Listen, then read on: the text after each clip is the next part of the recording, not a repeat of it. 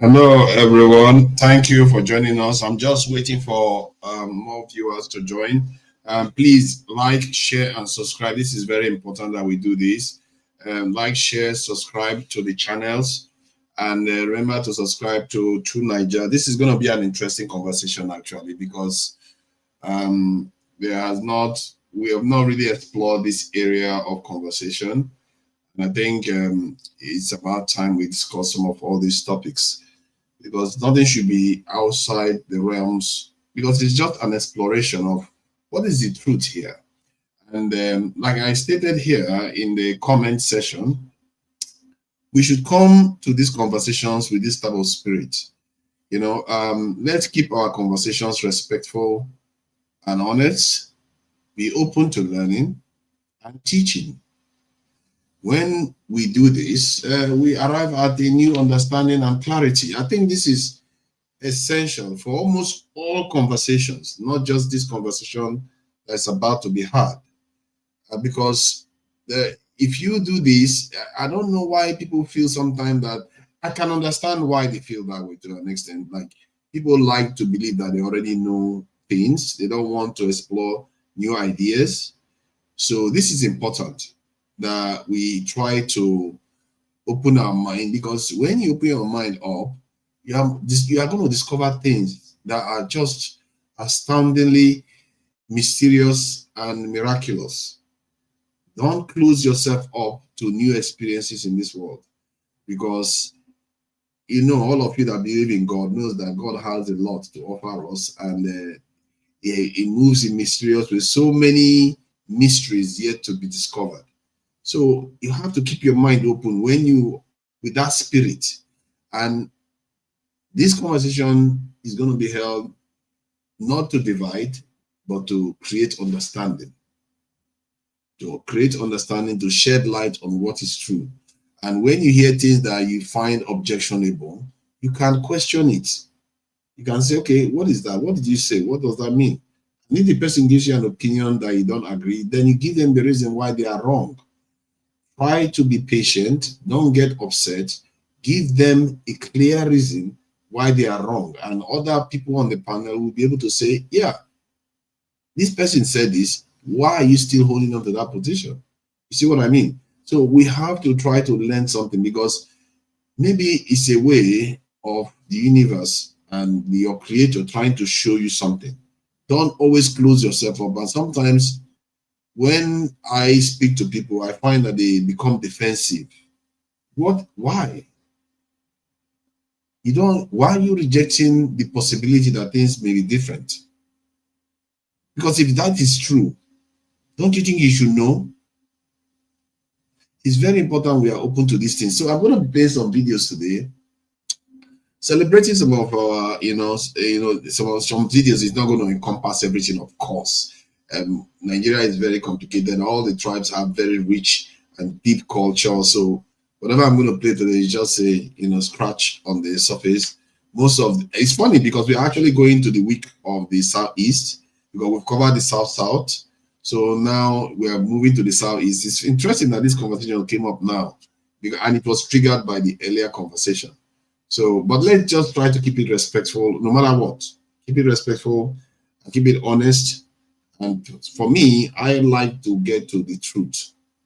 I understand the need for people to just talk and unburden themselves. I do understand that it has value so that they can hear, when you say something, it's a kind of, it helps with closure, it helps with a kind of feeling at ease with what you said. I understand that. But I also think what is also valuable is to understand the truth of what the world is telling you, what reality is. Because if you understand that, you will know how to navigate. Can you imagine walking around your house, switching the light off?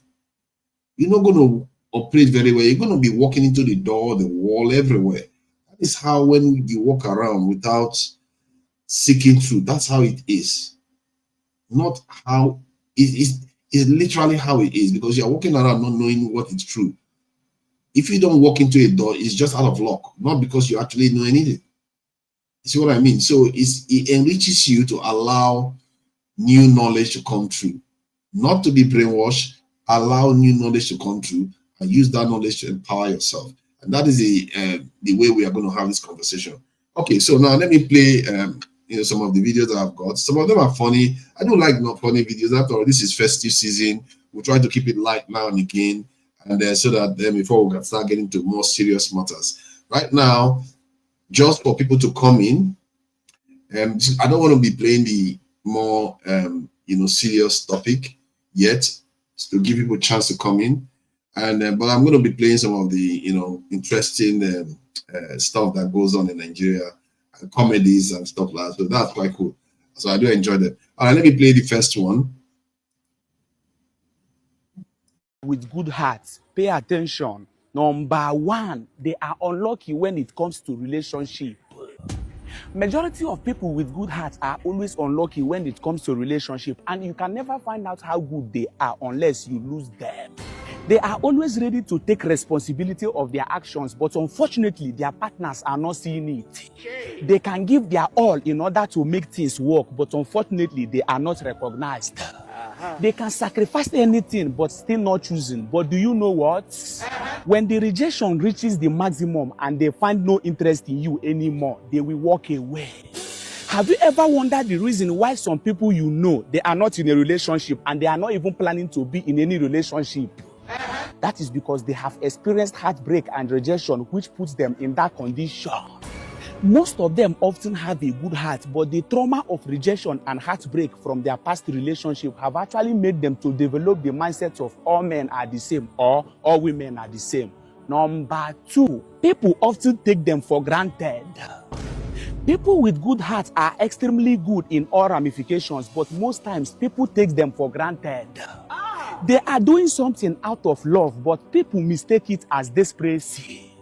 Upon all their sacrifices and good deeds, people will always think that the reason why they are doing those things is because of what they will gain from them.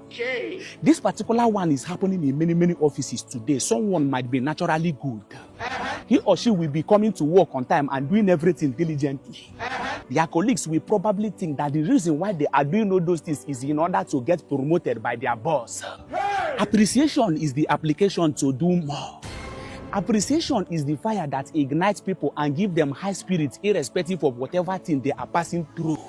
Whenever you are in a table where you are being taken for granted, walk away. Number three, they are naturally givers and they can trust people easily.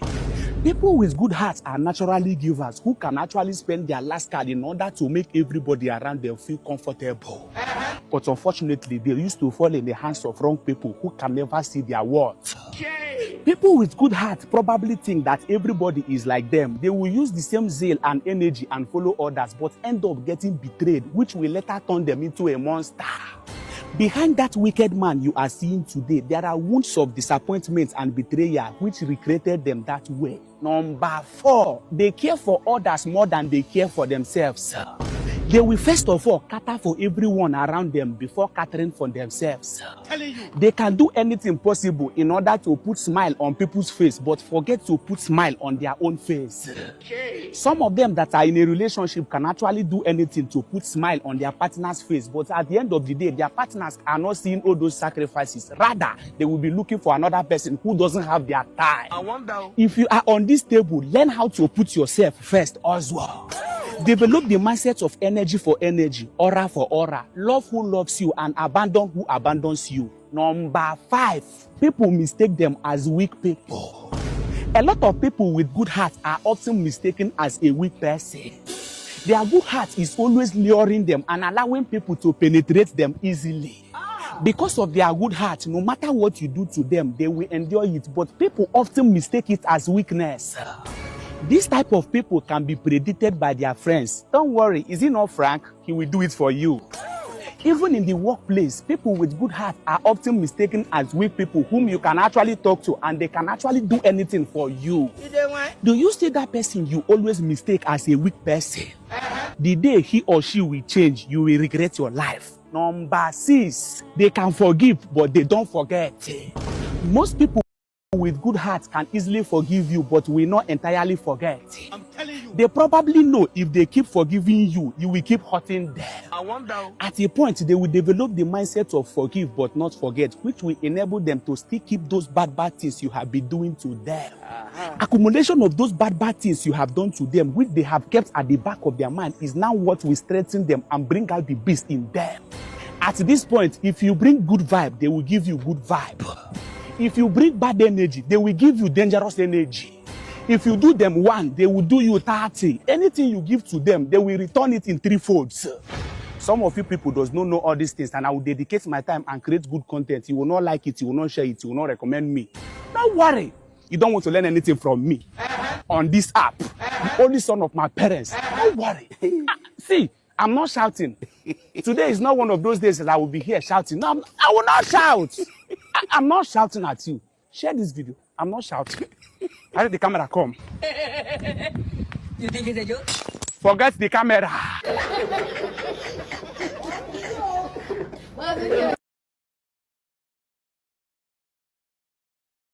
Oh baby, make I go low. Make I shoot you bazooka, make you for your kata.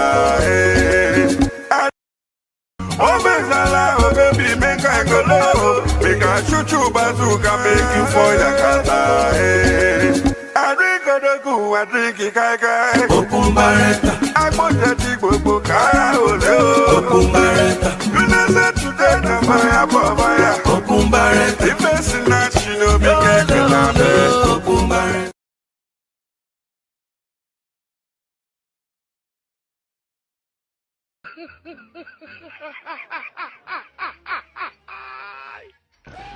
Hola, Carlos. Hello.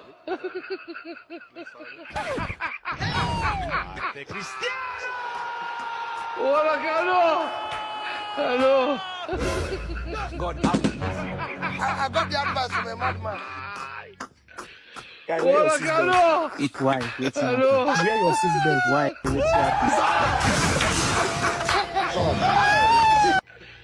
Hola, Carlos. Hey. Hello.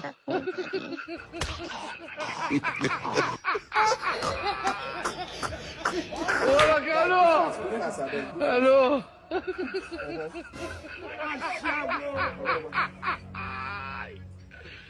Hola, Carlos. Hello.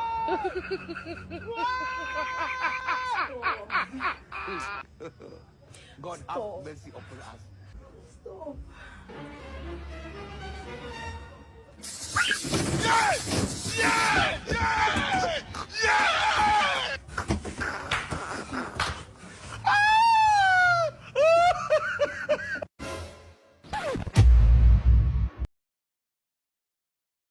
Hey, kakashe, kutuba. Burubia. Sugar kwan. Burubia. Granot kwano. Burubia. Maka enye anyo. Enye anyo. And amam na obema. Obema o. Obema. Obema. Emesi ma wema. Emmanuel ngwa pupu here nation. Emmanuel pupu this stand. Pupu this stand. Obado waguru. Emmanuel ile ige BP. Ele do here wo. Gari kwan. Kawashe. Ima kawashe de chire ka agbo ngoko. Hey.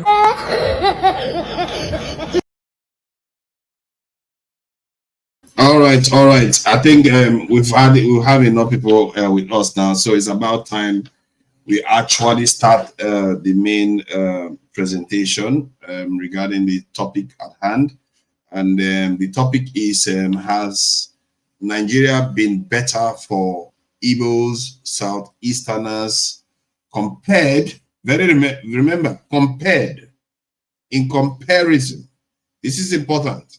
In comparison, Nigeria is not good for anybody. Let's face it. We all know that. Let's clarify that. In comparison with other groups,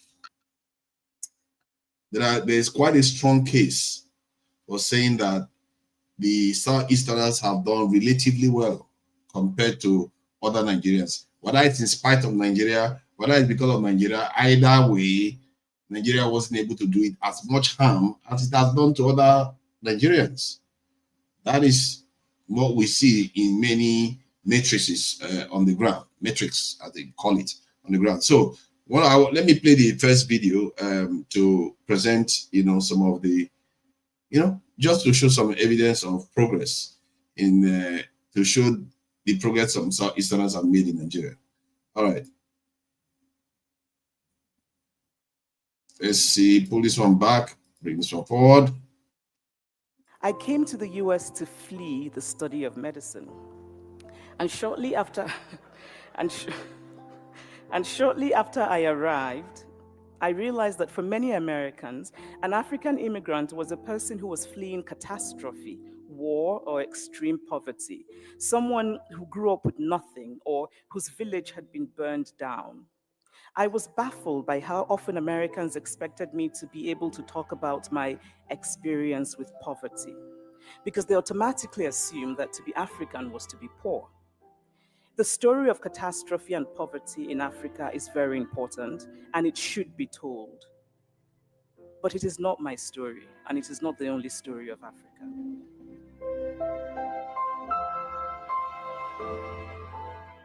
I came to the US. So this is from Chimamanda saying that many people expect that she came to America, just to escape poverty. But in reality, she just came to escape having to study medicine. This is one other area you get to understand that, okay, she's from the Southeast, but she's doing relatively well to the point whereby she actually makes a point of stating that publicly to Western audience. And I think this video is another one that's quite instructive about this topic. This is Kenneth Okonkwo's statement regarding Southeasterners. And I really think that, some of the proponents of Southeastern demise and, kind of, targeting and, things not being good in the Southeast at all should pay attention and to what he has got to say here. Talked about virus and bacteria, and knocking them out is the best solution to treat an organism. Whoever tells you that Igbo people are free from the virus and bacteria of what is happening in Nigeria is telling you a lie. Now, when Peter Obi came in the first time to become governor, his election was rigged. Who rigged the election? Because somebody came out openly to say, I want to confess I was the one who rigged the election. It wasn't a Yoruba man, it wasn't a Northerner. Good. They went to courts. The people that gave him judgment in all the courts he went to, they were not Igbo men. So you see, you have to analyze the problem. The problem we have in Nigeria is not outside Igbo Yoruba, it's the elite class of all tribes and all religion. When you get to Israel, the analogy you made, there are more Christians in Palestine than there are in Israel. You have Arab Israelis who are Israelis. The problem is that you have an organization that is engrossed in their theological belief that they own the Palestinian land and that the Jews do not have the right to exist. These are two different things. If you have an election in Palestinian land, majority of the people will say they don't agree with that philosophy. But when people use the force of arm and take over power, they become the alter ego of the organization. So please, I have told you, if you are somebody, the kind of administration you should be looking for is the one that should suit your nature and your nurture. We are traders, we are travelers. Do you know that what the white Jews are fighting for till today, till tomorrow, is land? If we as traders and travelers, have Nigeria, we will not have any need to fight for land. Even if you are the greatest inventor, you will need space, you will need land. If Nigeria is ailing, the Igbo man will not be the first to suffer it, because we have the street and we eat off it. We have the technology and we eat off it. What I'm saying is that for the sake of the black man, for the sake of the African man, the Igbo man is needed in Nigeria. I maintain it and I'm saying it. The best gift God has given to Nigeria is the Igbo man. And the best land God has given to the Igbo man is Nigeria. So both of them are symbiotic. I have analyzed these things and I can tell you that if I can extricate Igbo people completely from the Malays of Nigeria, then it will start making sense that if we go back to our own as country, such virus or bacteria would all come to us. It is not true. We are also part of the problem of Nigeria. And being honest, I disagree with you, but I don't have a way to do that. I would like to have a debate with you. I have told you, using P2B, using when he contested to be a governor, his election was rigged. And somebody came out openly to take responsibility for the rigging. And that person is an Igbo man. Who is it? Oh, you don't know? No, don't let him answer. Who is it? Who did it? No. Who said that he rigged it? Yes. If you don't know, then that means I now understand why you are thinking that all the problems that Igbo people are facing in Nigeria are imposed on them by non-Igbo. So I'll give it as an assignment to you to figure it out. So that's by the way. Now, what I am saying is that what we and every Nigerian should be fighting for is a land free of corruption, a land of equity. Okay, now, if I am telling you the gospel truth, if the person leading us now had been a northerner, everybody from the South will be saying it's because South has not been given a chance to govern. I am telling you, people thought that when the South, is given a chance to govern Nigeria, it will be El Dorado. In this Fourth Republic, the South has governed more than the North. Obasanjo governed for 8 years. Goodluck Jonathan governed for almost 6 years. So calculate. Tinubu is governing now. Yar'Adua governed for 2 years plus. Then Buhari governed for 8 years. Calculate. A man from South has. Could I ask you a question on that point you're just making right now? Because that's what I mean. Let me land. Good. So what I'm trying to tell you is that there are people in Igbo land that if they come out to contest for the presidency, I will vote against them. Good. If you go back to your Biafra, I am telling you that in itself is not a guarantee you would have the country of your dream. I do not support, I have said it before, shrinking myself when I can get what I want in a larger space, because I have analyzed it, and the problem of Ndi Igbo in Nigeria is not because they are Igbo. In other words, nobody is maltreating you now because you are Igbo. Why am I saying that? I disagree with you on that too. So when do I get a chance? I have to have a chance to. No. Let me finish. What I'm saying. I have given you an example. I made a success out of Nollywood. I am still Igbo. If it is only the Igbos that patronized me, I wouldn't be a success. In the last African Cup of Nations Cup that we went to compete, on, there might be up to 12 Igbos in that lineup. So what you are saying, that is marginalization in a democracy, is lack of unity amongst you. And I, being a member of the 2023 campaign team, the first problem we had was the elites of Igbo land. They were even telling Igbo that if you vote for Obi, it will be a waste, that they will waste their vote. Igbo elites, right from his own governor. So seeing all these things, how would you convince me that a majority tribe is not doing well politically in Nigeria and you want to point accusing figure on others? No. We have what it takes, if we have unity amongst ourselves, to achieve whatever political thing we need in Nigeria.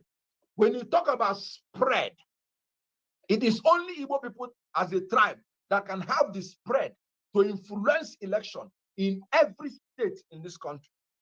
So if you are not united, sorry, you cannot blame other people. That lack of unity will follow you back to whatever smaller country you want to build and still ruin it. So me, all right, please allow me in here a little bit. Hold on, sir. I do not have extra time because I need to run. That's what I'm saying. Be conservative. Give me a little. No. Answer, no. Let me respond to what you just said, because no. It's not Rudolph, stop meeting me now. Yes. What I am saying as a way to conclude is that my own opinion is that we are better off in a united Nigeria based on equity, justice, and fairness. If Nigeria is going to have any problem, it will not be and should not be Ndi Igbo that should be in the forefront of saying to your tents.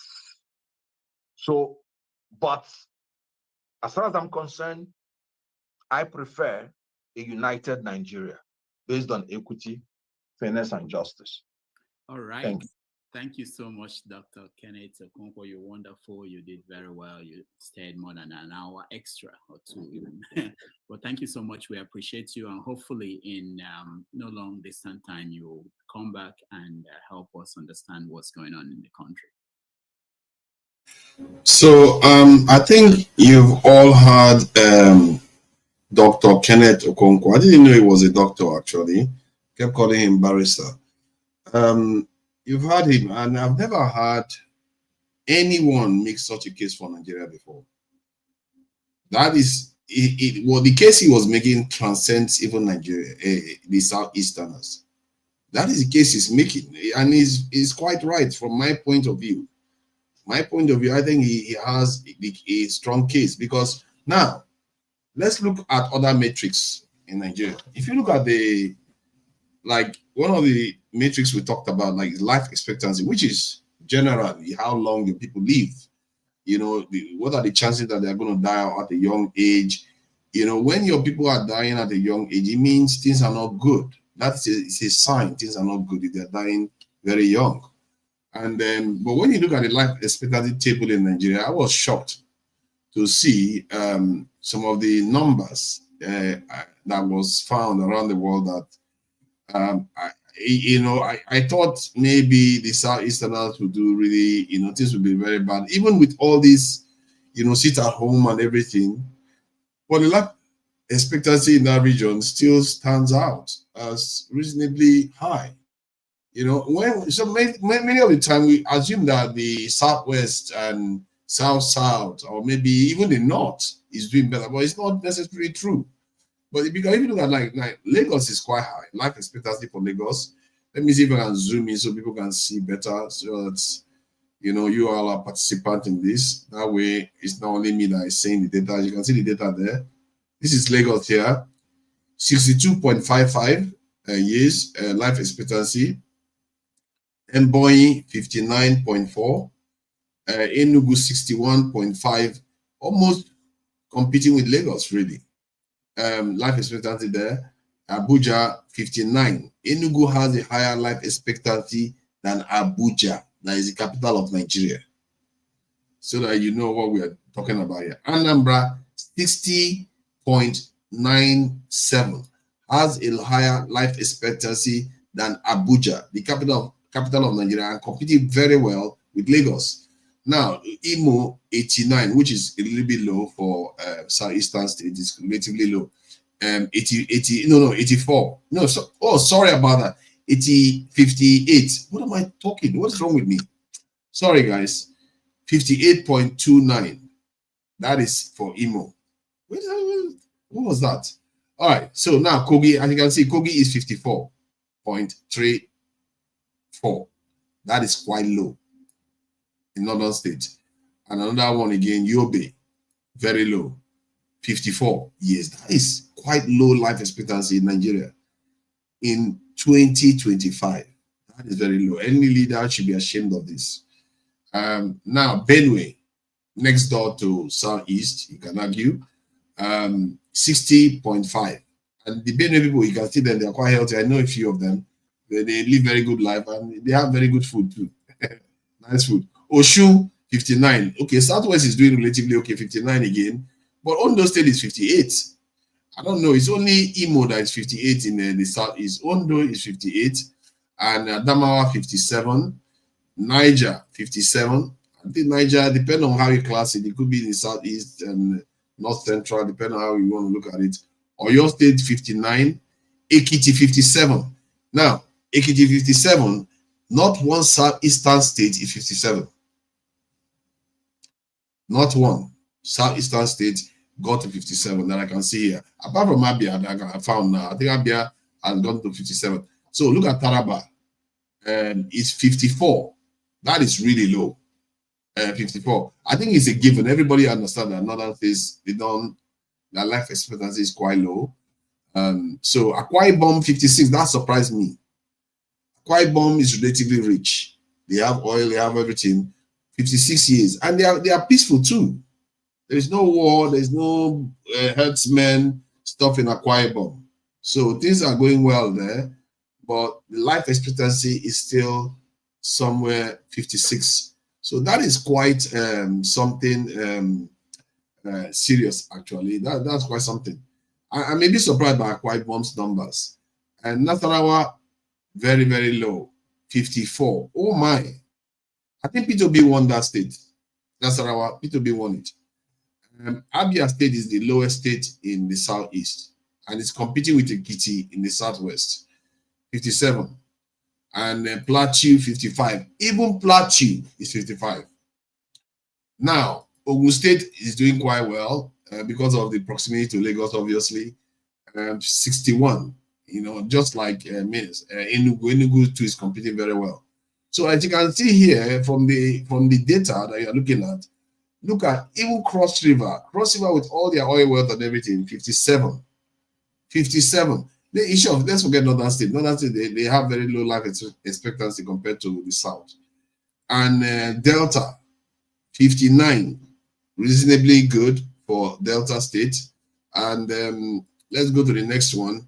Edo, 57. You see, Edo, I feel strongly about the Edo one because they seem to have suffered the reverse since Nigeria was created. And as you can see, that reflects in the number that you see there for life expectancy for people of Edo State.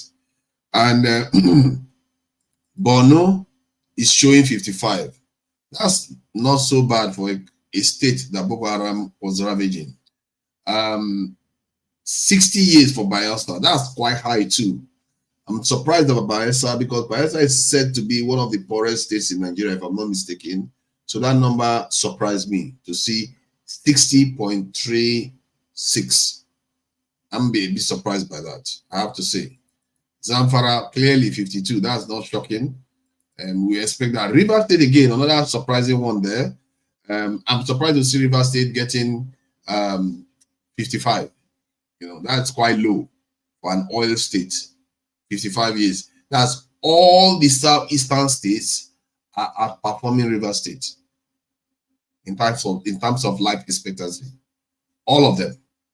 So that should tell you something.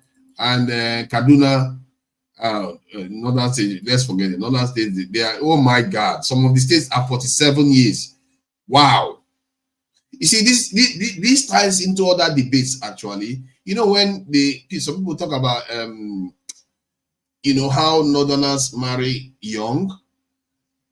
Part of the reason is because they have relatively low life expectancy. People forget, you know, I did put this in AI. I asked the question about when life expectancy is low, how does that affect age of consent and age of marriage when it does start? It's clear that it does affect it, because if you have a life expectancy of 47 at Sokoto here, some of them is 46. So if you have life expectancy of 46 years, that is average. Remember, there are a lot of people that are living less than 46 years. So before you get married, take care of your children and have chance to see your grandchildren, forget it. You're dead in that state. I don't know how many of them will ever get to see their grandchildren in that state. Except you marry somewhere around 15 years, 16. That's when you have a chance to even see that. So 46 years is extremely low. Kebbi State, wow. I've never heard of Kebbi State before. I didn't even know that they were having any problems at all. That is really poor. And those are the kind of states, when they talk about you know, state police, forget it. You're not going to be getting state police anytime soon. Because if you have this life expectancy, there's no way you can have resources to be this in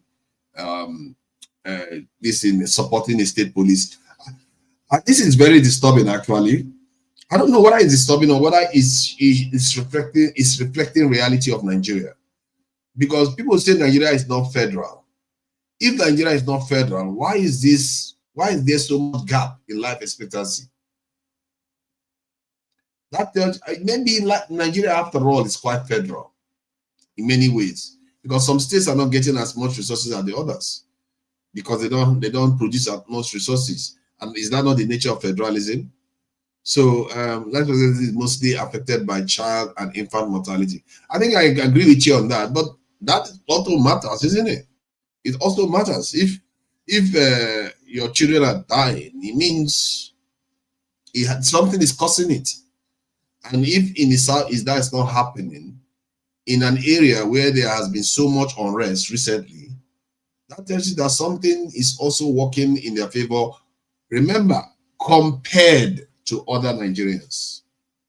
Compared to other Nigerians. Now, this is one of the metrics that we have checked, and you can see that the Southeast is not performing that badly.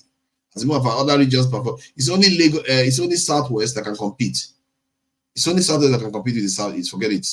And even then, they hardly competed. They hardly compare very well, given everything that is going on in the Southeast. And I know that actually, even being in Nigeria, I know Southeasterners are quite. They take care of themselves very well. They are into medication and health and stuff like that. So you can see why they are healthy. And maybe some people are right to say that it is in spite of Nigeria, not because Nigeria helped them in any way. But that is the point, is that Nigeria didn't destroy them.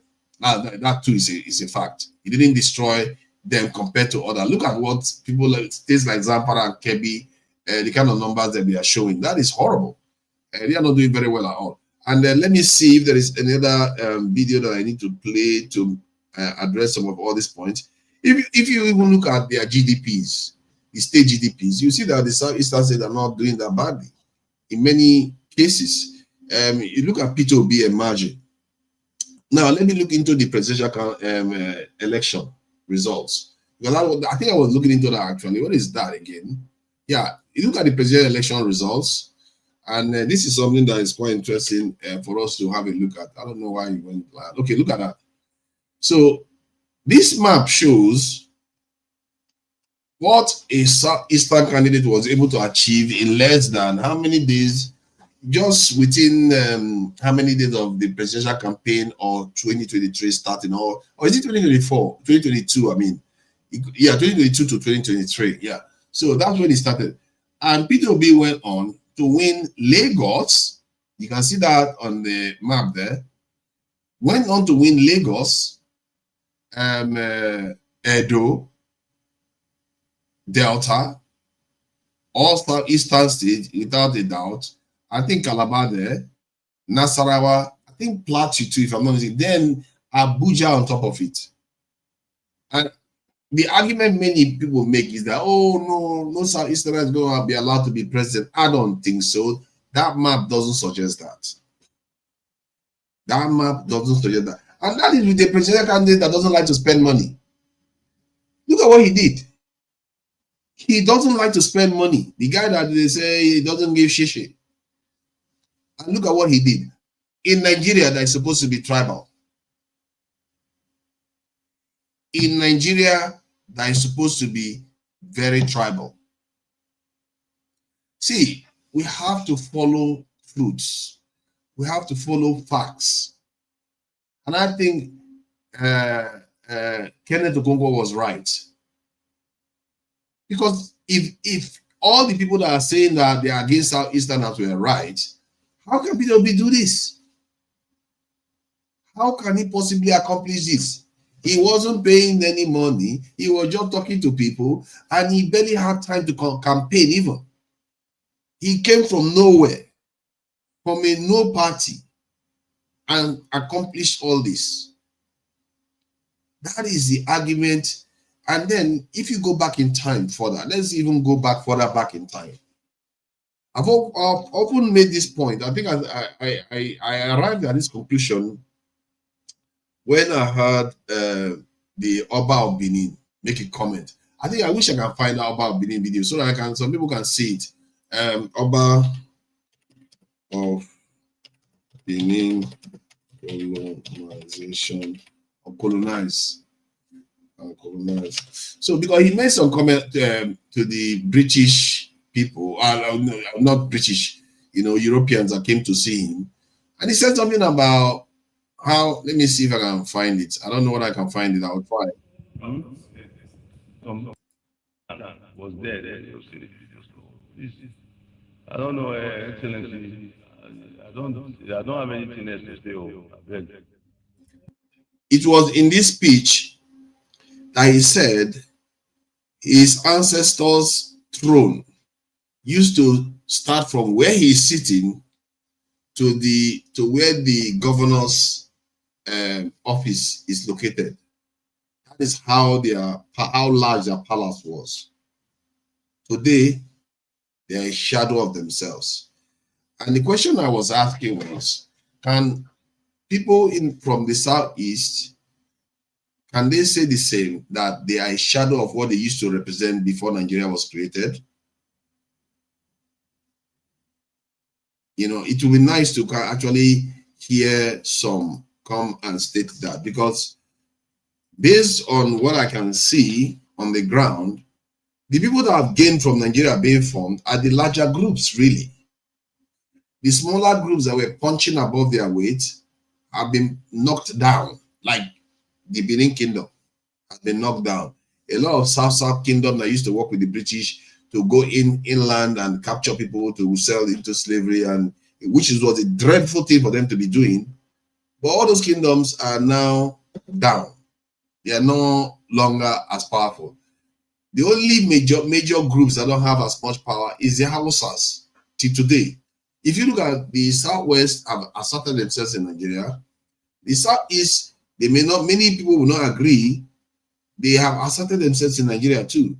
Like Kenneth Okonkwo said, they are everywhere in Nigeria.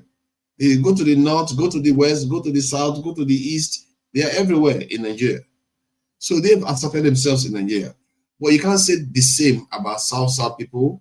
You can't say the same about even the Hausa people. The Hausa people, they travel to do business, but they don't really, they are not asserting themselves. They are not spread out in terms of some serious development in other parts of the country. They are not doing that. They just go there to trade and they return back home. The people that have really traveled all over Nigeria the most are South-Easterners, while the Southwesterners have gained economically from Nigeria the most. And politically, definitely, they've gained within the last political dispensation the most from Nigeria. So That's why this question is quite relevant, because it's relevant only not to people like Dr. Kenneth Okonkwo. It's relevant to the people that keep saying the Southeasterners are under attack and are being targeted specifically. Those ones are the ones that need to hear this, and they can come up with their own arguments to bolster their case. Some of the arguments I've heard is about federal presence. There is also argument of presidency, and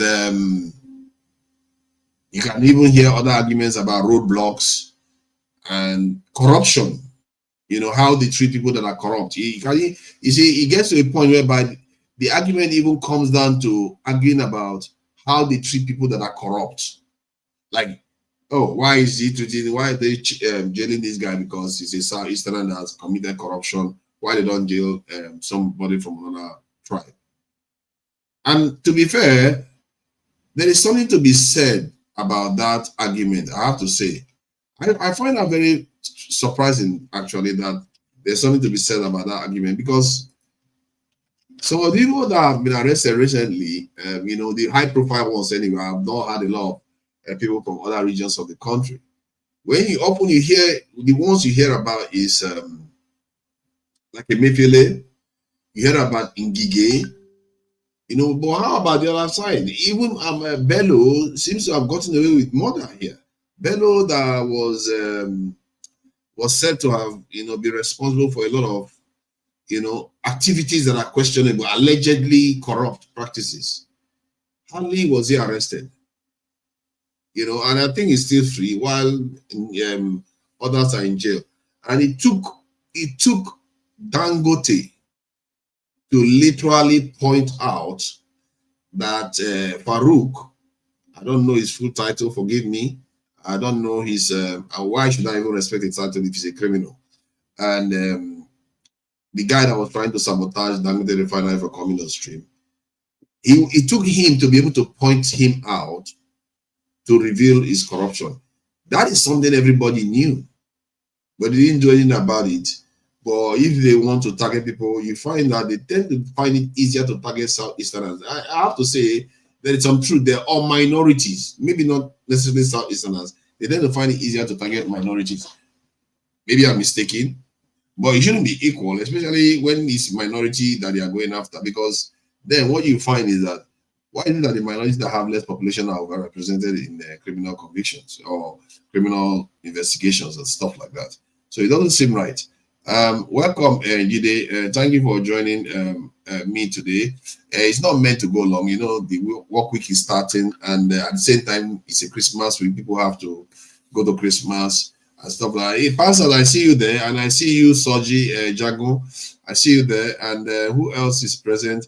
Taiwo is around. Iken Gas Spirit.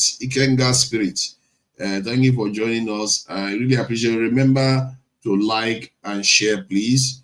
Like the video. This is important so that people can be able to see some of this, because that statement from Kenneth Okonkwo was very powerful, and he made a very, very strong, coherent argument for why the Southeast is better off within Nigeria. And empirically, except you want to argue that the Southeast are worse off than the Cameroonians, or you want to argue that Southeasterners in Nigeria are worse off than Benin Republic people.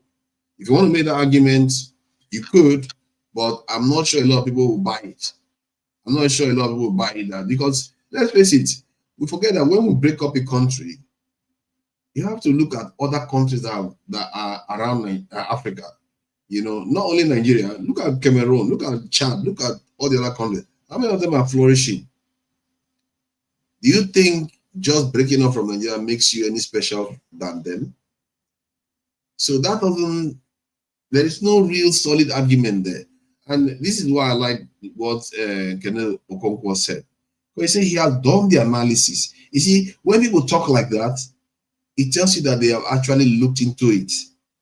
He didn't use that term for nothing. He has evaluated. Some people just talk based on belief that when they get it, when they get their own state, they are going to be able to do something with it. Okay, the ones that what you tend to hear now is they will say they want a kind of a constitutional amendment. Let's all come together and have a conversation and decide where we are going to go.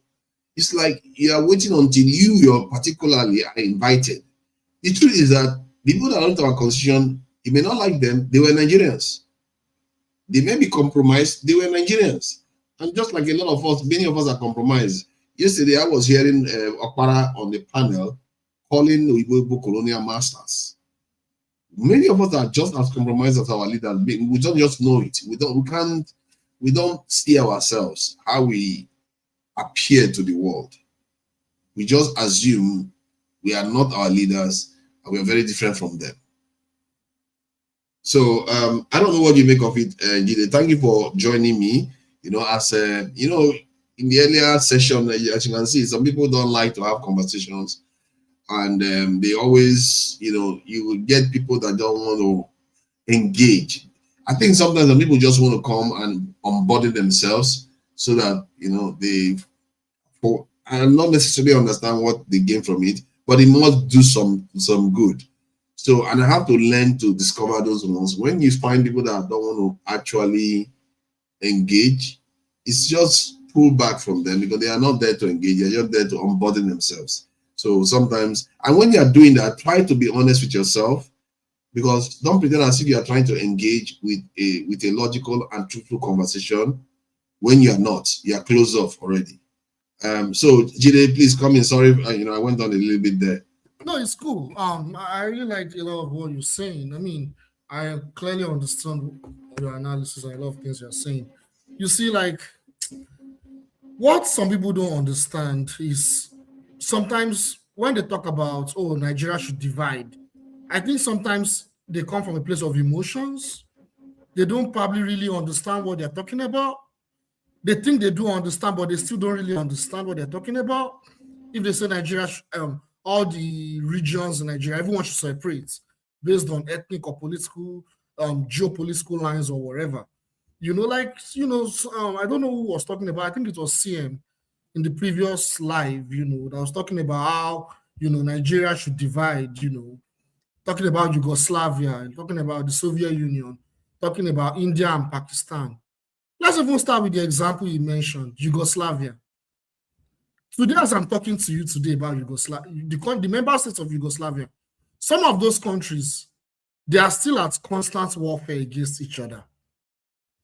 Some of them, they can't even engage in any diplomatic association. Some of them are still having ethnic rivalries or ethno-national rivalries among each other. They can't even, they still have tension. Look at Serbia and Kosovo. Look at Serbia, Kosovo, and Albania. Look at Bosnia and Serbia. They can't see eye to eye as nation states. They are fighting each other.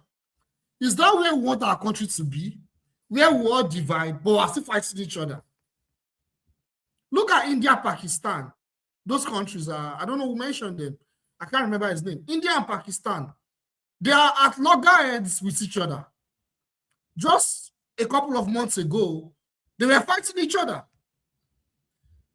What a lot of them don't understand is if we divide, it will create an avenue for the same imperial powers to have their claws on each of those regions and create further instability and have their own sphere of influence. That's what will happen. That was what happened, you know, with India and Pakistan, with former Yugoslavia states. You know, look at USSR. Look at what's going on in Ukraine.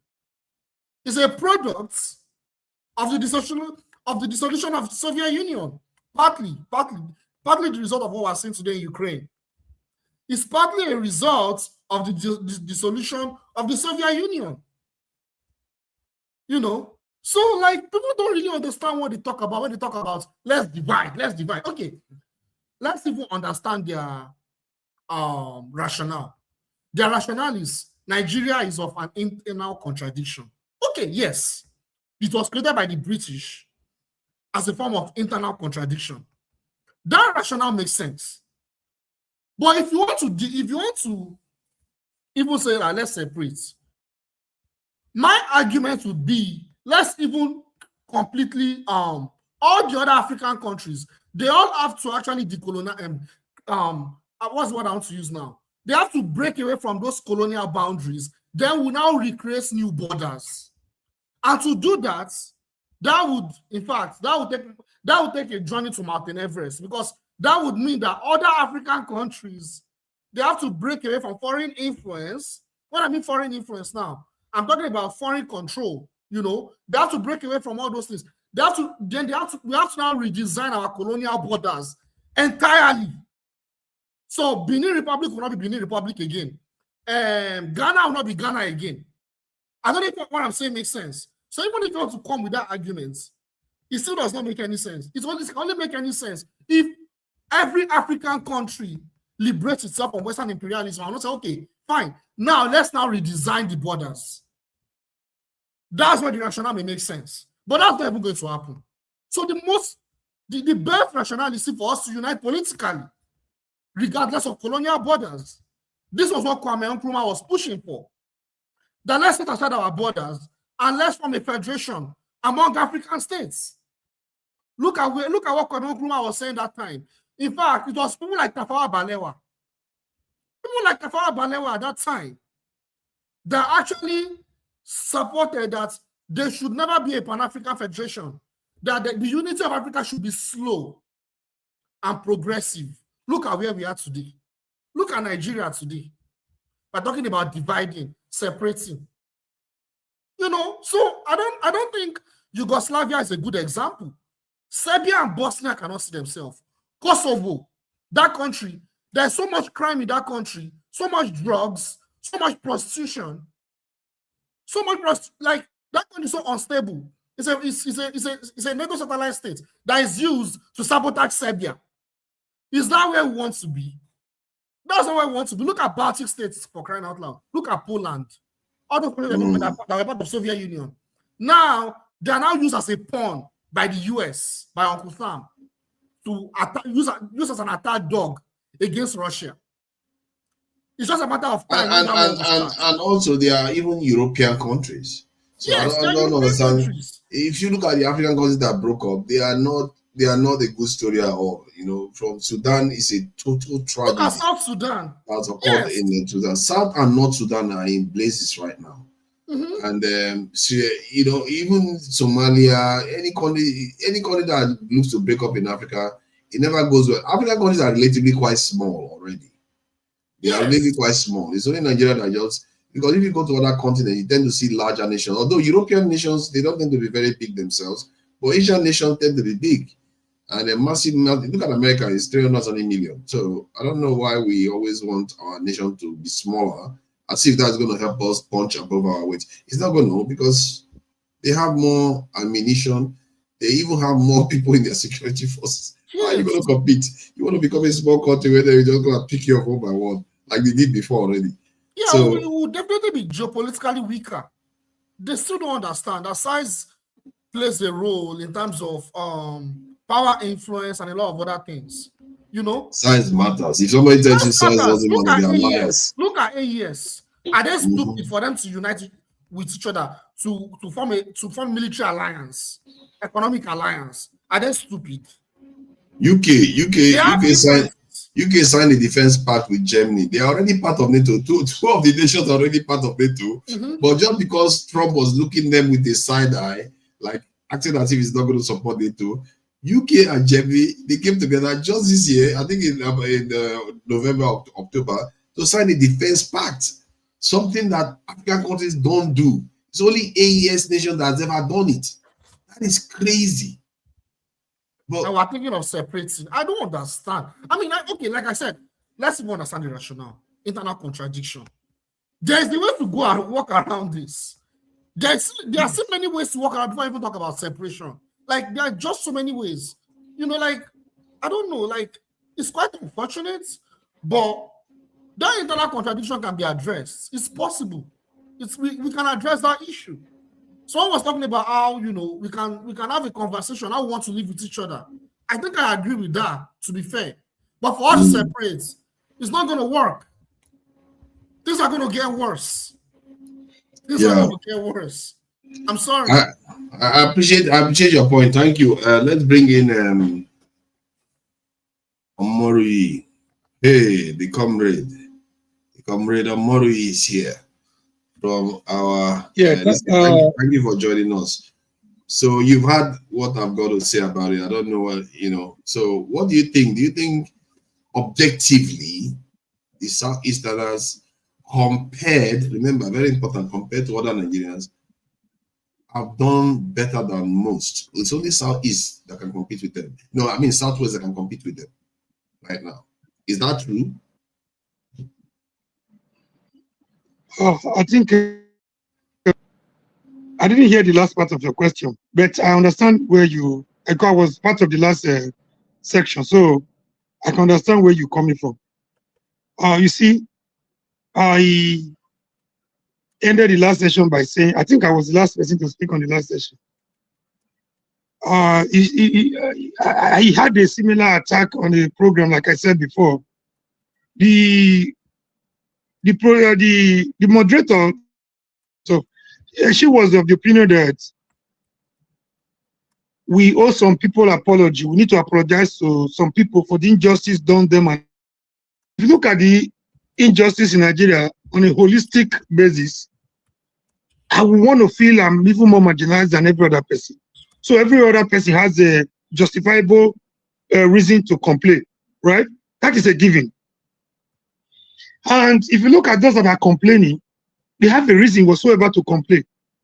The point I was trying to make was that those that caused your division in the first place will not be interested in your reconciliation. Because the more divided you are, the better for them.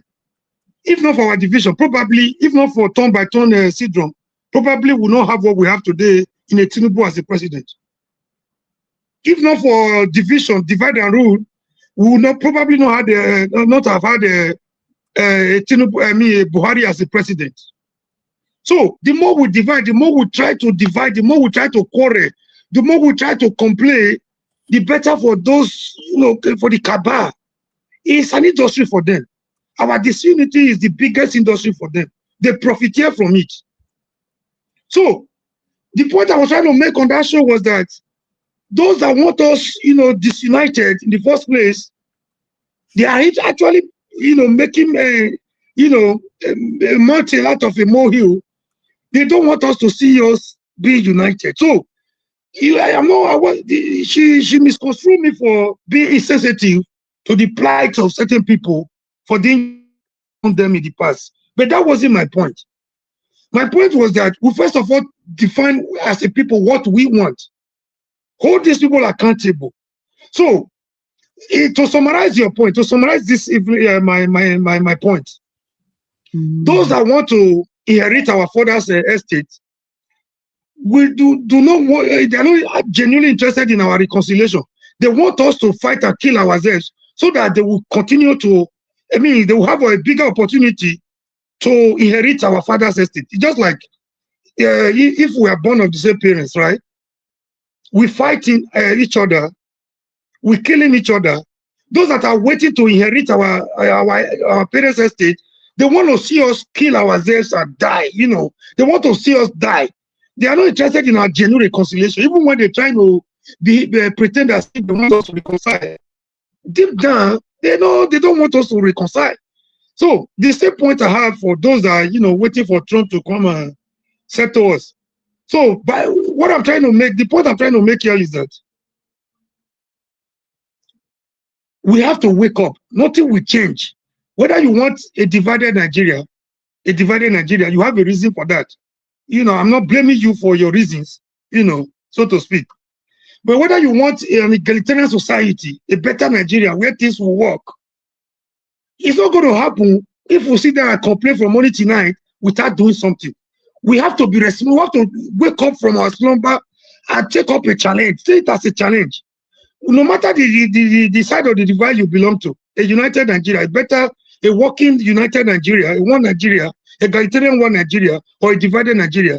Nothing will happen if we sit there and complain morning to night if we lament from today till tomorrow, nothing will happen because we tend to feel that we will so complain bitterly that it will get to a point that they will pity us. They don't pity you because it favors them. Until we stand up to do something, nothing will change. Whether for one united Nigeria or divided Nigeria, we will not get anywhere, we will not get any headway, we will not make any headway. If we sit down, if we don't do nothing, we have to stand up for what we believe. Whether for united, a better Nigeria, whether a divided Nigeria, nothing will come to us on a platter of gold if we do nothing. Thank you. Thank you. I appreciate you. And thank you all for joining me today on this conversation, because I really think it's an interesting one and we try to engage with it. And I think it is Jagun that came next. Let's bring Jagun in. Oh, okay, Jagun is gone, and obviously AY has done something to him. So we will pretend as if we don't know that he did something. So was it AY? Did he come last? Second to the last or something? Next to Jaguar. You're not to Jaguar, eh? Okay. Thank you for joining us. This is AY. So you know this subject matter to an extent, and you may have seen the presentation that I made. Are Southeasterners better off, compared to other groups in Nigeria?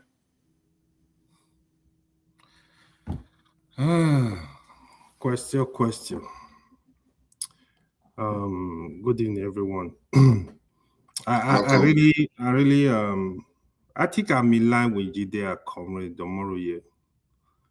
Even though when it comes to Edo, we are not on the same party. But every other thing, we actually agree. That's why, one sin is not enough to punish somebody. I would have punished him. So he's still my brother. But however, that question is funny though. Because the truth is, did you say develop? Is that what you said? I think not just develop, on almost every front. If you take away Lagos, they compare very, very well with this Southwest, because Lagos is technically not just the work of the Southwest Nigeria, so that would be fair. If you take away Lagos, they compare very well. If you compare them with any other region, they are performing many, many areas. Life expectancy, examination results, even to an extent GDP too, they compare very well with every region. And and if you look at politically too, it's not sometimes the way people talk, it appears as if it's exceptionally bad for the Southeast. But if you look at Hausa, they are that much well off too, politically. So I don't know why. What I'm gonna say, to be honest, I think Southeast, they've actually done well for themselves. When you look at the country, in terms of individual development, kind of, you will give it to them. They've done well for themselves, right? Like they are quite industrious. You can't take that away from the Igbos. But when it comes to politics, I think on as regard to that, even I strongly believe if you go check the rate of poverty rate in Nigeria, they might actually be of low than other regions, in most of the regions. That's my thought, right? Because they're out there busy, try to do better, develop their community. You will give that to the Igbos, to be honest. But when it comes to politics, you can't really advise a region, to be honest. Igbo, they produce good politicians too. The thing I see is this sentiment of Nigeria don't want me to be president, Nigeria don't want me, cry every day. That's the part I don't like. Like, for example, Peter Obi, non-Igbo supported Peter Obi, but still, it's all about, why do they make it about Igbo thing? That's what I don't know. If Peter Obi was the president of Nigeria, he's not president of the Igbos, he's president of the country. So if he fail, let us fight it. Let all of us fight it. People that voted for him, give them the privilege to fight for him. When you look at Abiola, what happened when Abiola presidency was truncated, I did see Yoruba questioning the whole Nigeria. Oh, you people kill our son. No, they never said that. Everybody know what happened to Abiola. So I heard somebody that was talking this afternoon. I can't remember the person. I think it's Omoroye. Nigeria is not nice to anybody. These guys, the country is not nice to anybody. The day we know that, we know peace. Even the late president that just died, President Buhari, these guys suffer for 3 elections. Nobody cares.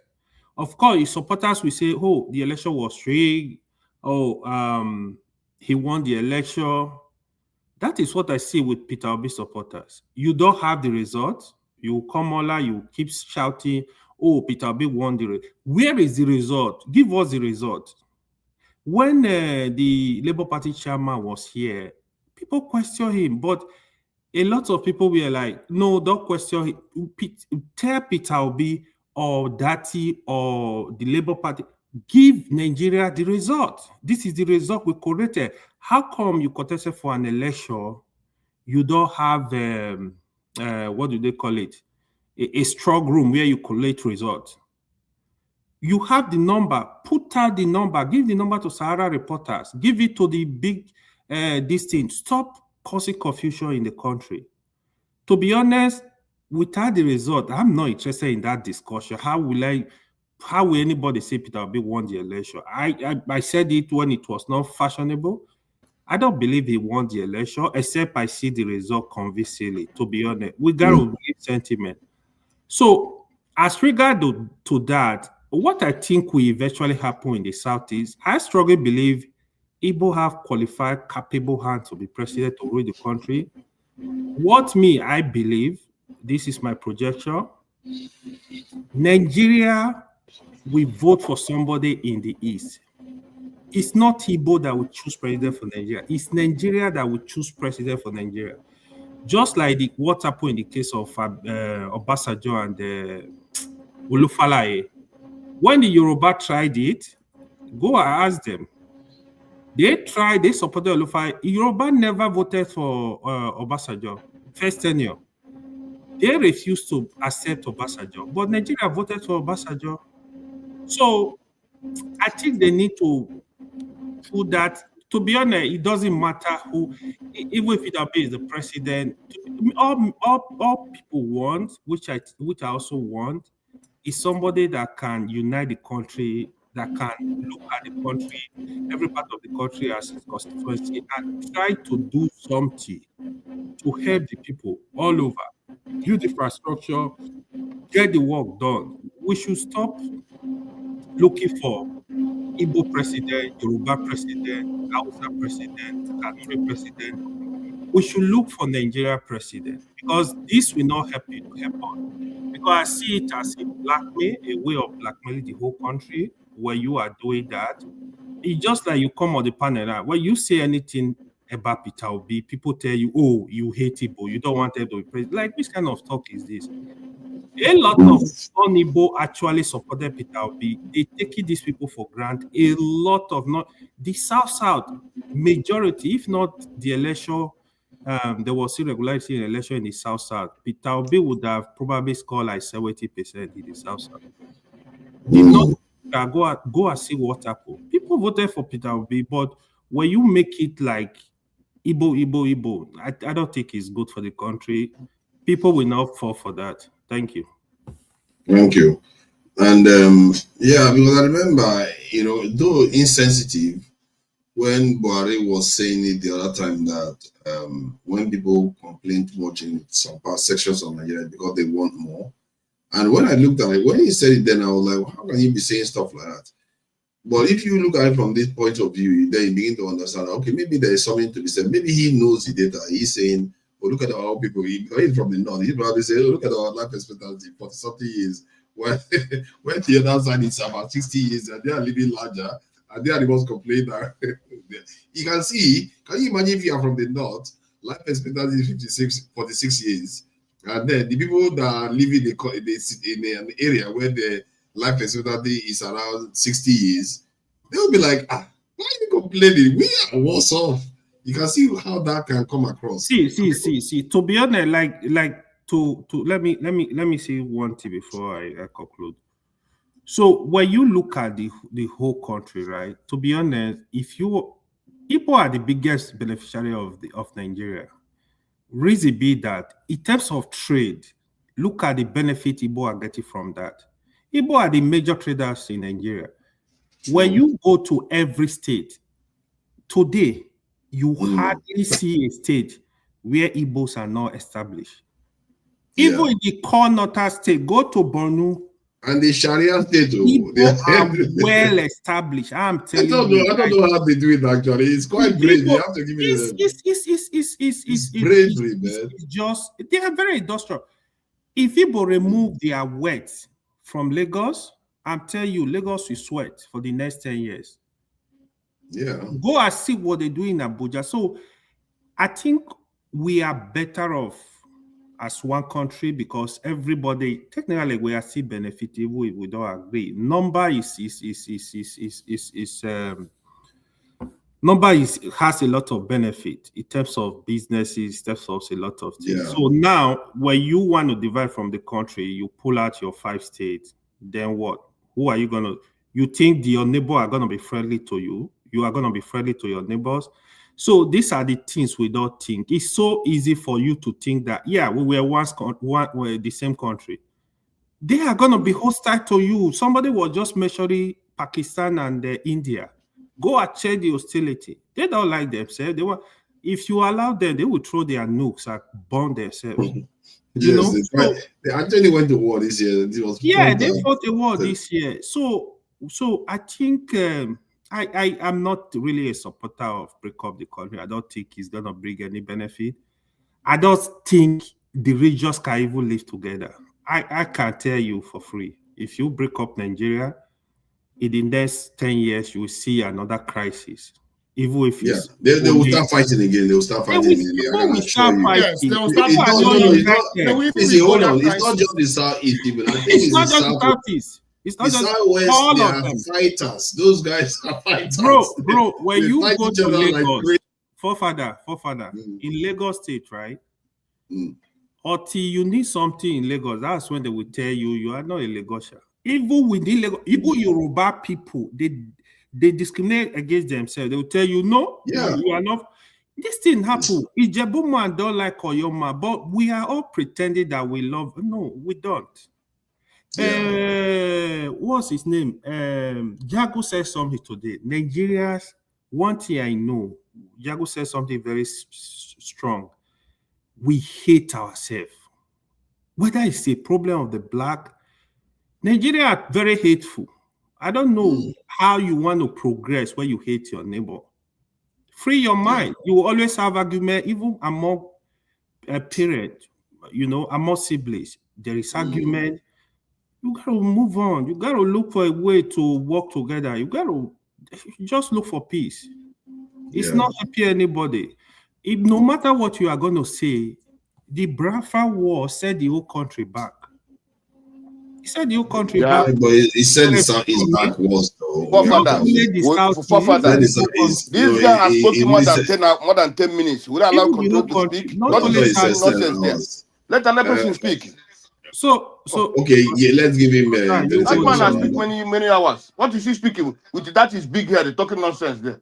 Concerns, come on, man. Let's leave that man. Let another person speak. That man cannot come to we told him to come and speak. He start talking about Toby. Is it Toby issue that is there no psychiatrist doctor in your place? Go and see a doctor. So you need this. He gets very cross. He's always cross. He's always angry. I don't know what feels good. Honestly, because I need to see a doctor. He's always angry. No, let's not do the doctor. Let's leave that out. Because public trying space, to get help, you need help. Yeah, so let me allow other people to speak according to Kosan before he will come and beat me here. Kosan don't play. Kosan don't play. If they were informing the military, you want people like Kosans. He's always angry. Always. He doesn't play around. Welcome, this is Tony. Thank you for joining us, Tony. Jefferson, I think I see you there. Jefferson is next, then Chim, then Concerns. And Jim, Tony, thank you for joining us. What do you make of this subject, the title? It's quite a benign one, isn't it? Asking, can we look at the data? Is it showing that they are actually doing better than other groups? Most of the data that I've checked indicate that they're actually doing better than most groups in that country. So what do you make of it? Sorry, who's speaking? Greetings, everybody. Greetings, welcome. And those who are listening. Yeah, forefathers, I think that you haven't properly articulated the issue that you have placed before us, because it's kind of general. Because if you are looking at the Igbo man and his position in Nigeria in terms of development, I think what you need to interrogate are two things. One, what has the government done for Igbo land? And what are the people doing for themselves? I don't agree with what AY has said, nor do I agree with what Jide has said. I think it's skewed. I don't think that is realistic, looking at Nigeria the way it is, vis-a-vis the status of the Igbo man in the political economy of Nigeria. I think that 80%, if not more, of what the Igbo man is today is due to his industry and hard work, not anything to do with what the government has done for them. So if you are using that to do your analysis, I think it's skewed, because government exists, for the welfare of its citizens. How much has the government done for the Igbo man vis-a-vis all the other parts of the country? We're not even talking about let us leave leadership, because the tendency is for people to say, oh, Igbo man has not become the president, therefore that's the, take that out and look at economic development. How much investment has been put in the East compared to other parts of the country, compared to the Southwest, compared to the South-South? I'm from the South-South, compared to the North, the Northwest, Northeast, and North Central. If you were to break it down sectorially and look at all those things, I mean, the position is clear. So when I hear Jide or hear AY say the thing that he's saying, I just shake my head, because that is the problem that we have in Nigeria. And that's why Nigeria is not moving forward. It's enough to say yes. Can you give us actual metrics based, because so far you've just been making statements, but no. No, but that's what you did. You just made a general statement. You didn't give the metrics. I would like you to correct it and give us your own data points. Listen, let me give you a study. There's the study in Harvard. Why did you not agree with what I said? It's okay. That's what I'm trying to get to. That's what I'm trying to get to. Yeah. I'm speaking. I'm speaking. If you go to infrastructure, the worst path of the various regions that we have in terms of federal presence is in the East. You mean I'm not from the East, I'm from the South Side. I'm from the South Side. River Niger is present there. It's not present in the. Hold on, I'm from the South Side, because some of the people who are speaking, here have not been. They don't know the East. They have not been there, and you can't speak of a situation that you don't know. I have been to the East. I've been there. I am married from the East. I travel the East by road. Okay, the East is close to me, so I know the place. I mean, a good part of the place, not everywhere. Fortunately, in terms of the business that I have done when I was in Nigeria, I traveled to almost every part, apart from Benue and Ebonyi. I've gone to every part of Nigeria doing business. Okay, you said sorry. Let me just try to examine it, because, like I said, it's not about trying to stop what you're saying. It's to try to pull out the wisdom of what you're saying, so that it's actually based on information that is out there. Like when you say infrastructure, I know about the River Niger Bridge, 2 of them now. I know of the train lines that go through the Southeast. I know that it was once even a regional capital, this in Nigeria. So why are you saying there's no Forefathers, federal people do you there? want me to also count the bridges that are also in other areas? Yes, you could. Yeah, you can go to You just Delta. You can go do to. you want me to count the Is there any renowned bridge in the South? if you are saying because they built the River Niger Bridge, if they built a bridge for a second Niger Bridge, then that is that's an infrastructure, right? Have you passed through that bridge? Yeah, I've gone through that bridge. I've gone through the old Niger Bridge, and we use that all No, the time. Have you passed through the new bridge? No, I've not gone through the new one. Why? Oh, very good. So you can't make any comment about that. Is it Anyway, one old? there I was think a bridge. There's a bridge. There's a bridge. There's no doubt about that. But you see, when you say the things that you're saying, you also have to look at the fact that Nigeria was losing so much by not finding a way to bypass the old Niger Bridge, which was built over 50 years ago. If you look at the alignments and so on, that bridge has taken quite a lot of pressure, and the structural integrity of that bridge has been questioned so many times. So it is imperative that if you want development to continue to go on, because it's the link between Delta and the East. I come from Asaba, and I can tell you right now that we are in the season of Christmas, you can be on that place for a whole day just on the bridge, just to cross to Onitsha. Is that still happening? The last time I was there, I didn't know that. Sorry, I didn't know that was still happening, because the last time you wouldn't know because you don't go there. That's why I'm saying that this whole discussion is skewed. Sorry, let me share the information of my own experience there in 2016 or maybe even 2019. I'm not very clear right now in my mind, but I traveled all the way from Lagos by road, straight from there to I went to Benin, then straight to Onitsha, and the Onitsha bridge was like something that had never happened before. No traffic, zero. When I say zero traffic, I experienced it, and I went on to travel along. What year was that? What year was that? I think it was 2016. I'm thinking it was 2016. That's how many years ago? About 9 years ago. It's not that long ago. And that's the last time you were in Nigeria. No. I was in Nigeria just last year, actually. What are we talking about? So my point is but that's the last. That was not the Southeast. I'm saying when I went to the Southeast on that road, it was either 2016 or 2019. I'm not so sure which time. But I know among all the places I went to, Edo didn't improve. River State did not improve. But the Southeast improved, in my mind. What I used to see there before. That's what we are discussing. The roads. That's what you just mentioned. No, that's not true. Listen. That's I my mean, experience. If you have not been there since 2016, so you are not in a position to say what is. I was in the Southeast last year. Yeah, about a year ago.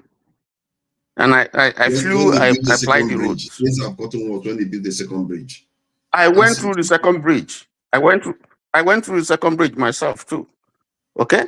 So but if you are saying because you are interrupting me and interrupting my flow, I'm just saying. I understand why. I know I'm interrupting you. But forefather, why not allow him to finish? You allowed the other guy. What's his name? It's true, finish. Why can't allow this one to finish? Can you keep quiet? Then you talk. Shut up, my friend. Why can't you allow to talk? Why can't you allow this one to talk? I'm telling you the truth. I'm telling you that because he doesn't like what the one is saying. That's why he's interrupting him. Challenge. Because I agree with you, there was not much for me to challenge. It's him. I want to challenge something so I can get the truth. No, leave him to finish. After finishing, then start asking questions. Okay, please go ahead. You allow AY to finish. Why did you allow this one to finish? Concern, you mention my name again. Leave it. Yeah, please go ahead. So I just going forward, I'm just saying that, it's important, for you, before you make assessments, to see things for yourself, not what you read or what you hear, what you think. I think I can tell you, because I come from my town is the borderline. If you come to my town, after my town, then you are crossing over to Onitsha. The Niger Bridge separates us, and it's the place that will fly every time, every day. People go to do business over there, and I'm telling you that you can stay on that Onitsha Bridge, that's Niger Bridge. You can stay a whole day there, no movement, right down there, and the thing stretching from the delta side, the Saba side, down on top of the bridge to Onitsha, no movement. You can verify that. Now, so it was imperative for Nigeria to construct the second Niger bridge because Nigeria was losing revenue, man hours wasted, there are security problems. The bridge was not built to take that kind of pressure at the time. All the vehicles at the time just staying on the bridge. There's no way it's done. So when yes, the second Niger bridge was built, but it was basically because, I can tell you, because it had become imperative for another alternative to be done. Otherwise, it couldn't have been done. So there's an economic implication for that. In fact, most people, those who are going to Onitsha cannot pass through the new Niger Bridge because it bypasses Onitsha. So, but you don't know that because you haven't been there. So when people come here and begin to say things that they don't know about, I think it's an apology. The person who can tell you, the Igbo man is telling you, and I'm sure, and I thank God that concern is here. You know, they will tell you that most of the development that you find in the East are personal efforts, not something that the government has done. I'm not saying there's no government presence, but in terms of federal government presence, the East is discriminated against. That is a solid fact. We can't wish that away. We can't come here and begin to sweep it under the carpet. That's a fact. That's a fact. And you are asking me how, if I have 5 states and every other person has 6 states and one has 7, it means that all the benefits that will come to each of those regions will be 6 and mine will be 5.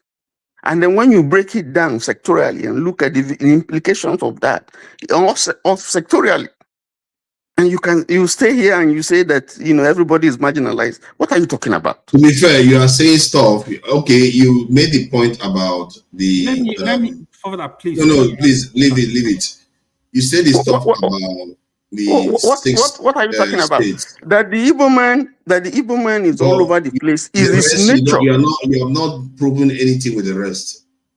Now, what you are that the Igbo man. No. I just want to debunk some assertions. Will this conversation get to us? Yeah, okay. Let 30 seconds. I mean, 30 seconds. Let him round up. Then I bring it. No, I'm happy. I'm happy he's speaking, but we can't keep. Okay, if you're happy he's speaking, or should I come to you? I don't know. Mr. Tony, question.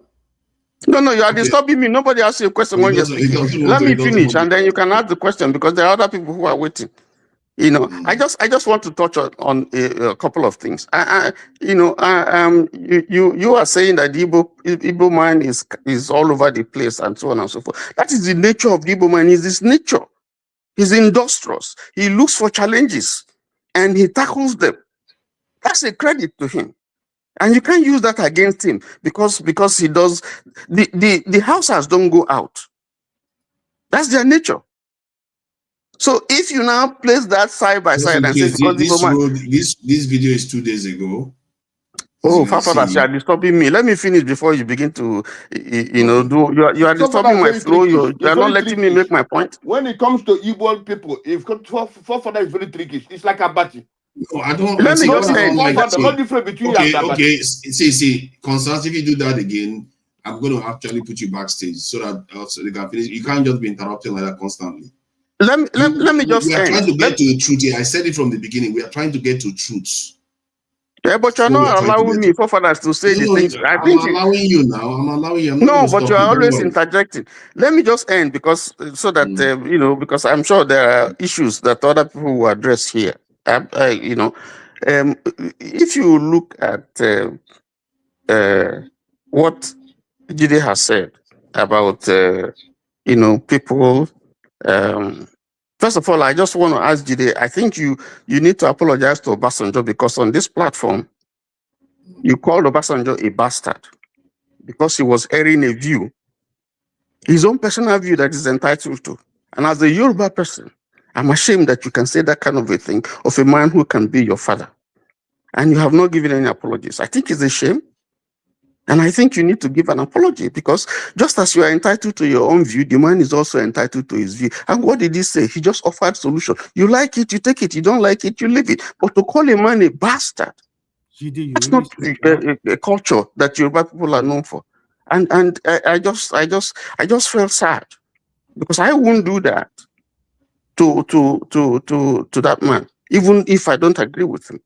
But to go to your point that you're talking about and I just summarize, to go to your point that you are saying that you don't, you are not in agreement with people who want to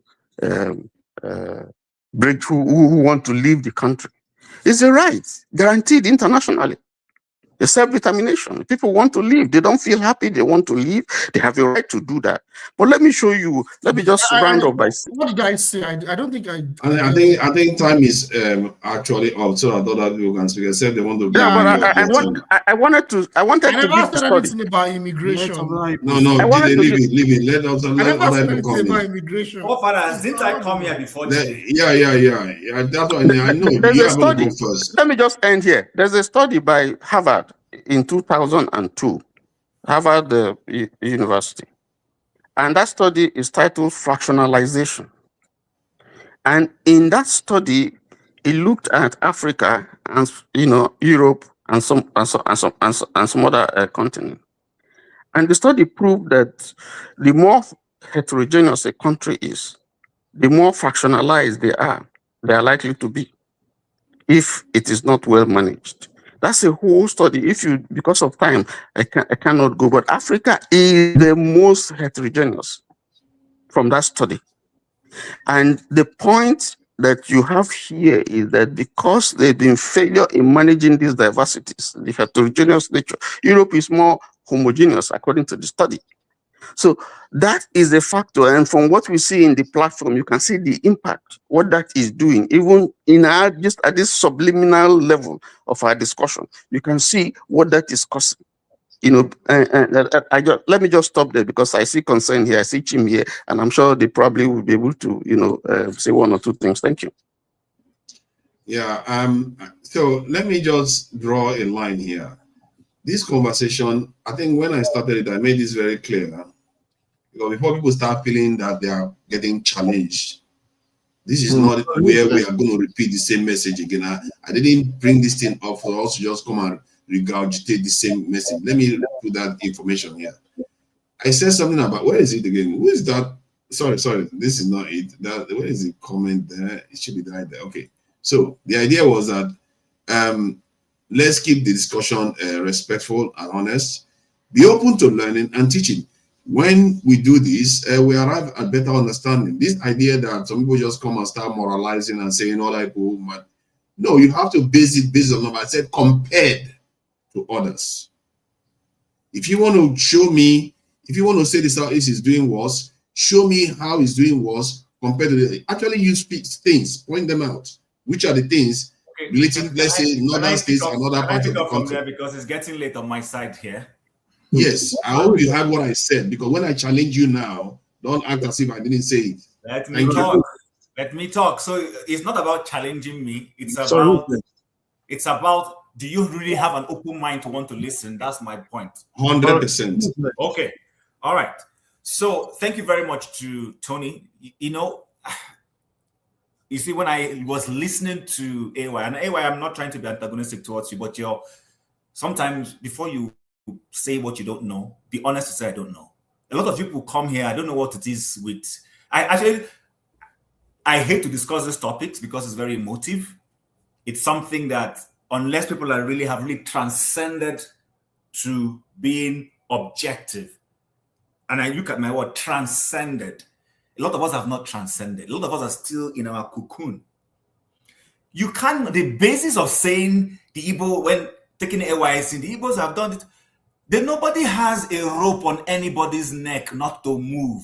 A group feel, listen, I see opportunity in Sokoto. Let me go there and take it. It is not a government opportunity. This person takes his leg, buys his ticket, be that bus, train, or airfare to go wherever, and exploits the opportunity. He is not giving government support. He does it under extraneous circumstances. Sometimes he's hated. Sometimes obstacles are put in his way. We're talking about Igbos faring better. Can we do a little comparison? The man Dangote, I love him and I hate him. I love him when he does good things. I hate him when I feel certain things are not done right. But let's place Dangote versus Ibeto. Ibeto was in cement, running his business, not seeking government intervention. He imports, he manufactures, whatever he was doing. A Dangote comes into the same business and uses the instrumentality of government to stop him. Fact, you cannot deny it. Use the instrumentality of government under Obasanjo. They stopped this man's business. What crime did he commit? None, because they wanted Dangote alone to do that. So tell me how that is not faring badly in the same country. Listen, when it comes to infrastructure, can you name any major government establishment, ministry, major one seated in the Southeast? Name one for me. You can't. Trust me, you can't. Name what? Listen, let's take, for instance, seaports. Okay?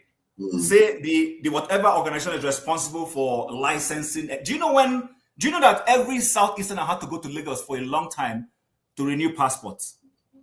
You could only renew passports in Kanu, Lagos, Abuja, and then they put Port Harcourt. There was none in the Southeast for a very, very, very long time. Did you know and that? South too. That's why I say compared to others. You see the bias. You're already coming with the bias. I said they didn't have it in South. Yeah, that's why I agree with you. Not South. I just named Port Harcourt now. Later on. Okay, so go ahead. The points I'm making. What I'm asking is this. Listen. There was no reason for Abacha to take Nigeria Maritime Authority office and Shippers Council to Abuja. There is no seaport in those places.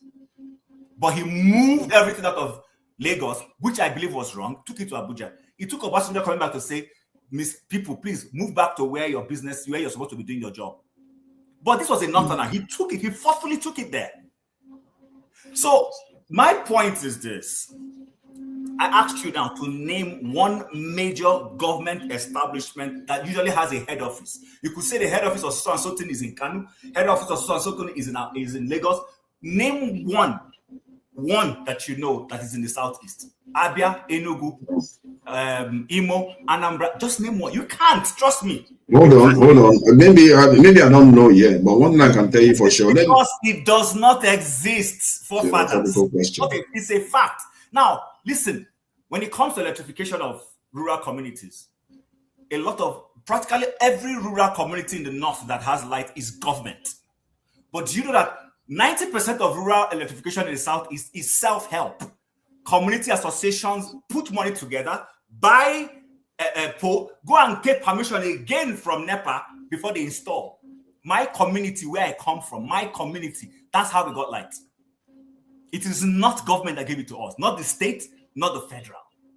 So when Tony is saying, and listen again, let me tell you, I had a friend, a colleague. He lives, I don't know if he still lives in the Southeast, but I will give him kudos. He was transferred to the Southeast and this guy was crying. He comes from the Southwest. He was crying. He came to me and I asked him, I said, why are you looking so sad? He said, they just transferred him to Enugu. And I said, what is wrong with going to Enugu? This happened in 2012, 2011. He said, what is he going to do there? I said, you see, that's the problem.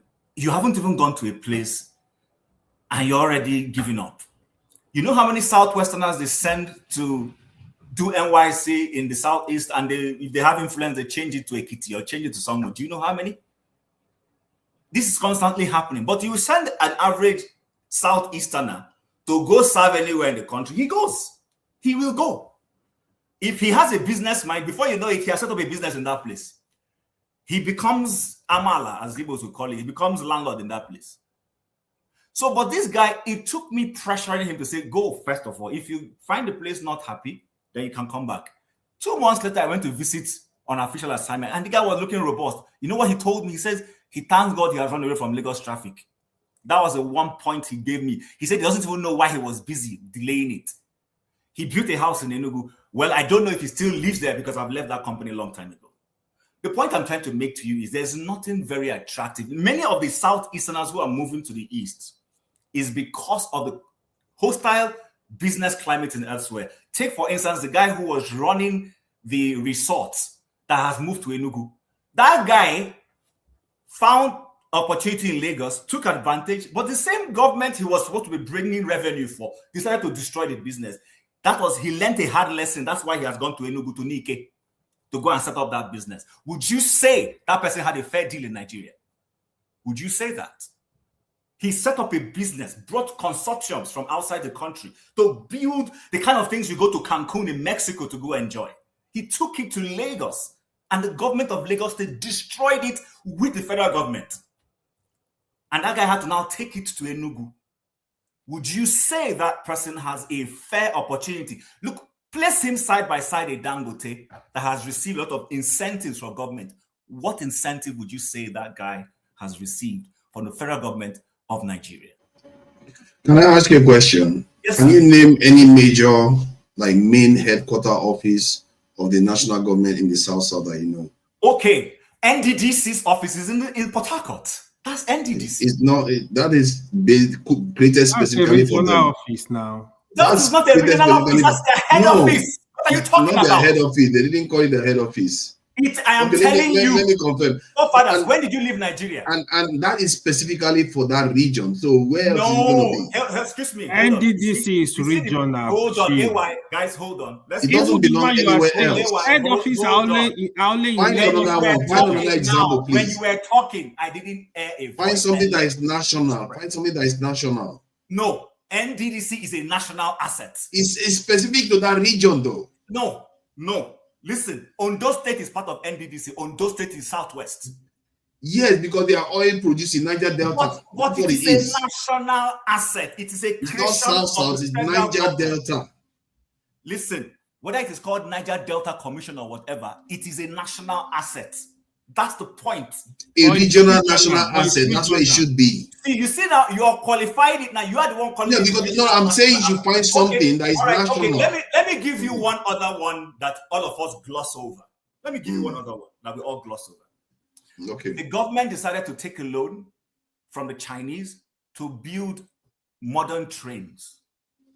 They built the trains from Lagos to the north. They did allow one from Abuja to Kaduna or Kano. None was considered between the corridors of the so-called South-South to the Southeast. Did you know that? Did you know that? Or you're oblivious of that? I can't hear you. You're muted. Sorry, I didn't catch the question because I'm All trying right, to. so I'm not asking you a question. The point I'm making is this: the federal government under Jonathan and then became what's his name, Buhari, built light train. There is light train between Lagos through Ogun State to Ibadan. They built another one from Abuja to Kaduna, I think. And then they even built something from Abuja or wherever it is to Marada or wherever it is they built into Niger. Please, which one did they build in the Southeast? They are currently renovating. They are not currently doing anything. Don't say what you don't know. They are doing it. It was the Southeasterner that even shared the information with me. I can show you here. This is falsehood. It's falsehood. Okay, yes. I will check. They are doing nothing far for that. I will check. I will check. I will check. It was a net media. If I'm not mistaken, net media is a Southeasterner. Is the one that shared this information. Oh, fathers, there is not. What they are doing is the old train system that we have that has been existed is what they went and started rebuilding. They didn't build a new one. But why build a new one when there's but they built a new one from Lagos there? to Ibadan. The same one that you're talking about exists from Lagos, Abeokuta to Ibadan, and they now build another one from Lagos to Ibadan. Why didn't they build the same thing from Port Harcourt to I'll confirm that, but what I found was that the one that they built new ones is where it didn't exist before. The other one they renovated. No, that's not true. Listen, okay, I will check it now. I will check it just to confirm. Listen, I have traveled by train across Nigeria. I've traveled from Lagos to my village. Train passes through my village. That train I'm talking about passes through my village. Through Kenya's village to my village. I have done that before when the train system was good. That same train system is the one that moved from Ibadan, wherever, to Kano and Co. They now decided to build a light one from the same Lagos, going through Abeokuta to Ibadan. It exists separately. The same thing that they didn't do in the Southeast anywhere. For a long time, Southeasterners had to fly to Lagos before they could fly out. Then Ethiopian Airways came under this woman, Odua, that they now accuse of fraud. She now decided to make Enugu Airport a major hub. Before then, only airports you could fly out of Nigeria were Lagos, Kano, and then Port Harcourt to an extent. There was none in the Southeast. Okay, so now I hear your point there. And put Enugu, which they also have shut down again. Okay, now what you are saying, you are comparing it to the area that gained the most from Nigeria. Technically, you can argue that the Southwest is the one that has gained the most from Nigeria. But if you look at the infrastructure that is in the Southeast versus the South-South, if you look at the road network, this is the first time like Tinubu wants to do from Calabar to Lagos. This is highway. But the old time, before now, they built it instead of going through the South-South, they went through the Southeast. So other regions like Bayelsa, they didn't even get a flyover till this century. This century we are in. Their first petrol station was in the 1990s. I'm not supporting that. I think, listen. But remember the topic, sorry. I'm not, see, try to understand where I'm coming from. Please try to understand where I'm coming from. Okay. I understand that. Why would you support that? You will not support that. You're a decent human being. My point is that compared to the Southeast, so you understand what other people are going through in the country. Let me conclude so that others can talk. Listen. Chief, before you conclude, can you tell me what I said that is not correct? When you were everything you were saying, you were saying Southeasterners have benefited from Nigeria, and everything you were mentioning is self-help effort. That is what I said now. I never said how is that benefiting? How is it that when I leave my village to go and trade, then I'm benefiting from Nigeria? If there is no Nigeria, will you benefit? How will you benefit? Will you be able to the Lebanese, what are you talking about? The Lebanese that brings his money to Nigeria is Nigeria that gave him the opportunity. That's what you're talking about. Nigeria still create the atmosphere. Nigeria is creating no opportunity for anyone. Come on. Let's see. Why do we do this? Creating opportunity for anyone. Let's be honest.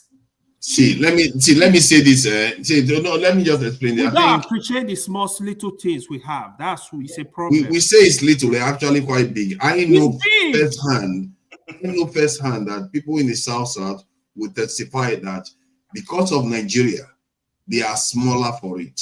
And the people that gain from it are the Southeasterners. And when I say that, okay, Chim, let me ask you this. Yes. Can you say today that before the British arrived, comparatively to the other groups in the South, that the Southeasterners are a shadow of what they used to be before? I don't understand. I don't get that question. The question is, I'm trying to understand the question. Let me repeat that.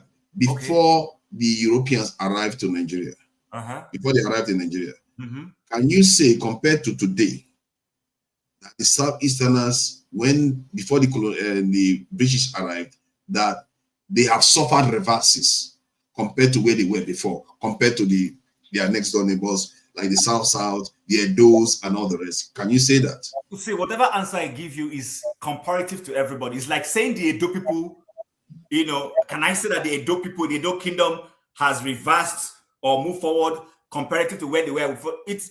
I don't even understand that. That is not a comparative. When you compare each other, because the Edo kingdom was one of the most advanced in Nigeria. And the South too had contact with the Europeans, so they too had education and were quite advanced. Yeah. However, today, are you going to say they are that dominant anymore? Listen, they are not. It depends on the context. It depends on the context, really. So, what context are they dominant? Hold on. If you're looking at it from indigenous things that were happening before, things like language, for instance, I would say we are faring worse because we're losing our language because of English. But if you say in terms of modern civilization, then I might agree with you that having contact with the Western world has aided everybody. There are a lot of things we are doing today we did not do, our forefathers failed to do back then.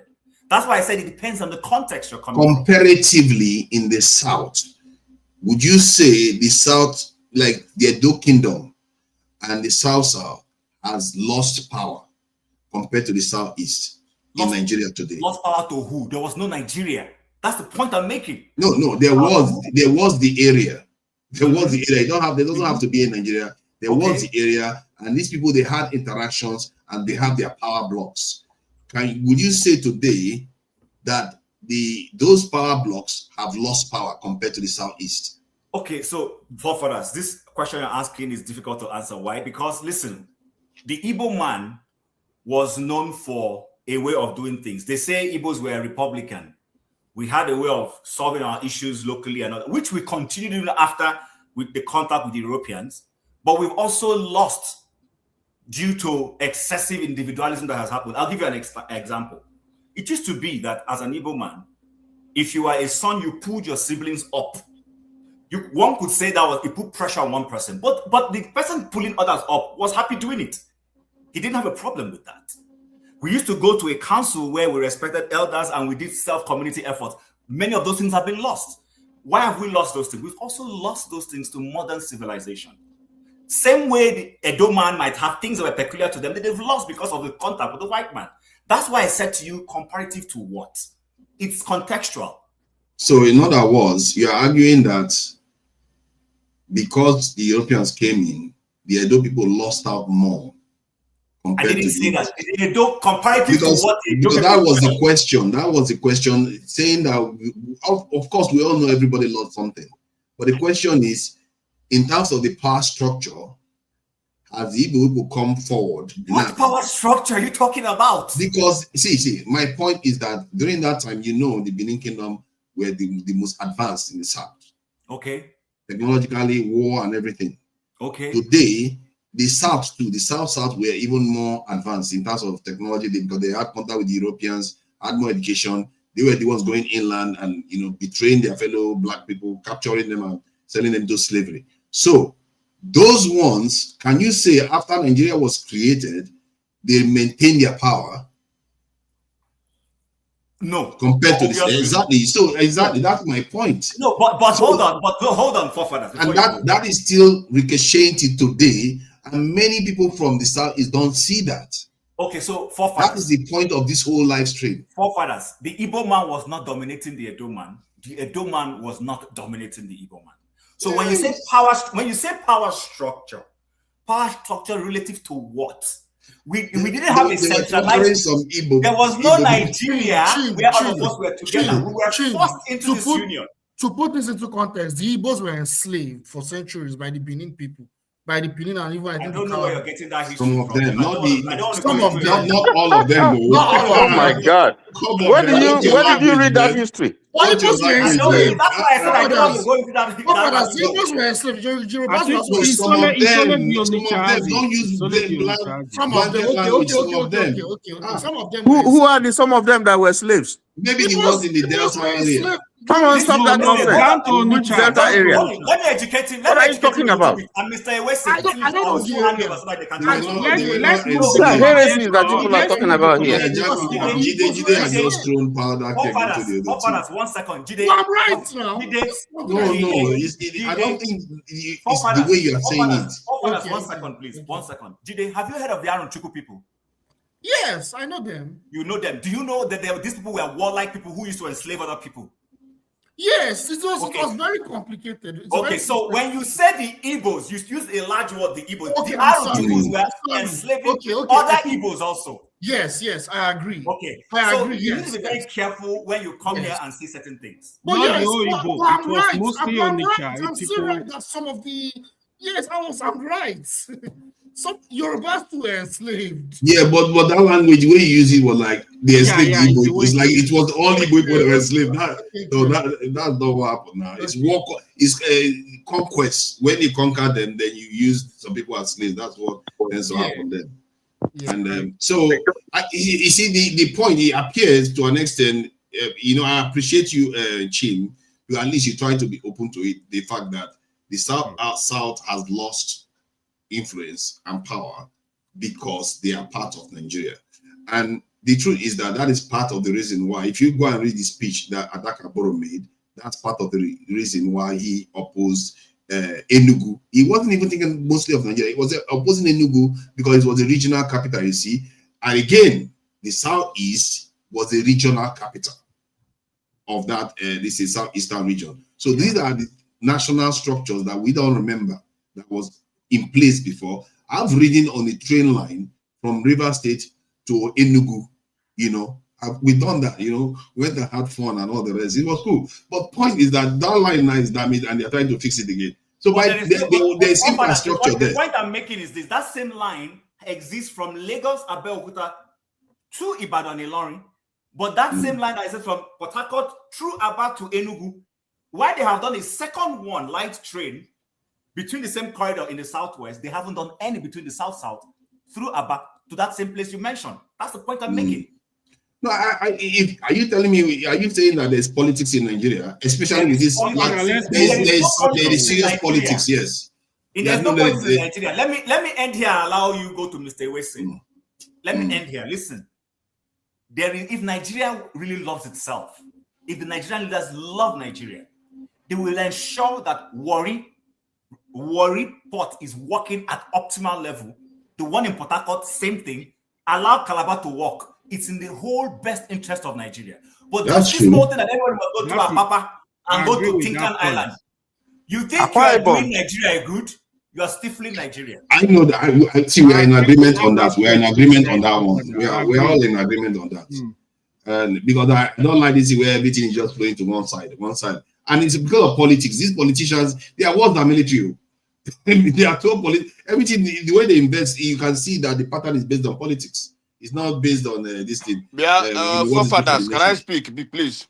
Oh, why are we going to bring this guy? He's just going to start fighting me now. I think after Ewese, this in Akpapu. Thank you for joining us. African awareness. Oh no, sorry, it's Jefferson. You know, Chim engaged. That's why it's after Jefferson is me. Hi. Okay. Don't you think you should give it to like this gentleman? You know, this elder here. There's an elder here. Concerns. Okay, no problem. And you see that. Well done. You see, that's the first time I really commend concerns. Thank you for that. Jefferson. You see, sorry about that. You know, Chim engaged, and I like when people engage like that with the discussion. That's what we want to be seeing. So, what do you make of this? This entitled that you know, Southeasterners, if you look at the metrics, they are doing better than most Nigerians. The only one that you can, you know, realistically compare them with is Southwest. What do you make of it?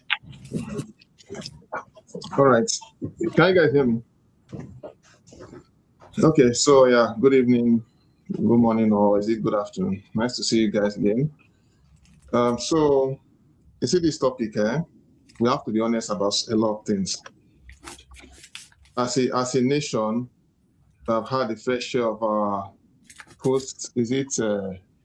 pre and post Civil War, everything, and where we are today as a country. So if we're looking at the context, I'll look at it from a collective, right?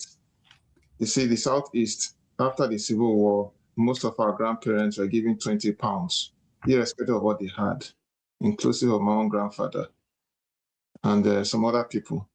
Well, there was some people said they got their own properties after which, well, there's something, some got it, some didn't anyway, but it was not the same for everyone. Some even died in the process. Okay, in all of that, we're thinking that, okay, Nigeria will bring everyone in together in terms of forget about what happened, let us go further. It actually worked in a way, but of course there was a lot of resentment. But despite the resentment, the Igbos still moved. They still survived. They reintegrated into the Nigeria as a country, despite being hated.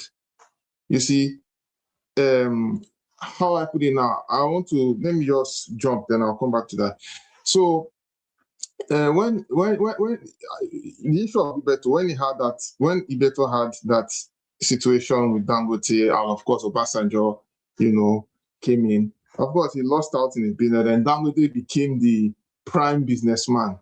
And Dangote is not the only person he has that, and Dangote is not the only person that has that most Igbo presidents have been hot.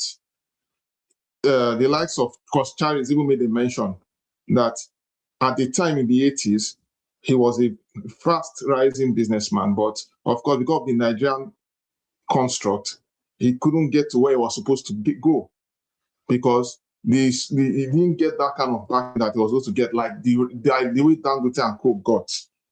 But again, we all know where this thing's heading, but I don't want to really stress on that. So, in the Nigerian project, majority of the Igbo that they are seeing today, most of them it is self. How will I put it? They have this self-motivation. The Samu Bakwe Airport was built by students, and both students and civil servants and some businessmen in the state at the time when it was old Imo. Old Imo State people, Imo State. People literally dead. In fact, there's a list. That list is there, or you can even find it in the internet. There's an actual list where you will see the actual amount of money that was put together just to build the airport. Do you know why Samu Bakwe was called the weeping governor? He has a name. They called him the weeping governor. You want to know why? Because this man will literally go and cry before, is it, I don't know, it's Babangida and Co. No, Shagari. To get his own allocation so that can do meaningful development in the state. That was then, this was then. Unfortunately, then there was no social media and all of that. So that was the kind of thing that was happening. And that's what made him exceptional. Because even with the listener, he was able to do something. And don't forget that the old Imo was a combination of current Abia and some part of Ebonyi, if I could remember. I don't know, but that was it. And you can imagine what he did then. You see? Now, the same Igbos have been going in all over the country. They are not giving us free lunch. And I want to correct what Ewa and Jide was saying. They make it look like, Nigeria has been nice to us, so we need to be nice to Nigeria. Actually, the Nigerian state has been hostile to the Igbos. I never said Nigeria was nice to Igbos. You may not say one thing you guys need to understand is I condemn the idea of separation. You don't need to say something, but it can be interpreted into something else. Nigeria as a country, you see the way it is happening to people in diverse forms and manners. Some is happening good for them, some is happening bad for them. Do you understand? Can I ask you a question on that line of thinking about whether Nigeria has been good? So before even the end of colonization, would you argue that? Can you argue that? No, before the end of colonization, I'm trying to. It's actually not subject to our time. It might give us some information, but it's not really subject to. It depends on how you look at it. Because I'm trying to because if I say this recent, you say, it's just out of your own the way what you want to do. But would you agree that even before the end of colonization, before 1960, that the South-Easterners have already made their way in large numbers to the north, something that was not there before. My brother, that is not a question to ask. Our people have been everywhere, and don't forget. No. The point is very specific. It wasn't like that before the Europeans arrived. Even and it was Nigeria that made that happen everywhere. And don't forget, our people have been progressive, have been successful, and equally being hated for their level of progress. Don't forget that there is a timeline of program that happened to the Igbos even before the 60s. Is there? No, I'm aware. It happened in the 40s, I think. You understand? Yeah. So, you understand what I'm trying to say? No, I understand what you are saying. It's just I'm not sure I agree. I don't know why you see it listen, if you are able to operate in an environment, the environment has nothing to do with your progress. I'm not saying anything here for you to agree with me or not, I'm just stating the obvious. And that is why we're having bias in the society today. Hold on. This is an important point. Let's engage on this, because why is it that some people say they are in an environment, they are flourishing? They'll say it's in spite of the environment. That the environment could decide to destroy you. Because like if you look at the I need to correct it. Because now, if I wanted to give you evidence to what I'm saying. Now let me finish now. Apart from the Southeast, of course, Igbo people are in all over the country. Now, in Yoruba land, I want to concentrate on Yoruba land, for instance. It's the same Yoruba land that when they were doing 2015 election, the Igbos have been doing business, living peacefully. But when it comes to election and they see there is a threat of political interest, the what they call it, Oba of Lagos and co will now remember to make inciting statements. They will make inciting statement that, look, if you or any one of you vote against my wish, I'll throw you into the lagoon. This was said 2015. And I remembered very well, I was in Lagos when that one was said. This is not what they told me, this is what I saw. If a traditional ruler can make a statement at the time, making that kind of threat, and then as if that's not enough, you see talks during election day, threatening to see who is Igbo, who is not Igbo, so that they will stifle the voting strength, so that they will not alter what is happening in the state. Why I brought this thing out is, these are some of the constructs. Or is it only that one? Or for instance, maybe is it in land? Is it in land? Where people will buy land, some will say that they didn't buy the land correctly. Some, there are actually physical evidence that these lands were bought for businesses, right? And because the government of the day is not comfortable with some people, they will now feel that, oh, okay, let me use my will to see how I can stifle and let them know that, look, now we day here. They will go lock up their shops or destroy their shops in the middle of the night. And let them know that, oh, this land has been sealed, that it didn't go through the right process.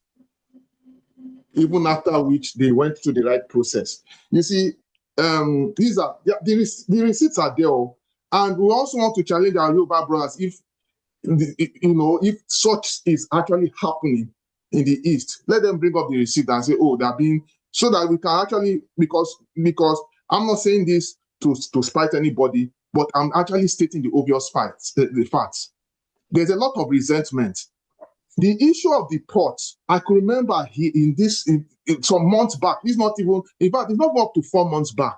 Lagos state government was literally complaining bitterly that the problem of the Lagos port is congestion, that is just congestion, that they resolved it, that there's no need of reopening all the other ports. I smell the rat there, because next year is going to be taxed, and people are going to write, because it's going to be competitive, because people want to make profit. Each state wants to make profit about what is coming to their state. And don't forget, Imo State governor made a statement that why would they have major of their companies in Lagos when they can come back to the East? But some people say there was insecurity, but they are going to reestablish and work that modalities out, which I mean the Imo State government is going. But I want to concentrate on the port.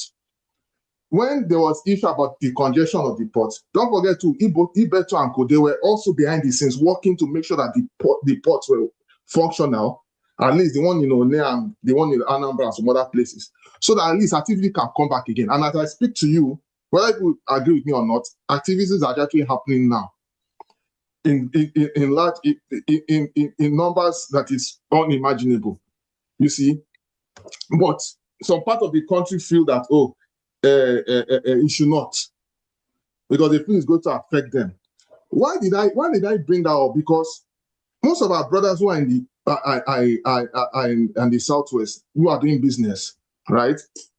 Most time there's this hate that comes up. This one will not agree for this one. This one will not agree for this one.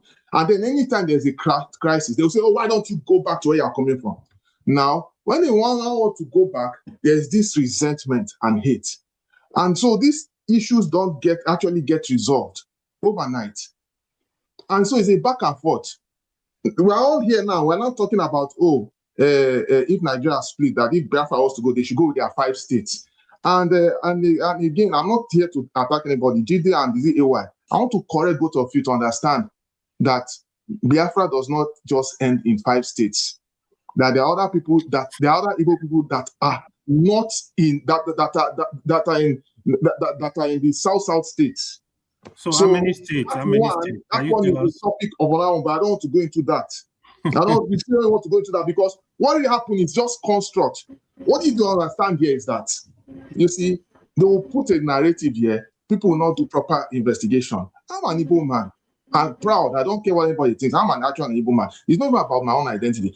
But I was meant to understand and do my own research about things. And say, oh, this is what it's supposed to be. This is what, do proper research, not just sitting down and holding on to what people will put as a label. So Jefferson, AY,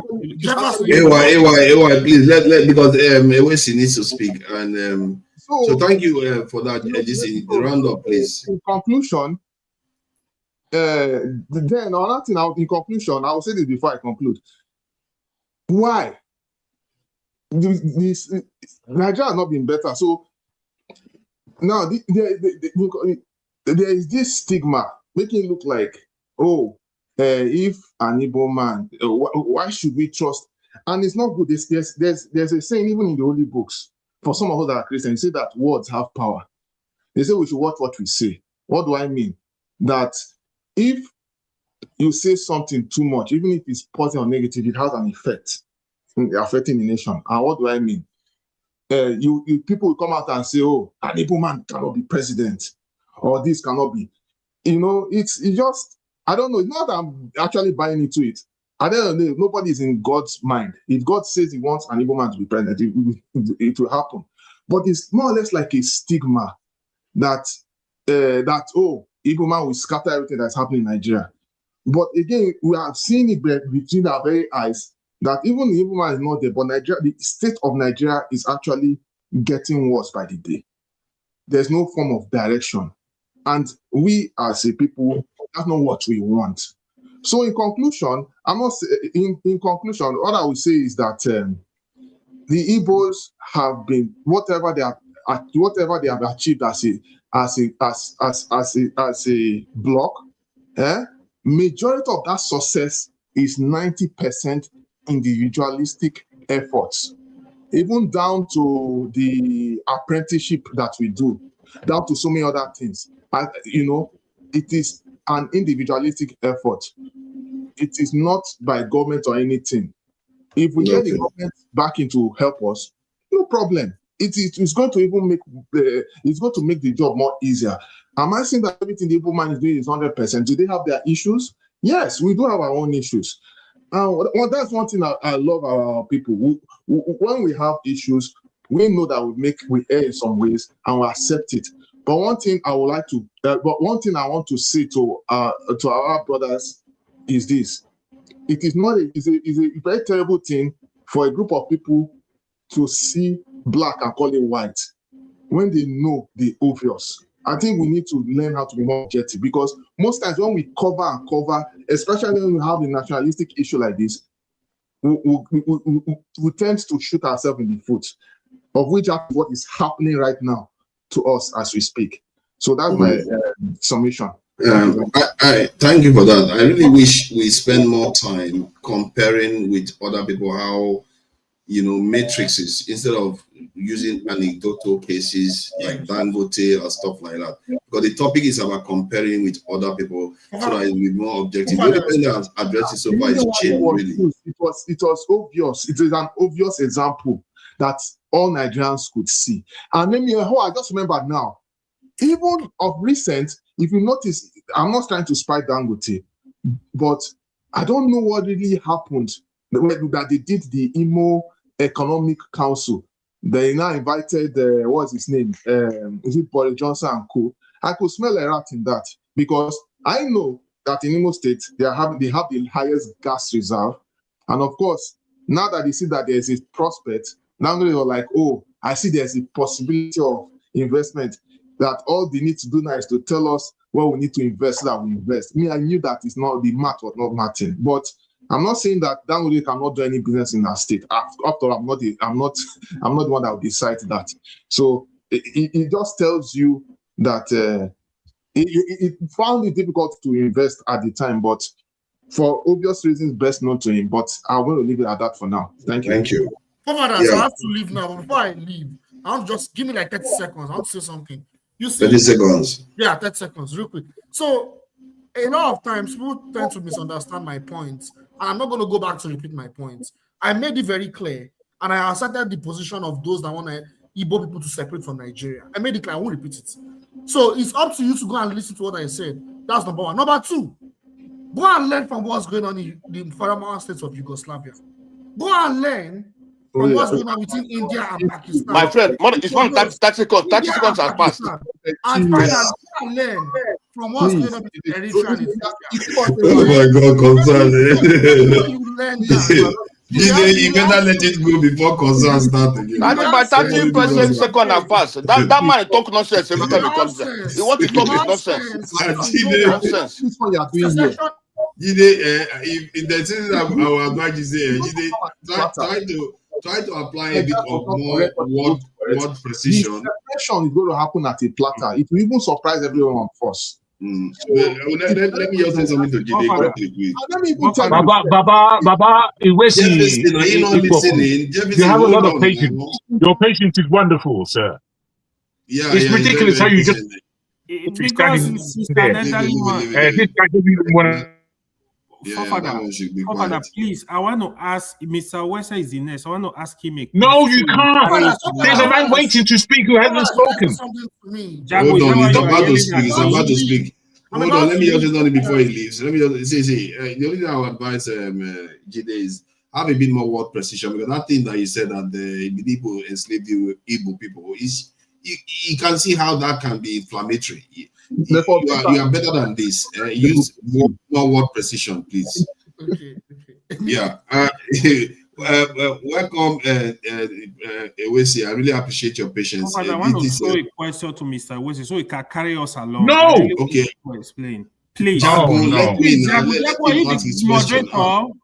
Mr. Okay, ask your question. Ask him. Yeah, I want him to help us address this question because it's an elderly. I know he's well read. He said, you know what is going on. My friend, you're not even in a good position to ask question because you want to talk nonsense. Always want to talk nonsense. Get medication. You don't have to come and patronize us and tell us you know this. Let him speak for himself. He doesn't need you to come and do all that embellishment. Okay, Mr. Ewesi, please. I don't know. I'm actually shocked. I don't know the reason why Nigerians, they don't appreciate the benefit we are getting from the country. No matter what, we got education at a cheap rate compared to other countries. The government, no matter what, create an environment, enable environment where people can trade, where people can benefit from the country. But people are calling it, oh, this is individual effort. That means somebody in America could say, I could be a billionaire in America. I will tell you it's an individual effort. The government did not do anything for me. I want you to comment on this to at least educate the people that no matter what, we benefited from this country. They should not just discard it completely. Thank you, Mr. Ewesi. Okay, thank you very much, and everybody. I was listening. Sorry, don't let that distract you from the original question, which is comparatively. Yeah, I like the original question too, because I was taking notes. Don't worry. I was taking note when everybody was speaking. I was taking note when Chim was speaking, when AY was speaking, when Jefferson was speaking, when the guy that just left, when he was talking, I was taking notes about everything people were saying and all that kind of thing. And I will address all these issues in one concept, maybe one concept alone. Guys, let us not forget one thing, because the one thing we forget as a people is that we are a third world country. And the level of our consciousness is very, very low. Let me just mention this thing. In the year 1494, the whole world, there was a treaty signed between Portugal and Spain that divided the entire world into two. One part belonged to Portugal, the other part belonged to Spain, just to discover and colonize. This is part of the history of the world we live in. The first slavery that happened in the world, in African country, happened in 1400 by the Portuguese. We forget that. Now, I just want to keep this in the background of your mind. Let's go to what a forefather asked as the main question. The main question a forefather asked was, has the Igbos, maybe South or whatever you call them, has the Igbos actually fared better than other group of Nigerians within the context of Nigeria? And the answer to that question is categorically clear, yes. Now, AY was talking about Igbos, faring, and AY said yes, the Igbos have fared very well, and that the Igbos have fared very well because they have used the opportunity of being in a very, very multinational, multicultural state, and they were able to, use their God-given talent. I'm an agnostic. I don't worship anything. So they use their talents and were able to take advantage of the society they found themselves in.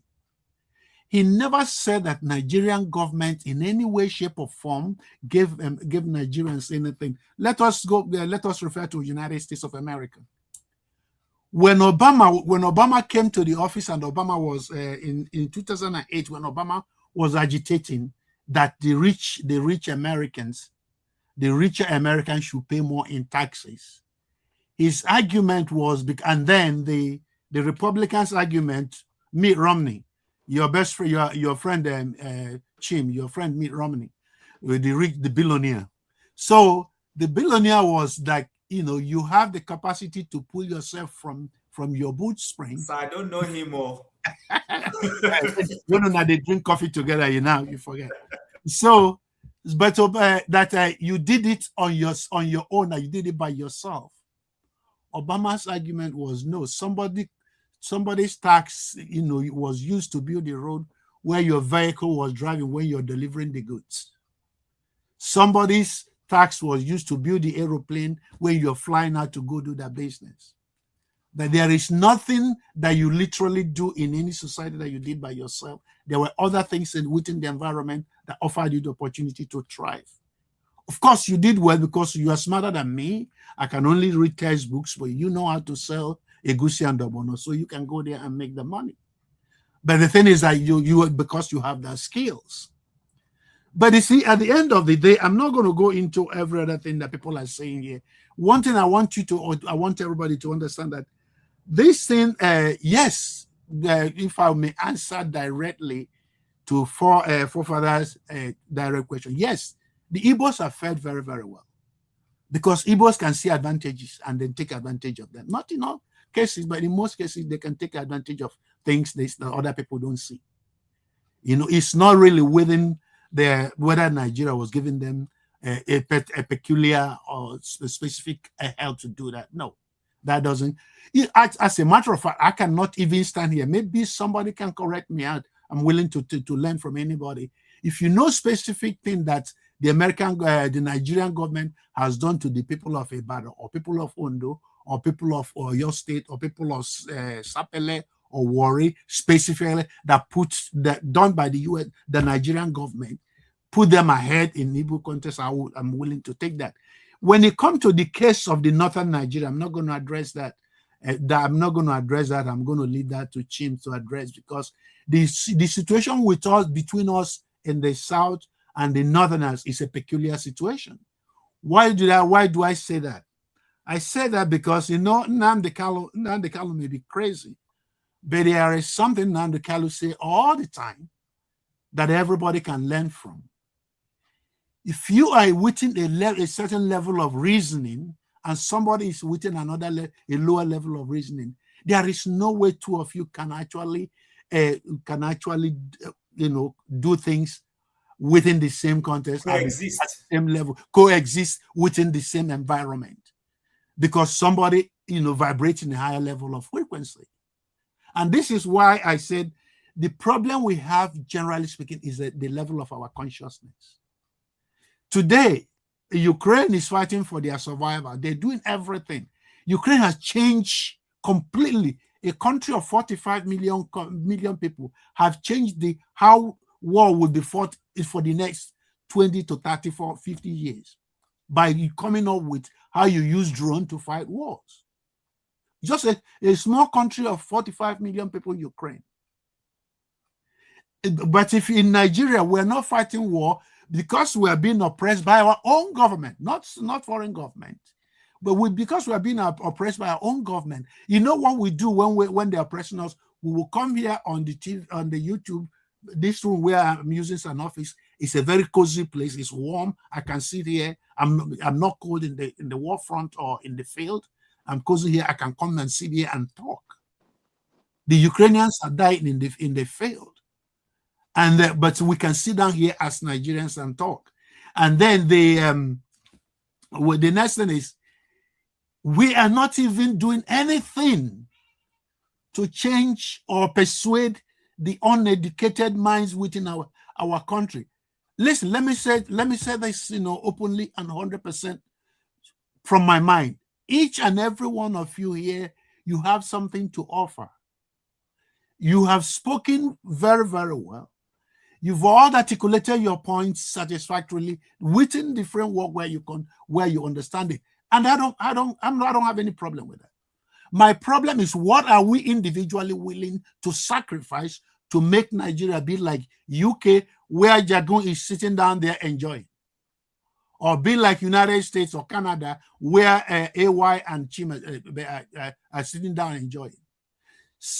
During the civil rights movement, do you know what the civil rights leader, the guy called Bob Moses? There's something Bob Moses organized in 1964, where they call the summer of 64, they call Freedom Summer.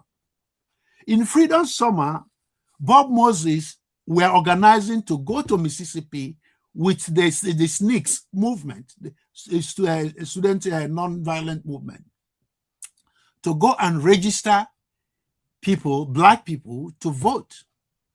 Mississippi was the most hostile place, but they want to mobilize to go there to vote, to go there and mobilize voters.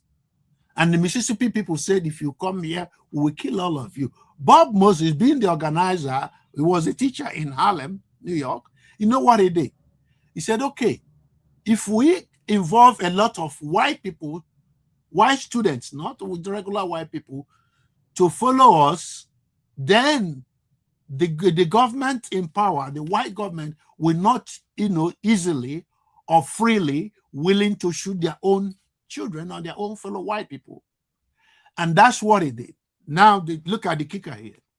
When they get to Mississippi in the summer of 64, they were doing briefing before they go out to go and canvass for vote, people to vote among the black community. They were telling them, say, look, you are in the deep South. It doesn't matter whether you're a white person or a black person. It doesn't matter if your father is a senator or a congressman or a CEO in any bank or any office in New York. The white people here in the South can kill you for associating with niggers. If you don't want to do it because it could be dangerous, we want you to right now decide to back out so that you don't get hurt. None of those white people that showed up decided to back up. They were saying whether it will take our life or this, we will do this thing. And that's the spirit I'm looking for in Nigeria. It's not for us to keep discussing what's going on, who is this. Let us at least, if we don't do anything, let us find time to educate ourselves that what Jefferson and his family want for his family is what Jagun want for his family as human beings. To have good education and good medical care and everything, so that if we need to build, as Chima was saying, if we need the war report and SAPA report, we know we need it. It's not, you don't have to convince me because I'm a senator in Lagos that we need this thing to help our society. And we don't have that consciousness. We do not have that consciousness where people think of what benefits people. We don't care for each other. We don't think of one another. So the key thing is, how do we wake ourselves up to start? How do we sensitize our people to know that Your America where you live, your papa did not contribute anything for you to be here. The UK where you live, your grandparents did not contribute anything for you to be there. And they're using their taxpayers to give you health care. Come on, guys. Why can't we think like the people we drink coffee with when we go to smoke in downtown Seattle? Why can't we think like those people? That human beings are human. Does no matter whether you're Igbo man, Ijebu man, or you're from Edo or from Ichekiri. We are all human beings. We got to start forgetting about this Igbo. If the Igbos are the ones that will make Nigeria a better place, come on. What do I have to lose? If an Igbo man builds something, I can come there and do my business, JJ, and you are a Yoruba man. What do you get to lose if Jago is going to be the head of the president of Nigeria, and you can go to Nigeria and your life is protected and everything, or you are now someone? We got to change the discussion. We got to reframe the argument. We got to frame where our mind is. Because our mind is in the wrong place. Because our people are not educated. Don't get me wrong. Our people are not. You see, what you do when you go to university, you go there to get career education, teach you mathematics, computer science, and engineering or medicine on how to get a job. If you want to educate yourself, go and start buying books and start reading them. Because what those management you're getting PhD in, the management doesn't teach you how to take care of a suffering child in the street of Lagos. You won't care. Thank you. Thank you. Yeah, I'm going to ask one question before we go. Just try to keep it brief. Do you think if an Igbo man is elected as, let's say someone like Peter Obi is elected into office as president, it could be a signal in Nigeria that at some level Nigeria is getting itself back together? There's an element of healing and unity that might increase within the nation if that happens. Good. That's a very good question. But let me tell you what Peter Obi himself said. Peter Obi said, don't vote for me because I'm an Igbo man, right? We all had it. And they said, we know they give shishi. Don't vote for me because I'm a Christian. We also had it. Peter Obi is interested in seeing Nigeria work. And you know what he said again? He said that the biggest gold Nigeria has is those farmlands in the north. Because he wants to move Nigeria from just a consuming society to production. To a production. I know you didn't hear that. I know. Don't be saying that. You didn't hear it. You know. So when he said all these things, he's showing us. And you know another thing he said. It's period of Christ. You know another thing he said. He said that being the president of Nigeria, he's not a magician. The things is not going to change overnight. So the key is we have not even built a foundation. We don't have any philosophical tie that ties us to Nigeria as a nation that we want to make great.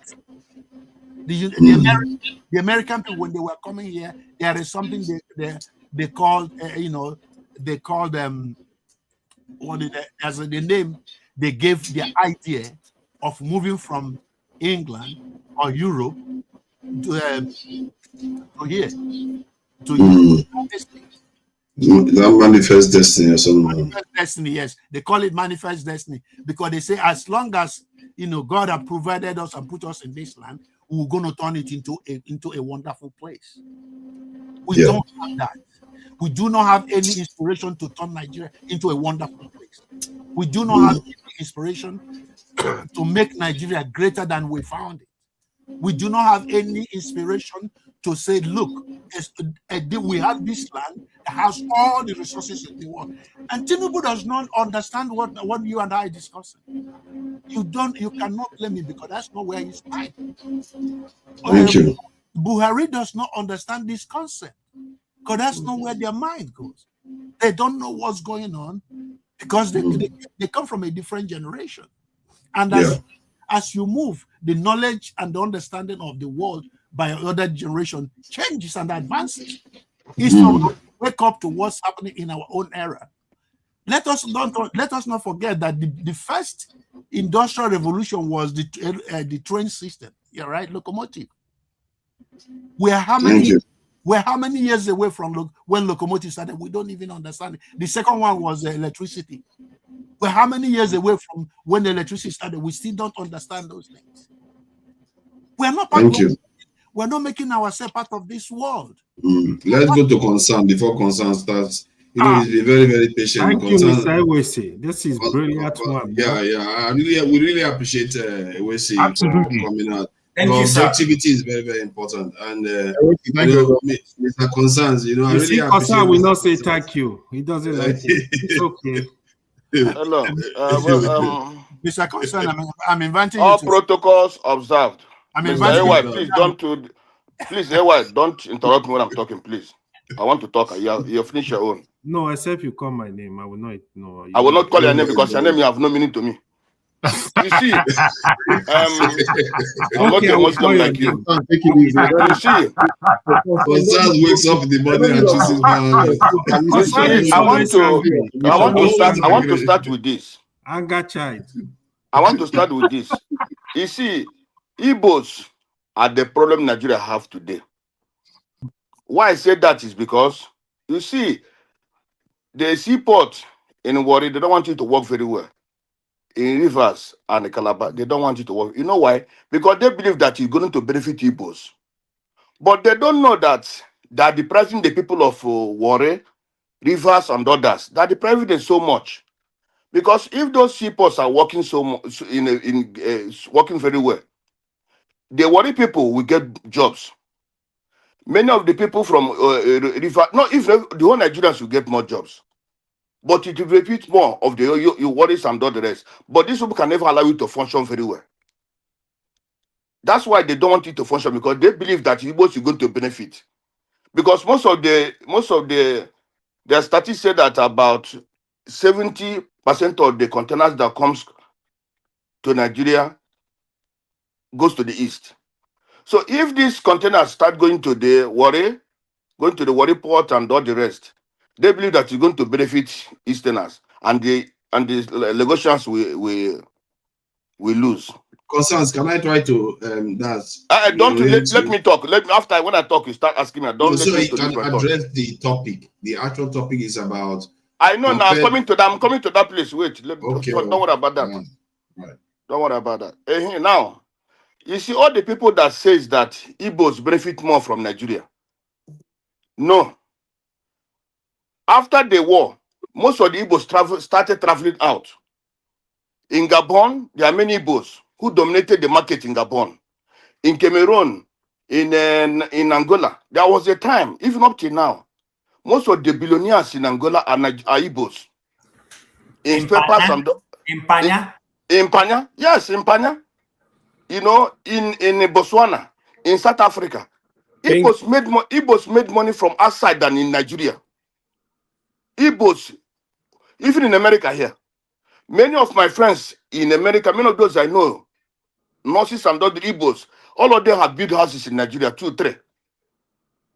So even those Igbos in Lagos and all the rest, let me tell you, majority of them don't have even houses in Igbo land. Most of them don't have even house in Lagos.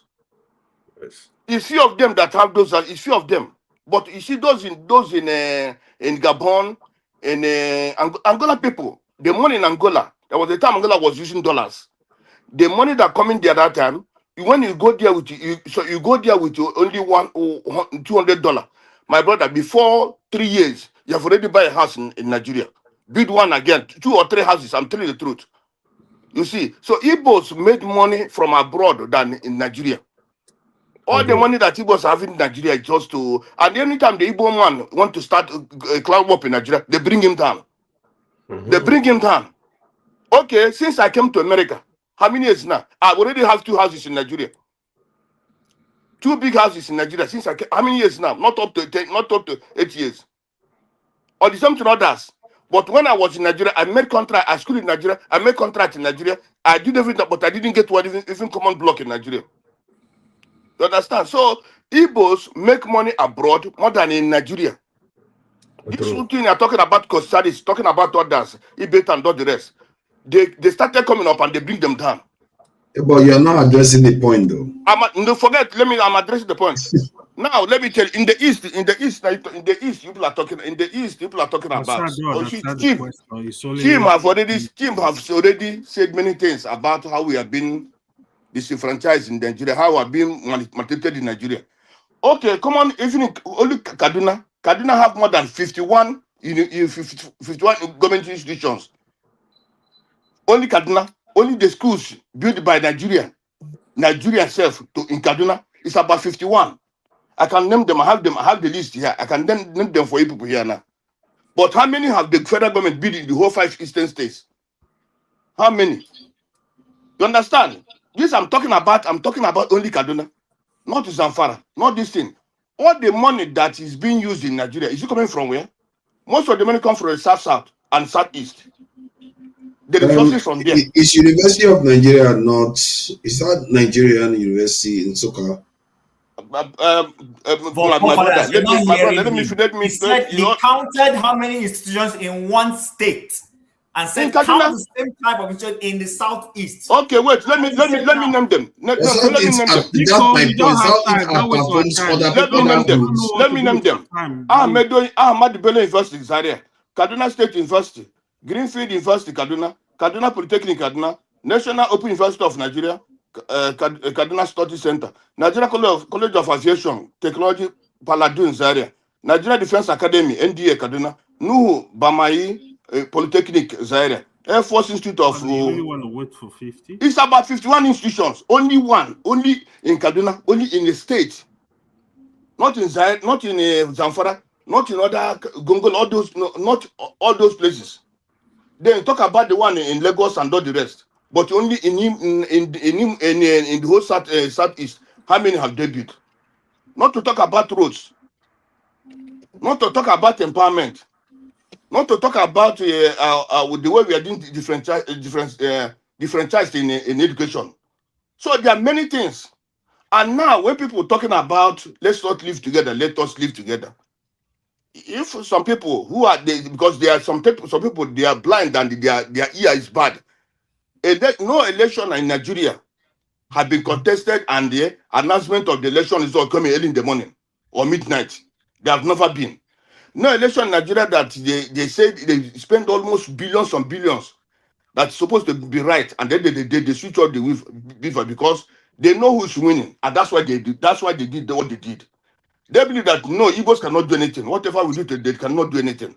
But some people still today argue who win the election, who didn't win. Even the man who win the election, who didn't win, people have already said he bought the election by himself. He bought the election. No, he bought the election. He has said it many times. So you see, we cannot come here every time to deceive ourselves.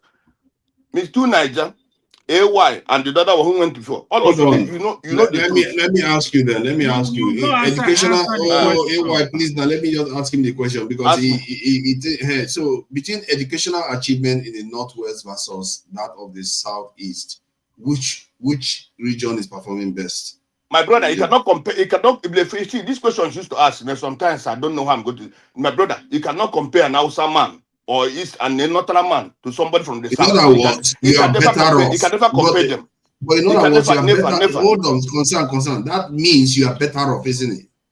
Because of our individual effort, not about the federal effort. But that is how it works everywhere. That's how it works everywhere. No, that's not true.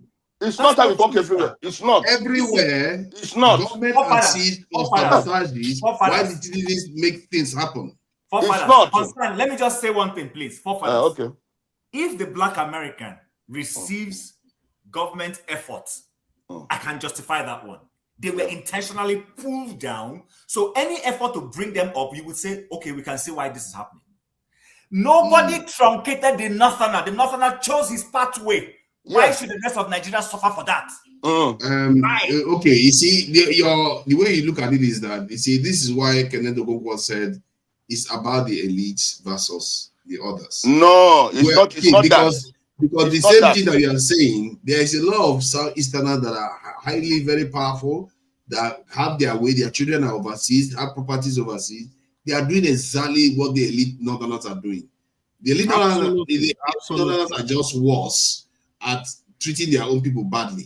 But the Southeasterners, at least there's still systems working that give them better education than even the North. Maybe not as good as the West. Forefathers. But he's a trader. He is not Ojus or Carlo. He's not a politician. He gave me the basic education. I took off from there and I'm helping myself. The Northerner in the North, the child of a downtrodden person can barely survive alongside the elite. That is what he's saying now. That is what your father is saying. That's what I'm saying. You are better off. The point I'm trying to, I am agreeing with you to that extent. The only pushback I have is this: when you want to compare it and say I'm faring better, that is not because of the Nigerian state. That is because of the culture. Yeah, that's what I'm saying. That's what I'm trying to tell you. It doesn't matter if you see. It doesn't matter as long as you are in the Nigerian space when that is happening. To an extent, it's still within the Nigerian space. You compare to the others. No, it's not within the Nigerian space because if you allow the Nigerian state to detect it, those Northerners, if you allow them, they will, the same way they have done their Amaha Jerry people, they will do to me. Okay, so please let me continue. Let me continue now before I forget what I want to say. Let me continue. Please focus on trying to compare, please, instead of just talking about all the. I'm not compare. I'm comparing now. Pastor, I cannot compare or contrast. No, you can compare. Forefather, make sure and can you make sure that you are following the line because I'm next. Yes. And then let me continue, please.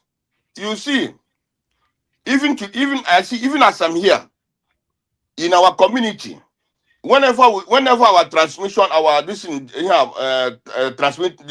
transformer gets a problem, we in abroad we contribute home to put it back. But in the north, it's not like that. Even in the south, even in the southwest, it's not like that. The only people that suffer with the southeast is only maybe the south. It's the south that suffer with the southeast. And that's what the southeast, this south, you people from the south, people must understand this. When you said let's divide, it's not about that people doesn't want to be in a country. But now wait, this country we are going to be with, is it the country that people stole the money and nothing happened to them? How many of the Northerners have been put to book? How many of the Southwesterners have been put to book? How many? How many? Now, in the country, it's the same country we have. One set of people went and bring terrorists into Nigeria to people to kill us. And they're killing us. And nothing can happen. Now, they said, let the terrorists have a death sentence and so. But now the president said, no, they cannot have the death sentence. Understand? Now, is it a country have to live? The more, okay, today, we are afraid, even those going to the east, even those going to the south, even all of us are afraid. How long will this continue? And how long will you continue to manage this country until it get better? Now, for us, for those who say we cannot live, let us continue to be here. One, they say this country has expired. Two, the foundation of this country is not okay. Three, they said the British is using us as their shop, as their business empire to eat from us. So there are many, many things which, if the country is divided, everybody can benefit. If, for example, we have 2 countries today or 3 countries today, if in the east we're not finding it fine, we can go to the southwest and stay and make business there. Southwesterners can also come to us. Northerners can come to us, or we can go to them. Then all of us staying in one place and dying in one place. We can't continue to be here and die in all of us. Many people in the north, many Northerners have stolen Nigerian money, but nothing. Okay, look at this Farouk now. When you're talking about the money this Farouk stole, the money that only he gave his children in the primary school, talk less of the one he gave to his wife, talk less of the one he have in the bank account, talk less of the one is, when you look at all these things, how can the country develop? How can the country move forward? But if those things are happening, if somebody from southeast did that today, my brother, he will be in jail.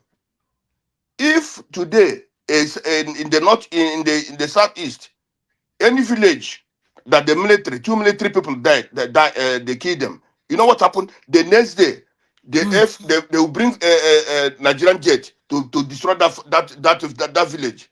But in the north, it doesn't happen in the north. They will destroy that village. So we have been suffering. We continue to suffer. Even this is not the kind of issue. this Nnamdi Kanu issue, if the time this agitation started, like when it started the South, that what the former president Sheikh Musa, he sent the Goodluck Jonathan to talk to them. They called them and they make peace. When this agitation started in the Southeast, what the president supposed to have done that time is to call that man to order. Call him, okay, what's the problem you have? What's the problem people have? Okay, all the whole thing Nnamdi Kanu stated. Say this, give us railway, give us seaport, give us this. If that those seaport have given to the east, who's going to benefit? Is it Nnamdi Kanu going to benefit? No, it's whole Nigeria going to benefit. And this debt that we are caused in all these years, people could have died. There could have been peace. And who could have been? Nigeria is supposed to benefit from those things, not Nnamdi Kanu. But the man choose. Let me not talk to these idiots, these dots in the listen, and let me kill them. And that was why many people died. Instead of arresting that to Buhari or blaming the thing on Buhari, now they're blaming Nnamdi Kanu. There's nothing like peace. Peace is important in every community. Peace is important in every country. Understand? If they have chosen Thank you. My brother, let me wait. You Thank you. No, you can't go forever. When I talk Nnamdi Kanu, this one you're not happy. Wait, just give me some minutes. Let me show me some minutes. Changing the topic too. That too is not appropriate. Now you know that. Go and take some. Okay. Let me. No, what I'm talking about. What I'm talking about this is that. What I'm talking about this is that. 30 second round up. No, what I'm talking about this is that when the South started the agitation, the president called them and made peace. Why when Nnamdi Kanu started, he didn't call them to make peace. That's the problem. I think that's a valid point. I think that's one. You understand? Actually, if all the whole things Nnamdi Kanu brought up, said you do this for the South, you do this so that there can be peace. If that you have done it, who could have died in the Southeast? Nobody could have died. Concerns you made. Let's end on a high note, because that last point you make is one point, and maybe I'm wrong, I don't know, but it appears when you look at the people that are being chased for corrupt practices in Nigeria, they tend to be either minority, Southeast, South people. They tend to go after them. Maybe I'm mistaken, I might be wrong. Look at what happened in Delta State. When those soldiers died. How many soldiers died? 11 soldiers died. One of the areas you look at too. Whole village, a whole community was concerns. Let me address this point. One of the areas you look at too is like Nnamdi Kanu was not like, they didn't properly negotiate in Nnamdi Kanu, but they are negotiating with bandits all the time. So thank you. I guess you can also argue that maybe Nnamdi Kanu has not decided to want to negotiate with anybody, because clearly he was even shouting at initially Nnamdi Kanu was negotiating with them. But now, but the president never wanted to negotiate with him. Now he's not in the mood to negotiate with anybody now. That's what I feel like. No, I mean initially when he started, he negotiated. He wanted to negotiate. He was negotiating with the South-Easterners, the governors. I agree with that one. I agree. I know about it. It's just that now he's not looking to negotiate now anymore. That's a problem. It's not because if not, maybe they needed for him to have clemency and all. After this suffering, the father died. After this suffering, how can he negotiate now? What is he negotiating? Negotiating with the terrorist government, terrorist people. This government is terrorist government. Consequences. So why are you always angry? Calm down. Let's move on. I don't. Sometimes Nigeria frustrates people, so I can relate to an extent. No, Kosa is generally frustrated. Welcome, Jago. This point has been made a few times already, even in the earlier discussions about comparatively, the Southeasterners have done relatively well for themselves. And comparatively, remember, Nigerians are not doing well generally, including Southwest, South, all of them. But comparatively, if you look at life expectancy, look at GDP, education, name it, they seem to be at the top tier of the 6 geopolitical zone. They tend to compete very well with the Southwest. Some areas they even surpass the Southwest. So when you hear some of the complaints a lot of them make every Sunday here, you begin to wonder. That's what led me to this point. It was the Oba of Benin that opened my eyes to this, when he was talking to some British people regarding the returned artifacts. Then he said something to them that his throne, the throne of his parents, used to be from where he was sitting to the office of the governor. That's how large their palace was. I was like, wow, so people have really paid the price for Nigeria. Then I thought about some of the stuff Southeasterners talk about. I'm like, but they cannot say the same, that they've suffered a reverse in Nigeria. And that's what led to this point whereby we are having a conversation. I couldn't have predicted this kind of conversation we had, that the Southeasterners are doing better than a lot of groups in Nigeria as we speak. Even the case when they mentioned Lagos, you can't see Yoruba people in the Southeast doing the same thing in their region. In other words, they've expanded, they've progressed more than most people. So, but maybe I'm mistaken. I don't know. What am I saying? So, please, what do you make of it?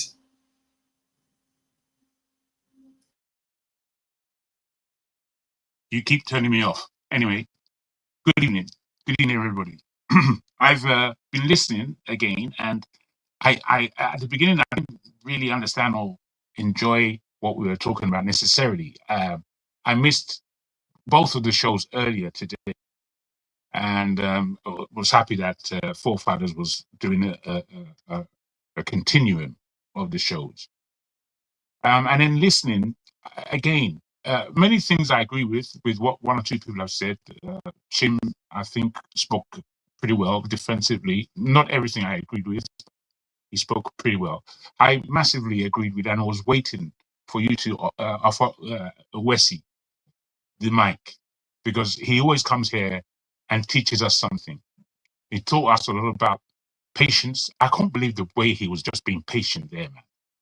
You know, you guys, after speaking about, criticizing forefathers for not moving on, everyone who spoke, just increased their time and didn't care about the next person, Chim, who was coming on. He did that very well. There's a way we've got to understand how we are very hypocritical as a people, as a nation. The Igbos have always fared well in Nigeria, and it's been down to their own strength, energy, intelligence. Always. Before Nigeria was Nigeria, in terms of the independence, the Igbos were striving.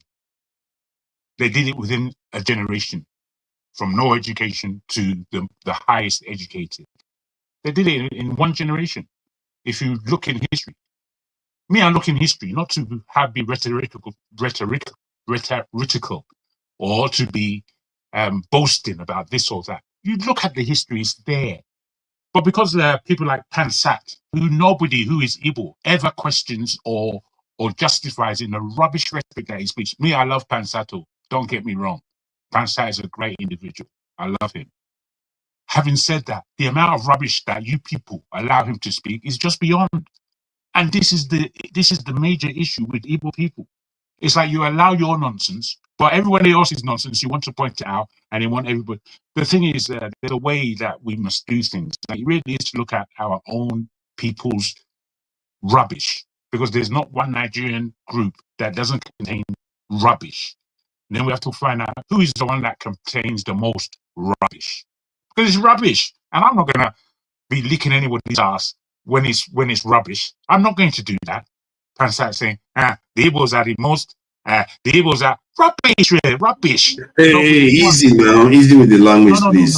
No. This is festive season. Young people are. You gotta do festive season. I don't believe in it. You get me? I'm throwing that out. Rubbish. Don't come. But there are young people at home. Do not come to me with this thing, please. If you want to believe in childishness, keep it to yourself. Don't bring it to my station. But it can't please. be swearing though. I didn't swear. I didn't swear once. Oh, I thought you not swore, once. though. Oh God! You see, it's all right. It's all right. I thought you swore. I didn't. So you were saying rubbish that you said something else. But I don't want you to be petty. Please don't be petty. You know, I'm not you like being petty. I'm just trying to. Yeah, but you like these kind of arguments that are off the scale. They're not necessary. They're Please not. go ahead. Thank you very much.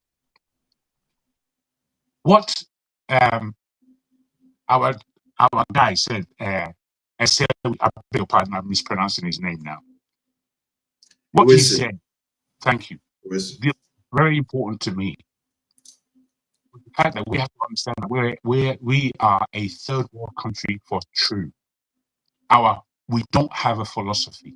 We don't use a philosophy. We don't choose to have a philosophy. What we have is theocracy and tribalism. That's what we have. And that is our modus operandi. That's how we operate. We operate within these lines. They're rubbish. They're not real lines. There's nothing real in them. Apart from what is your culture, what is your ethnicity, what is your tribe offering into the Nigerian pot. This is what's important. The thing, there is no one who can say, if they are Nigerian, that the Igbos aren't being squeezed. Nobody. Why aren't there ports right across our coastline? They're important. They were there before. They were there before. The Portuguese gained entrance. They didn't.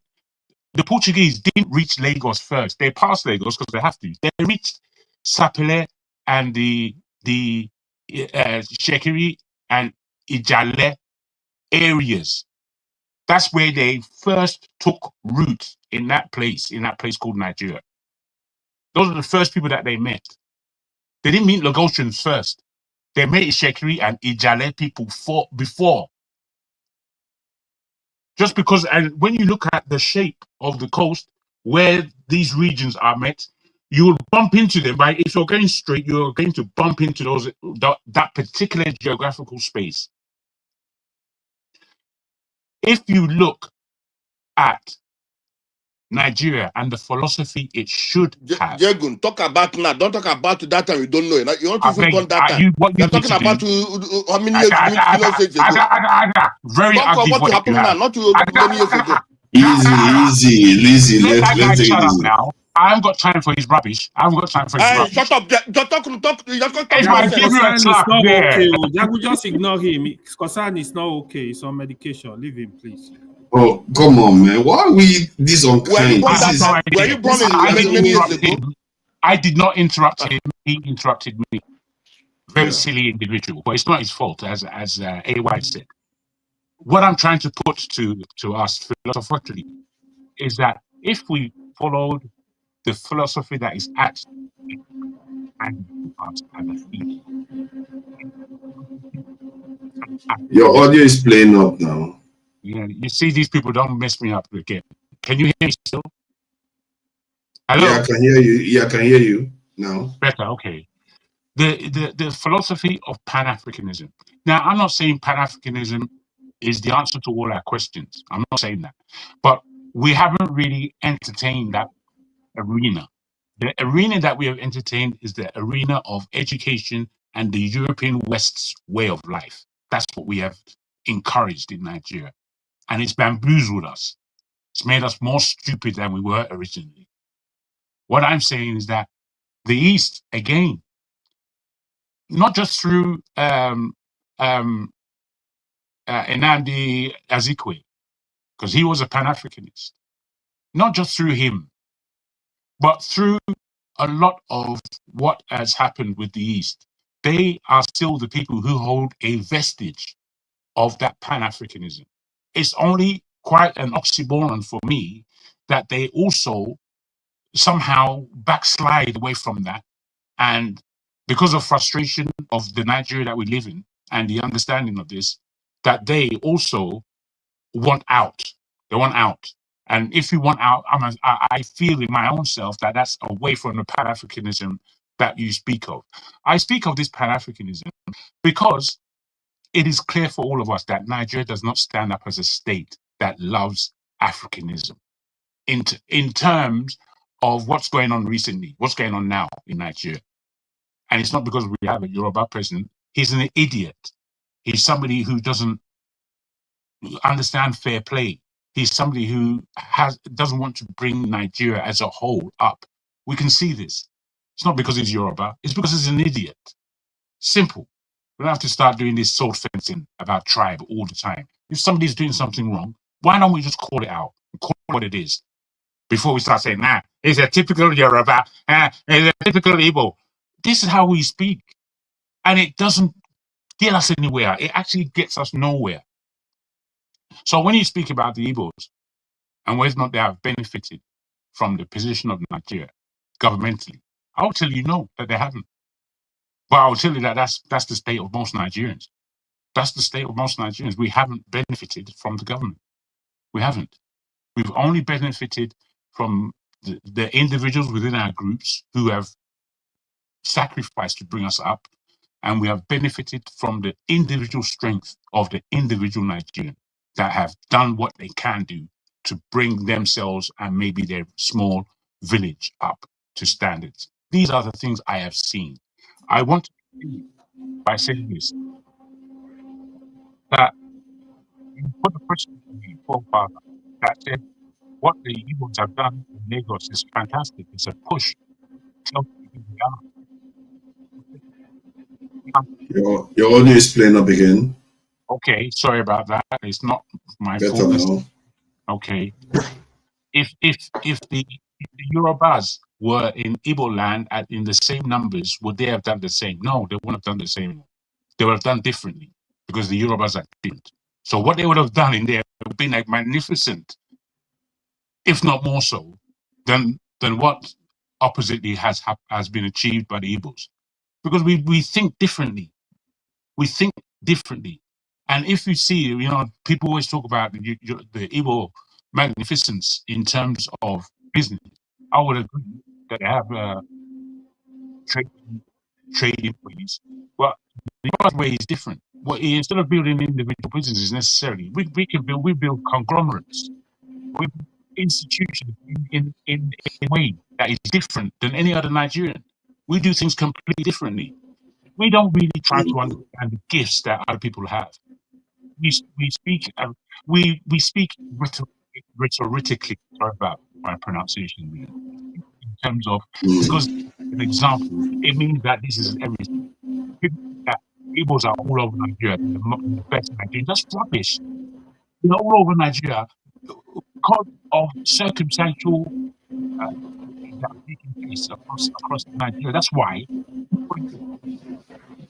most go-getters or anything like that. No, that's a Nigerian way of putting things into the polity, into the consciousnesses of people. It's another way of lying. It's propaganda. It's rubbish. It is rubbish. We don't like telling ourselves the truth. Thank you. Thank you. I appreciate that.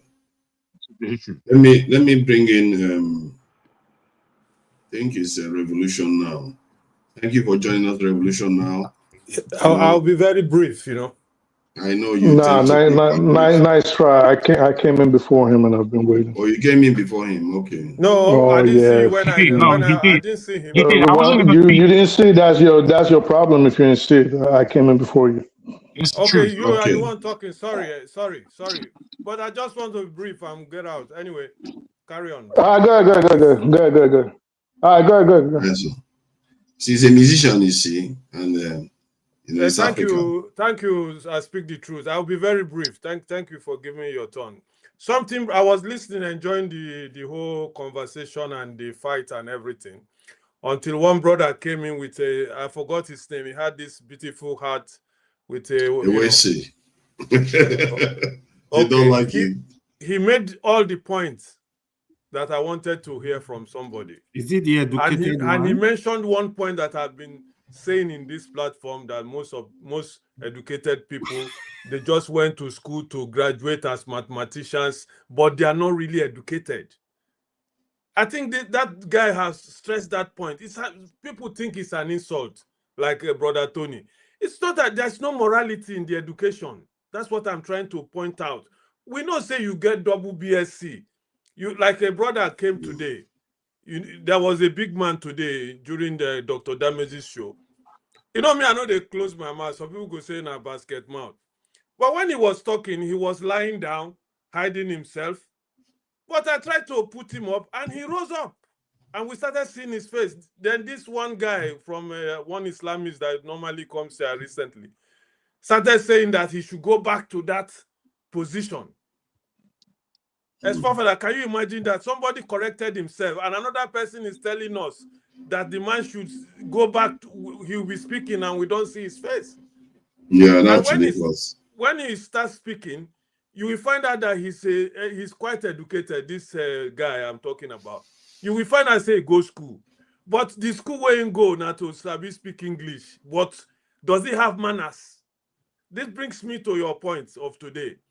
Whether the Igbos, if I'm correct, what the topic we are talking about, who is faring better? Is it the Igbos or the Northerners or the Westerners? I don't know what. I think that's what. Yeah, the idea is that are the Igbos, doing better than other groups in Nigeria? Let me tell you now, all groups in Nigeria are doing better. But if the Igbos like to argue that, I'm an Igbo man. I'm not among them all, but most Igbo will tell you, anywhere you go in this world or in Nigeria and you don't see an Igbo man, get out there. That's what they used to say. In any way, they are trying to tell you that they can survive even from the smallest. We have had that all over and again and again. But if you look at Nigeria from the point of view where I come from, street boy struggling by yourself, we have everybody there. You have Yoruba guys struggling. You have a Calabar guy struggling. You have Bini guys struggling. The only people I don't see is the Hausas or the Fulanis. But the rest part of Nigerians, you see them in the battlefield struggling. So I don't make an exception. Why is the Igbos? Spare part business in Lagos, when you go there, you will see Yoruba boys who have spare part businesses too. You see them have their shop. Maybe the Igbos are more, but you will see Bini guy will get his own spare part too. He did there. Calabar guy gets his own spare part. He's there. But maybe the suppliers might be the Igbos, because the Igbos have a tactics. They put money together and bring in a container and they sell. Maybe that is where you will see that maybe they are different. But for me as a Nigerian, I will never break up Nigeria, because we know the problem of Nigeria. The problem of Nigeria is that level of indiscipline. Nigerians are highly indisciplined, whether north, south, east, and west. We don't respect nothing, especially when you have an upper hand in that country. You can do anything, no consequences, nothing. Whether south or whether north or whether Igbo. I have spent many years of my life spending money, spending time studying Nigerians. You might think I'm crazy. Sometimes I will just leave my job, go to one part of the world, enter, disguise myself, I've said it here 3 times, just to study how Nigerians behave. The first thing you will identify a Nigerian with, they don't respect nobody. Whether Yoruba man, whether Igbo, whether Hausa. Especially if the man gets upper hand, even woman ain't worse pass. If you see a woman will get money, a Nigerian, if they deal with you, you will hate yourself. So what we are saying is, I don't want Nigeria to divide. I will continue to say it. Most of my Igbo brothers are not happy with me when I say this. The problem of Nigeria is not division. It's our character. Who are we? How do we live our life? Thank you. Good night, brothers. Thank you. I appreciate that. Well done. Nice one, Revolution. Nice one. It's always been straight with people. Revolution. You continue waiting for this revolution until 1 million years. Concerns. Is there nothing? This revolution, wait for it for 1 million years. Is there nothing you want to reply to concerns? You need rest. The guy is angry, man. Welcome. People just carry that nonsense head. Go out from there. Carry the nonsense head. If people are having good head, you carry nonsense head. Put your head. Revolution. Even in Nigeria, they can protest. Go and take your medication and get some sleep. Get some sleep. Oh my God. Anyway, so yeah, hello everybody. Yeah, Papa was just. Now you can reiterate. You can say what you.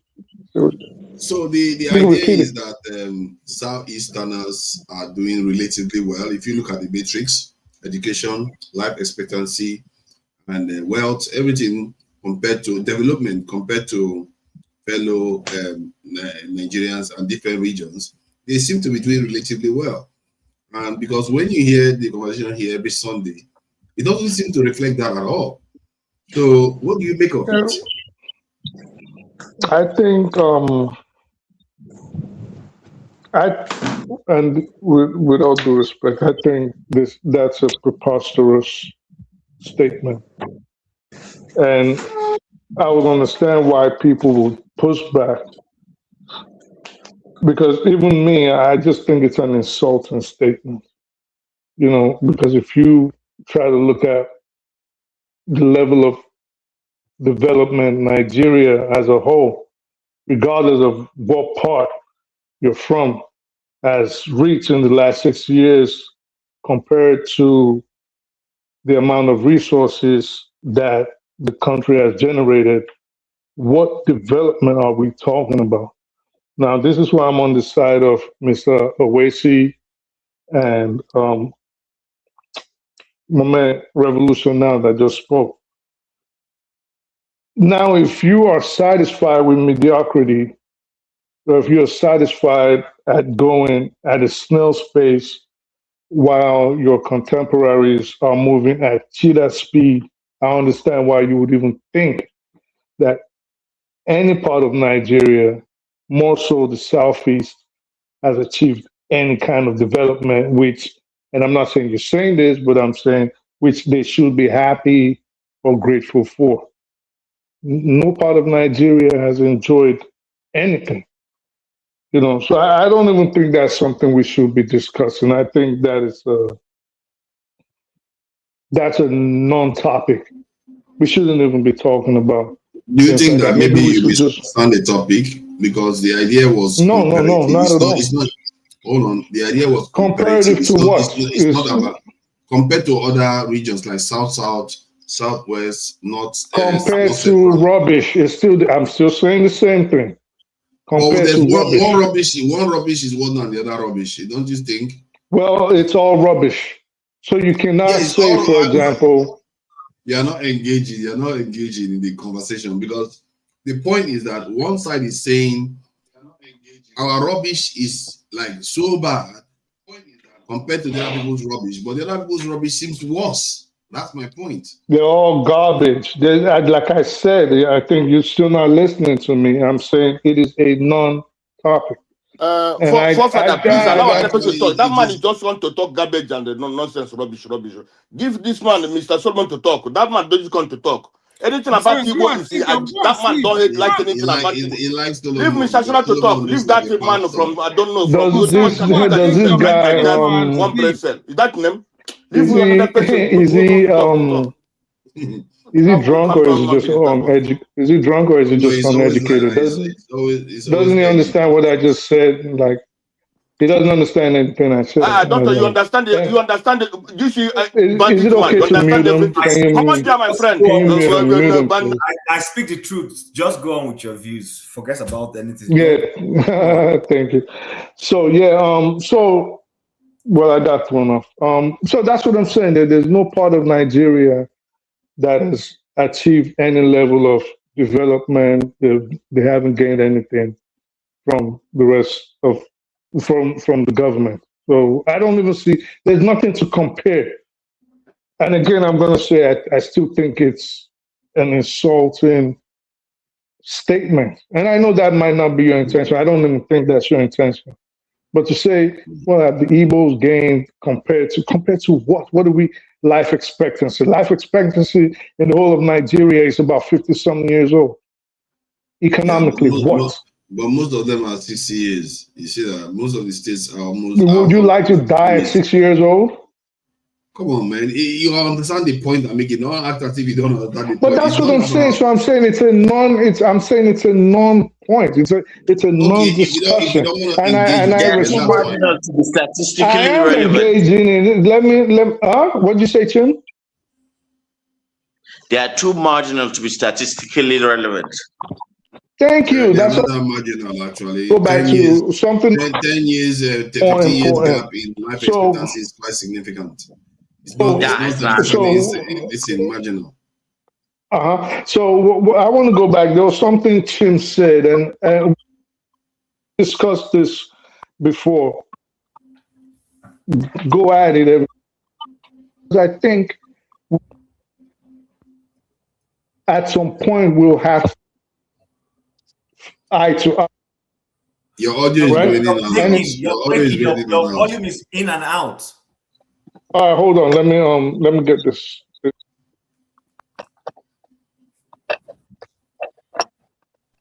Are you in Zambesa forest? Yeah, it's a Oh, edge. okay. Yeah. Can you hear me now? Yes. All right, thank you. Sorry for that. So there's something I want to discuss with Shimon.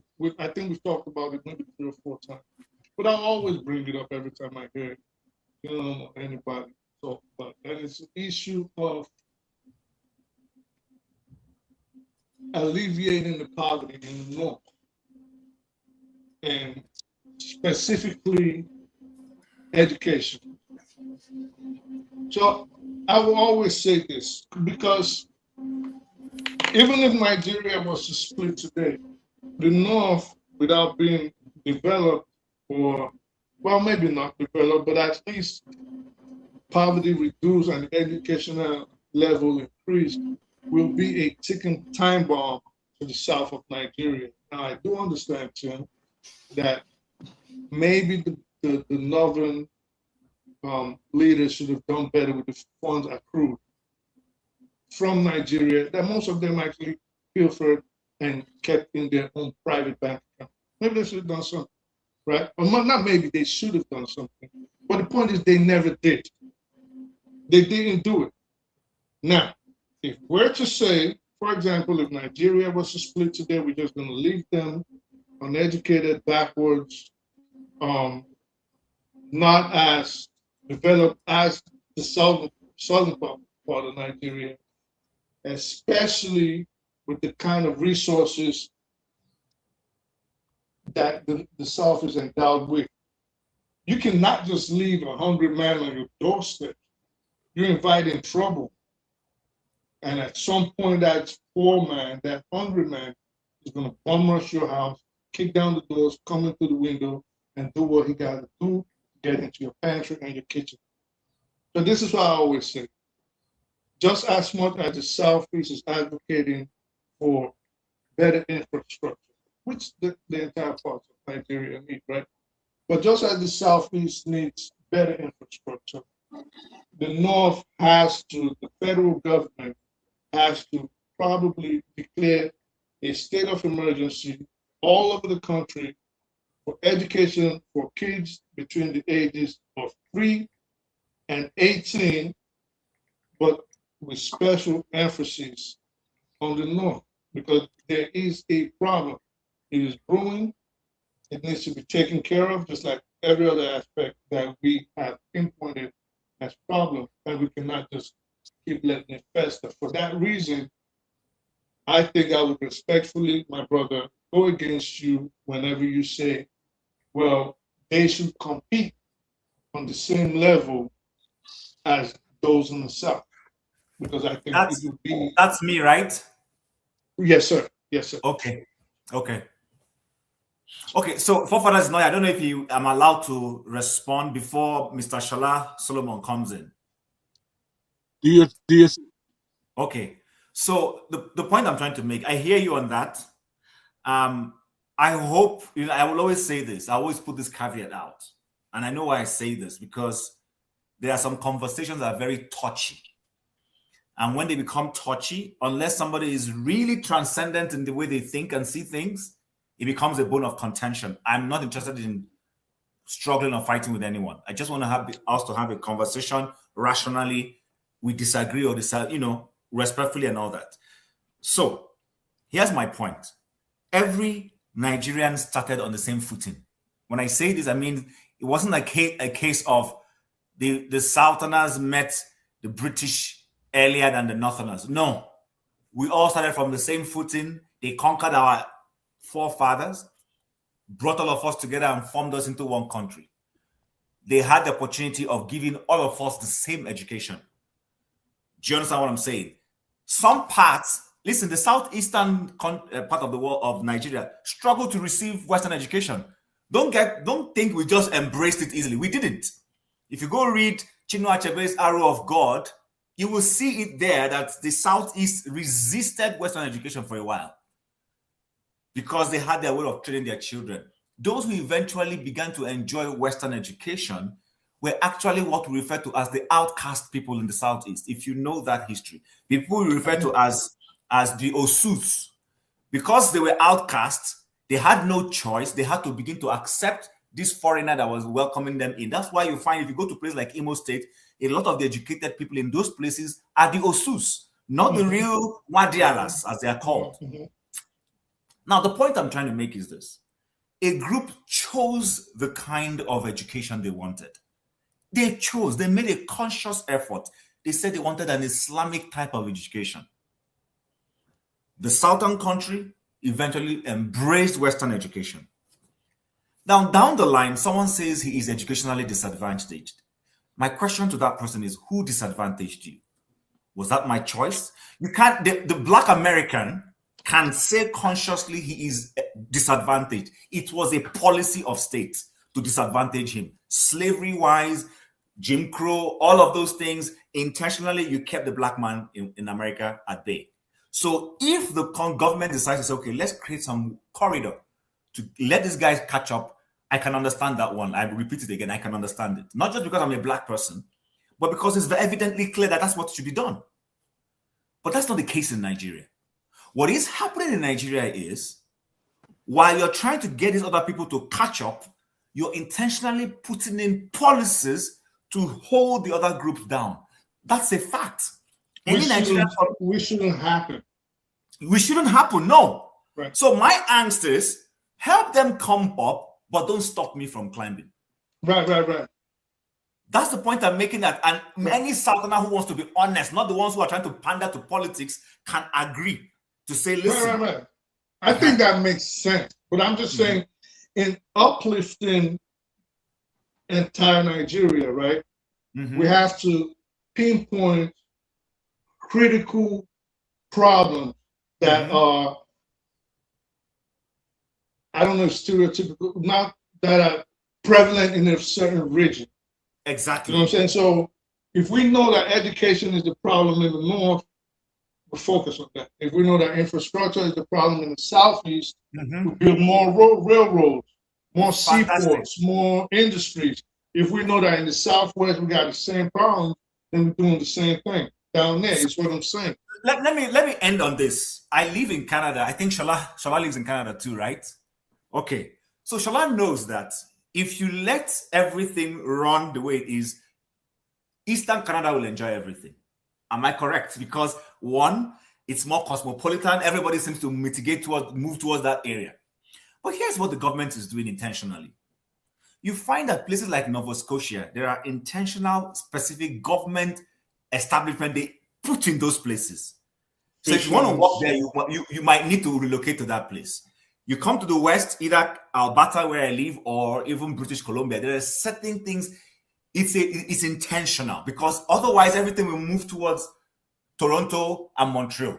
They intentionally spread these things to make sure the country there's this feeling of belongingness. They still have their issues. Western Canada still struggles to believe they are part of Canada, but the government is making an effort. I can be honest with you about that. The Nigerian government... I've lived in Canada before. I've moved there twice. Okay, but the Nigerian government doesn't do the same thing. Let's be honest. Right. See Kaduna alone, like we said. Do you know how many institutions sit in Kaduna?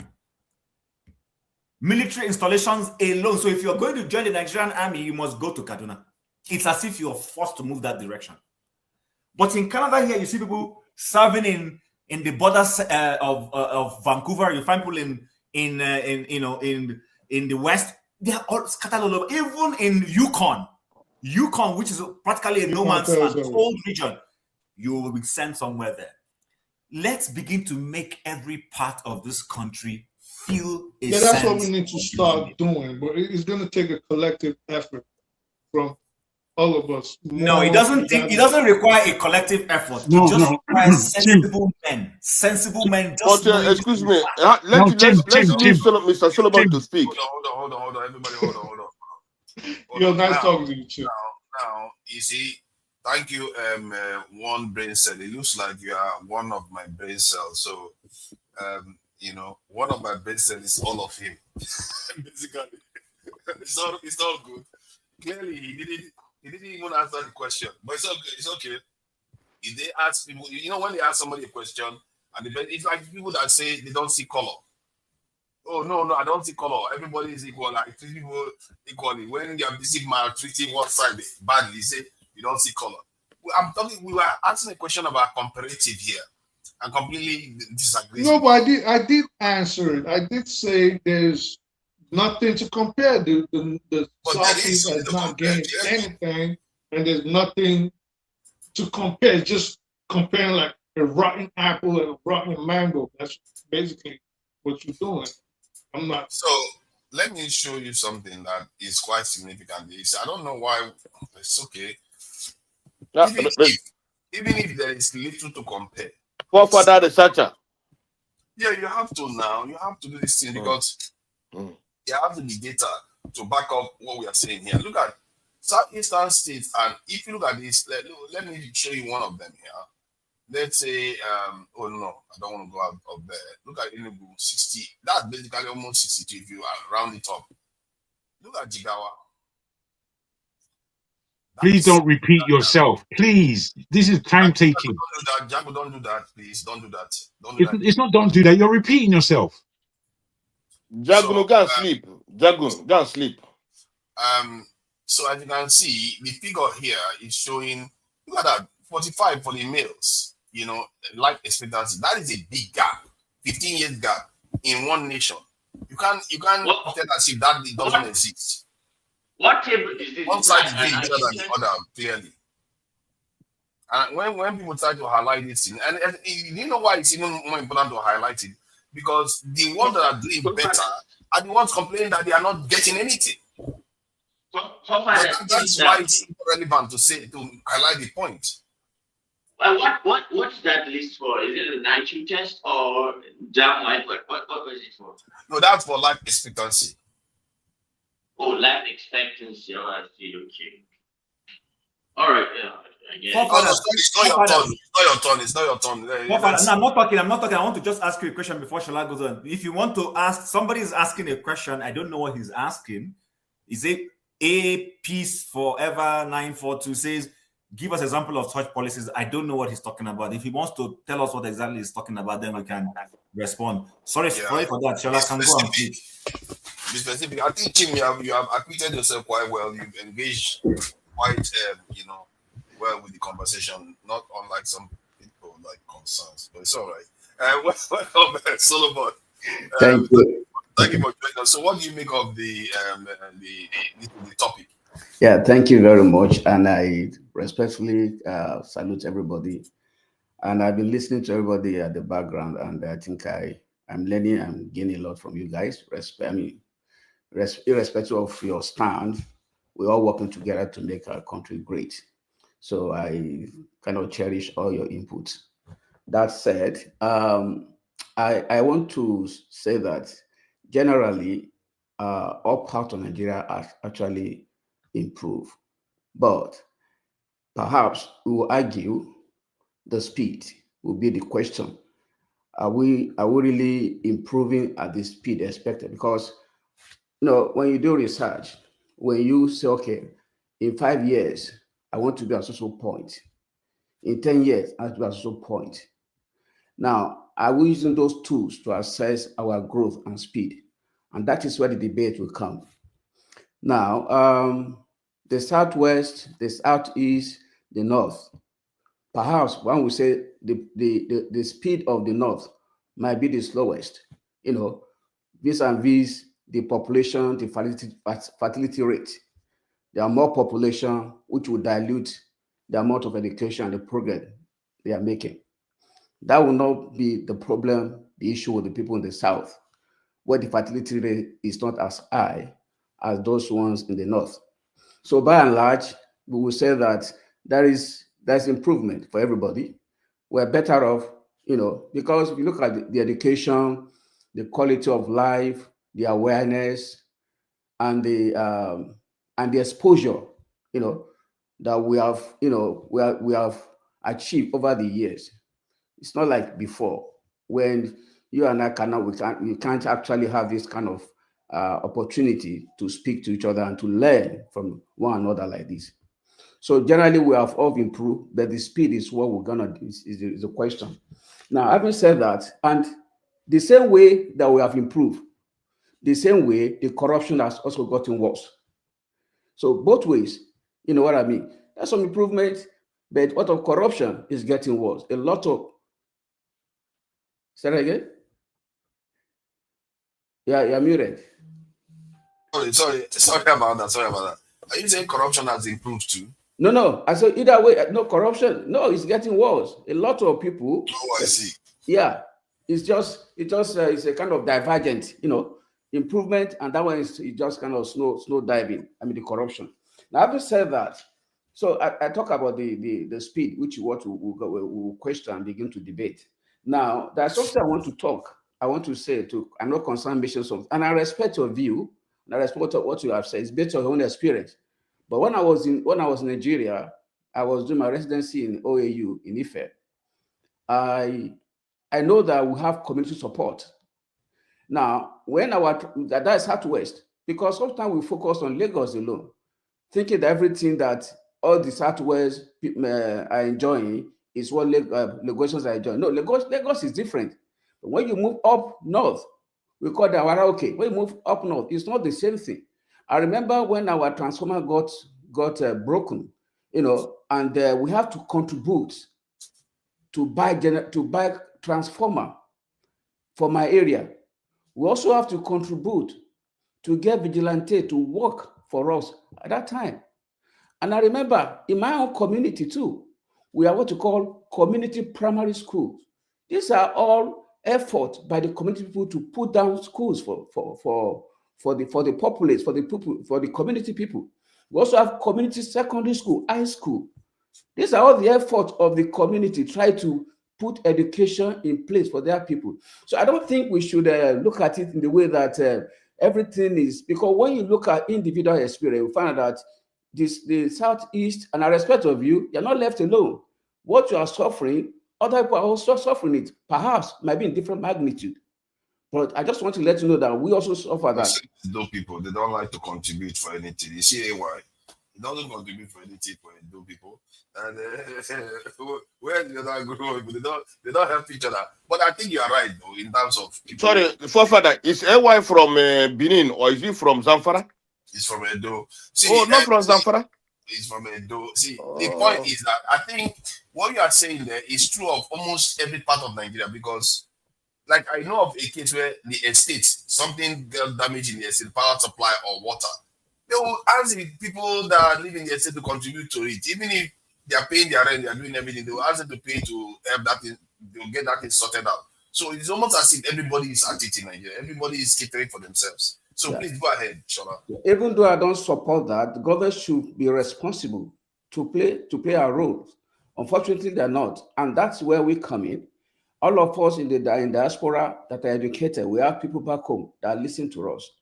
All of us cannot go home and stage a looter or anything like that, but we can continue to engage them, educate them on good governance, how to vote and what to do. And they listen to us. Now, Chima, I respect your view and I actually listen to you most of the time. I think you're very, very intelligent. I like that. But one thing about the Igbo people is that I have them as friends all over. And one thing, they're very industrious, very hardworking. They're very innovative. So one thing I know that I know when they get to a place, they can set up their business and they can get things going, But one thing I want you to know is that in the context of the population of Nigeria, even though Nigeria doesn't seem to them they are doing anything for them, but I guess that the population, the fact that there is a population, there's a population for them to render their services to, and that's why they get their income, they get things in return.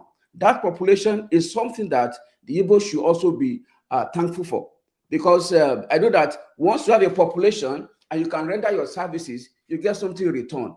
It might not be something you expect, it might not be coming the magnitude you want or the speed you want, but it's something we should appreciate so that we will encourage one another. I don't believe that we can, I don't believe that there is power, there is strength in our diversity.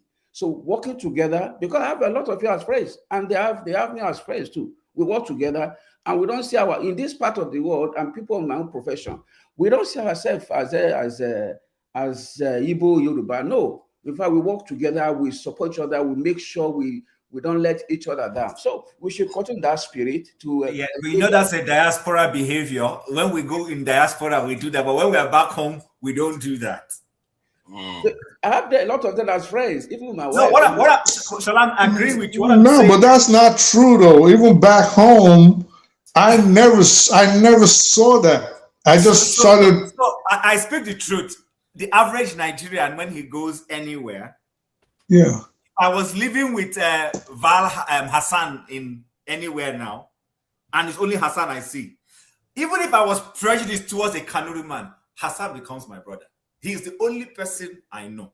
But when we go back to this our enclave, we become enemies. I don't understand it. Why? But maybe it's a jealous love. I think the point you are making is I'm always a brother to every African. But why are you swinging with your phone? Are you what's going on with your phone? Like he's moving a lot when he's not talking. He is in Zambesa forest. how about this? I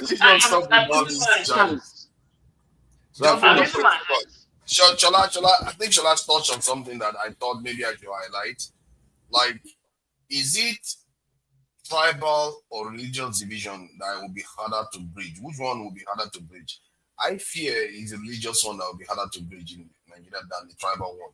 Because tribally we already married intermarried, but the religious one sometimes it can get very strident, especially in the north. So it's something that maybe we'll debate that some other time. I believe, forefather, if I may add to that. Depends on the part of the country.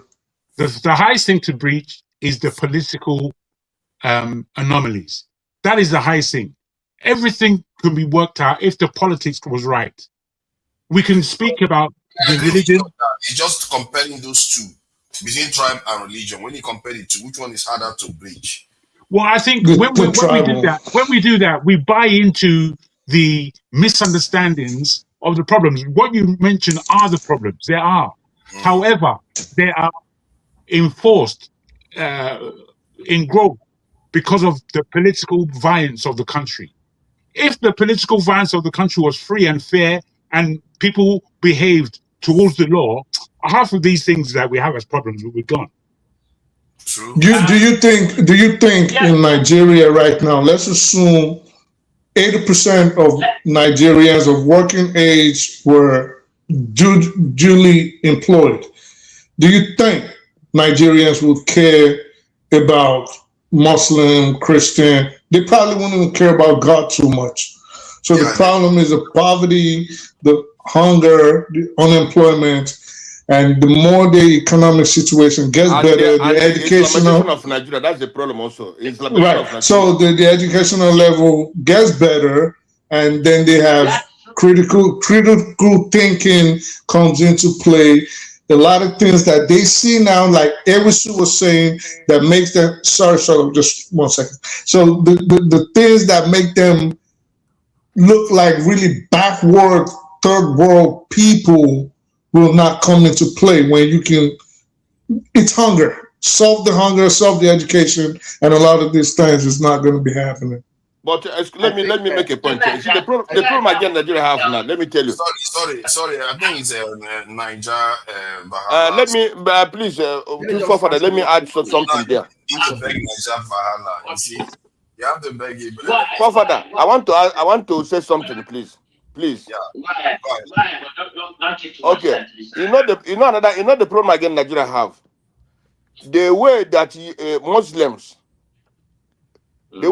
treat Christians in Nigeria is bad. Mostly the government treat the Muslims as higher than the Christians. They respect them so much. If a Muslim do something today and the Christian do the same thing, a Christian will be punished and that Muslim will not be punished. That's the problem. You see, that's the problem we're having in Nigeria today. It's not only about the bad government and all this infrastructure and so on and so. But the problem again is that Sambo Dasuki was from where? What? Sambo Dasuki was what? Christian or he was? Look at the way you talk. Sambo Dasuki is one person. What of Gumi? What of food? What of others? There are many. Kosa, are you comparing that? Okay, Gumi is one person too. What? I think the question you asked. Kosa, go asleep. You have to look at Nigeria. The tribal one to finish now, please. The tribal one will be a factor all over Nigeria. However, the regional one will be more strong, effective in the north, because the southwest, I don't think we're going to fight on religion, because no, Southwest will never fight on religion. We won't do that. In the southwest, in the southeast, I don't Southeast think too, religion will be strong. But to Mr. Solomon, Southwest, the Yorubas who are Muslims support him for too much. Like the people in South who are a Muslim, they support him for too much. More than the Christians in Yoruba land. What's wrong with you? We are not going to kill ourselves based on religion. We are married. In my family, we have Muslims in my family, and we kind of flow together. I go to mosque, they go to church. We don't worry about that. Tribe clear my time now for fathers. The entire old Western region will not have a religious problem. From Delta to Lagos, there will be no religious problem. Now, the North and the Southeast, I cannot say. When you see a Yoruba Christian talk, he talk very good. But when you see a Yoruba Muslim talk, he support evil. That's the fact. That kind of statement is just idiotic. Idiotic statement. I don't know why people should speak like this. Jagu, you're very stupid. You're very stupid, Jagu. My stupidity.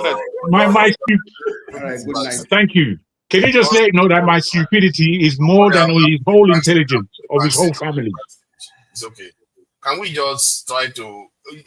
Okay, let's concern speak. I think everybody has had their say. Then support the actual voting will speak. They will round up, But forefathers, a point to make though. Somebody wrote it down there. This Dan Isaiah or whatever said it there. MC Oluomo threatened an entire tribe and race. He wasn't called by the police. Let's not take that's true. No, that's fair. There's so many injustices that went on in the last election. That's for sure.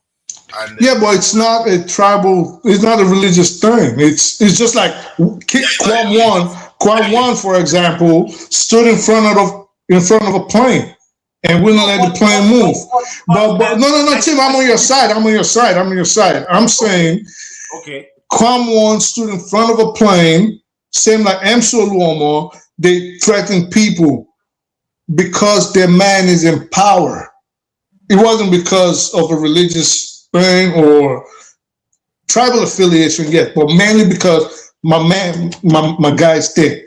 Nothing's gonna happen to him. Yeah, but that's the point. When we have that kind of system, so if so I'm not. Forefathers question. When we have a system that does not hold people accountable, then you give a sense of injustice. Right, but I'm saying it's not as a result of I'm just letting him slide because he's from my tribe or we practice the same creed. This is the clarification I'm trying to make. It's not because he's Muslim or both of them was Muslim, or I've heard MC Oluomo, me and AY was laughing about this. AY, remember we were saying he saw the surah? He couldn't recite it. Yeah. He was just and he ran off. You know what I'm saying? So he couldn't recite. Nas he couldn't recite. So I'm just saying, like, it wasn't because of religion or tribe. It was just because my dude is dead and ain't nothing happening to him. MC Oluomo is working for his money, Chief. He's working for his money. It's like Jago fall my hand when it comes to Yoruba language. He fall my hand yesterday. We were trying to get Jago to speak Yoruba. He was struggling. All right. Yeah. Forefather, why are you sending me to the back now? Why did you send Jago? Jago insulted me first. Why didn't you send Baku to the back? Oh, you should have heard the full insult. Apologies. You're supposed to check. That's why I used to say. Why didn't you send Jago to the back? Good night. Apologies, concerns. This is Christmas City. Apologize. You never used to apologize to me when you did that to me. Why are you apologizing? What did I do to you? You came here instead of talking, start insulting Pasnat. Pasnat is not his. Okay, I'm gonna put you back. Say if you carry on like this. Okay, let's bring a Bahala in. Oh, sorry about that, Bahala. No problem. Who was telling me to go and sleep? Was it AY? No, not you. Corsans is the one I need to sleep. What is going on? Yeah, he needs to go take his medication. What then is going see. on with your camera? It's really moving a lot. You see, forefather, you see that that big boy with the big head is insulting me now. Kosan, go take your medication. A doctor is here. I will tell him to help you. Ancestor, forefathers are calling you ancestor now because I believe that that suits you more. You try a lot handling this kind of platforms. It's not easy, man. Damn. Okay. Let's start. The reason why I came on is the other guy. This revolution. The guy that keeps dreadlocks. Advice like Ovier. Yes. Yeah, he actually talked about me, and then he misrepresented me essentially because what had happened was when Rudolph was the man was not even a guest in the program, right? The guest who was supposed to come did not get to come, so Rudolph improvised. And then the man said he was tired and that he's practiced law for 50 years and all that. And then, but a lot of people kept complaining that he needed to sit up so that they can see him and all that. And when the man sat up, and I actually saw him, and I saw a very old, fragile man. Now, Revolution now has every right to say if he doesn't care whether he's old or not, that he should, conform to whatever everyone is doing. But you see, this is the difference fundamentally from a philosophical point of view, from where I see things. I actually want to help elders. I want to ease their life. I want to see them. If I see a woman, Sorry, Bahala. Hold on for a second. Hold on for a second. No, I'm not trying to stop you. I'm just talking about there is this movement that is going on with your camera that could make people feel woozy.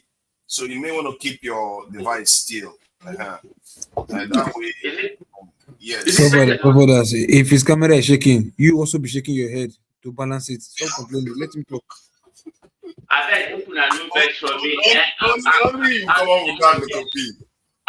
Now, China, the whole I look at which is not that. Continue with your voice that is needed. So you're using your hand to hold it. Aye, that's hard. Yes, now. Okay, so that was the reason why essentially that I did that. I believe you mean and the fervor, the heart, the courage to change things, especially things that concerns, the way we live our life in this country, how we engage with each other and all that. I don't think it's something that you come online and boast of it and leave afros or dreadlocks and curse people and shout at them. That is not how you influence people and you make people change. It's a strategic hard work that you need to bring in stakeholders. You need to talk to people who disagree with you. You need to bridge the gap and find common ground. Now, somebody who thinks, and that's the problem with westernization, and I keep arguing that a lot of Southerners think of us in the North, I think they're somehow superior. While no matter how many PhDs you have or a professor that you have, there's something wrong in you if you are not grounded in a moral philosophy that guides the way you interact with the world, that gives you some sort of humility, some sort of ability not to be arrogant, not to think of, okay, if I have so amount of money, that is it, then I'm done. A lot of Southerners think the amount of money in your bank account is somehow your value. and that is the fundamental difference from the kind of philosophy that exists in the North. There is contentment. Don't get me wrong. A lot of Northerners want money too. Everybody wants money, but it is not the start and the end of life. The goal is for happiness, for community, and brotherhood, not this individualistic, cutthroat,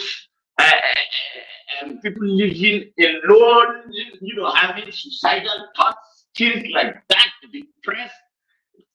This is not what we think as progress. Okay, so life is a balance, and yes, the north is not as rich as the south, but the north is a lot happier, if I may say that. And contented. That is, hold on. That's a very, very interesting point you made there. So in one of our metrics, we talked about life expectancy, education, and all the rest. But are you telling me in the happiness index that the north is higher than the south? Okay, let me make this point. You see, especially when I come to platforms that are southern dominated, there is a security problem in the north, right? But it is so blown out of proportion. And in Rudolph's show earlier yesterday, a lady came and one elder man counted her. And he said that everything was going on smoothly. Now you can see the dangers of pushing narratives. Yes, there's a problem, but it is not as bad as the Southerners are making it to be. If it was that bad, do you think everything will be moving the way it is moving? Goods and services are going throughout the country. People are still traveling. Don't get me wrong. There are pockets of violence. This is a country that has 250 million people.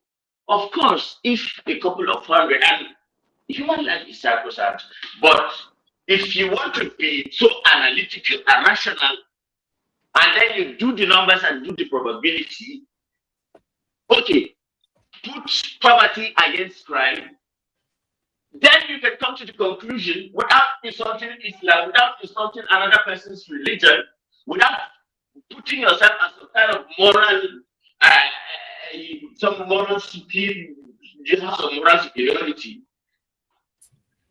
and actually be able to engage with the other side without actually insulting them. Sometimes I think a lot of Southerners do this, but they don't know that they do it. They don't know that they come off as insulting. Maybe that is the case, but that insensitivity, that's one of the hindrances in actually moving our discussions forward. And forefathers, I know you to be one of the people who tries to listen. You listen, you agree with your points, but then you kind of revert sometimes, most times at the end of the day, and you go back to your default settings sometimes. But then at the point of listening, you agree with your points. So I'm going to try to talk about some few things too. I hope you agree and don't go back on them in the future if you are listening.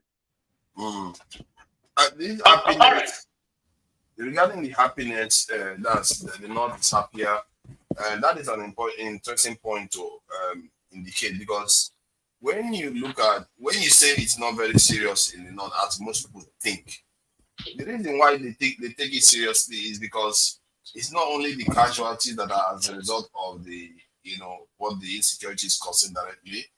We are talking about IDP camps where people are not going to live very healthy lives, are probably going to have lower life expectancy. We are talking about economic growth that should have saved a lot of lives, that people would die out of poverty. So there's a lot of knock-on effects that are not being taken into account. Yes, I'm not trying to, minimize the damage. What I'm trying to do is, just paint a picture so that you better understand what it's like here and why you see us do things you don't understand and you end up misinterpreting it the wrong way, and then it snowballs into something different. Look, as regards education, I was listening to somebody saying that the Igbos are the most educated, and that even before the white man came, blah blah blah blah blah blah. I don't know where to get their history about education and all that. Well, Yeah, you can believe what you want to believe, but the fact remains the fact, okay?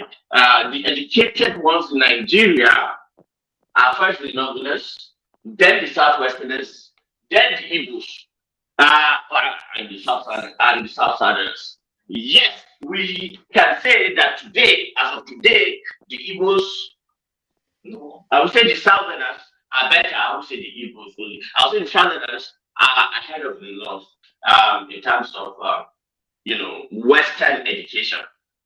But newsflash, Western education is not the only education.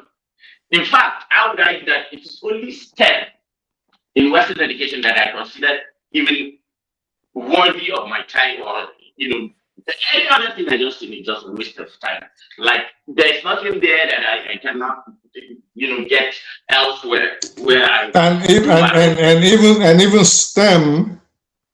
STEM had Islam had a lot of hand in how science, mathematics, and all of these things came about that we practice today. So the advent of Islam, the Arabs had a huge hand in how we do mathematics and science today. This is not just Western education, as I said, to bring that out, that Islam made huge contributions to what you call Western education today. The algorithms that the social the media are using right now, it was not by Al-Khawarizmi, and it's a corruption of his name by the barbaric Teutonic Anglo-Saxons. That who is that person you're mentioning? Who is he? Where is he from? Al-Khawarizmi. I think it was Iraqi or something, yeah. He's from Baghdad, the University of Baghdad, the one that was established Iraq. 500 years before your Cambridge and Harvard and all these things that you Southerners celebrate. Hold on. Why are we talking about them? We are talking about, and I must say, it's very interesting that. No. It was just a bit of a diversion. I'm coming back right now to continue where I left off about the Northern Nigeria. Okay, because because I don't know, because you are like trying to say, you are almost sounding defensive. The question is not about the North. It's just saying that the Southeasterners are doing well.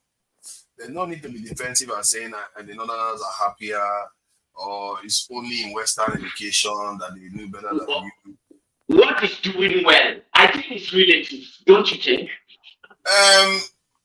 It's context based. When you measure life expectancy, measure educational attainment, measure GDP, those sort of things, they are actual values that are useful to calculate how well a society is performing, isn't it, in those areas. So if they are surpassing most regions, you have to acknowledge it. No, I'll only take one out of all those indices, okay? I'll take life expectancy. And if it is true that life expectancy in the North is far below what it is in the South, then something is wrong, very wrong. But apart from that, and if those numbers show what you're actually relying on, then I think because of the margin of error and actually I don't know what type of how they gather the data and all that, it may not even be that different, because I have been to practically every part of Nigeria, and I always make this point, I don't see any difference fundamentally from Caesarea and Enugu or Ile-Ife and Dutse.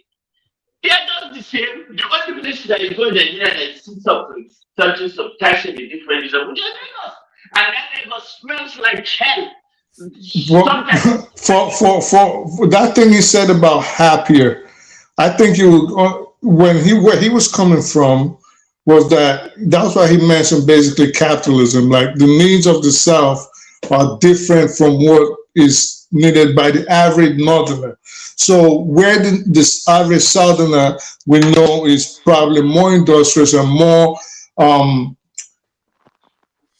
I don't want to use the word money hungry because that could sound derogatory, but where the average southerner wants more money, which is what he was saying. The average northerner is satisfied with what you might term little in the South.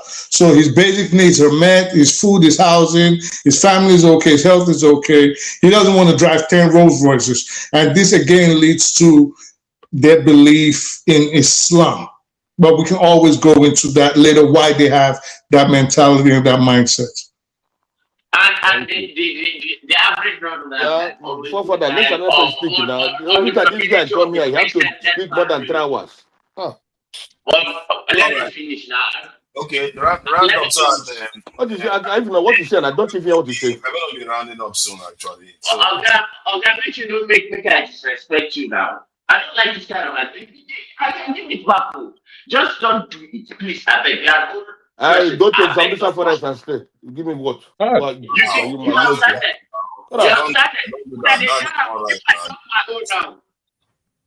Respect yourself now. All right, okay, let me just try and just push my point and get out of here. So people are irritated by seeing me. Sorry for them. No, don't worry about that. Don't worry about that. It's just constantly irritated by everybody, to be fair. Anybody that speaks is irritated. You see, what I think about Northern Nigeria, yes, Northern Nigeria is educationally uneven, okay? And what I mean by that is we're uneven but not inferior. You get what I mean? Mm-hmm. So when the South outperforms the North on average metrics, okay? Literacy rates, okay, enrollments, completion, they not complete in practically everything, and they are at the higher echelon of whatever it is that they decide to complete. Nobody can show us brain power or understanding or anything like that. Yeah, we have underprivileged, and we have a lot of children who have been tragically abandoned by the failure of leadership in the North and the elites who have failed to do their duty and all that. Yes, we do have that problem, and we are not the kind of people that bury our problems and then take a letter and shout about everything. And a real man is not a victim, and he faces the darkness.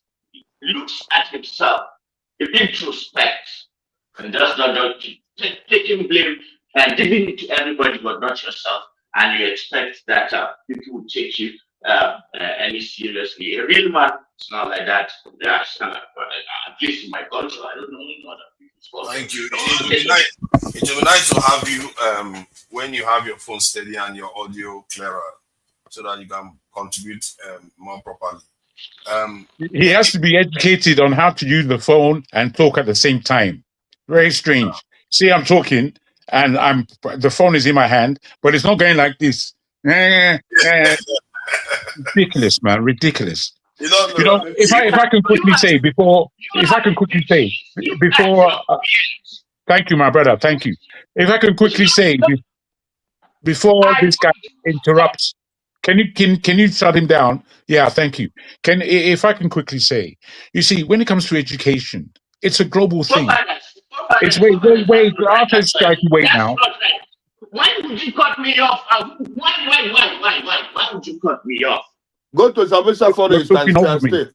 Okay. You did your thing. Let me finish. I thought you were done. Okay, use 1 minute. I was not. You keep giving them to interrupt me, and then do you want me to just leave them to? I thought it was done. Well, I thought it was done. Hold on. See, use 1 minute to round up Valhalla. Better, and I hope nobody interrupts. Thank you. Okay, so what I was saying earlier, So in everything, do not compete. When you and if you look at it, how things have happened, a time will come by the sheer volume of our population, okay, and even that percentage, say 30% that go to school from the north, they will double or triple every, southerner that even goes to school at some point. Of course, it's inevitable. If demographic projections remain the way they are, I don't think that is something that anybody would argue that shows the data. Okay, so literacy rates, enrollment, completion, but I did not compete, and most times even outperform the South. So when you control for history, poverty, insecurity, maybe language barriers, things like that. When you control for those, you are going to find out that the situation is not as stark and as so different from what is obtainable in the Southeast. I've been to the Southeast, I've seen their children hawking, doing mechanics, spanner, Mondays, Tuesdays, Wednesdays, on weekdays, they are not going to school. Nobody can come and gaslight me here and tell me. This is not against the North. This is about comparing the South. That's all it is. And if anything, you are being a little bit too defensive. There's no need for that. Nobody is calling out the North. Let's. Can I quickly say, forefather? We don't have a lot of time. Then I know. Let him have his say. Then maybe you can chime in. Because when he starts looking sideways like this, you have to address him. Welcome, Loco P. So how is everything? I hope the festive season is treating you fine. You're getting ready to celebrate the Christmas. I wish you the happy Christmas and and a happy New Year. How is everything? What do you make of the topic?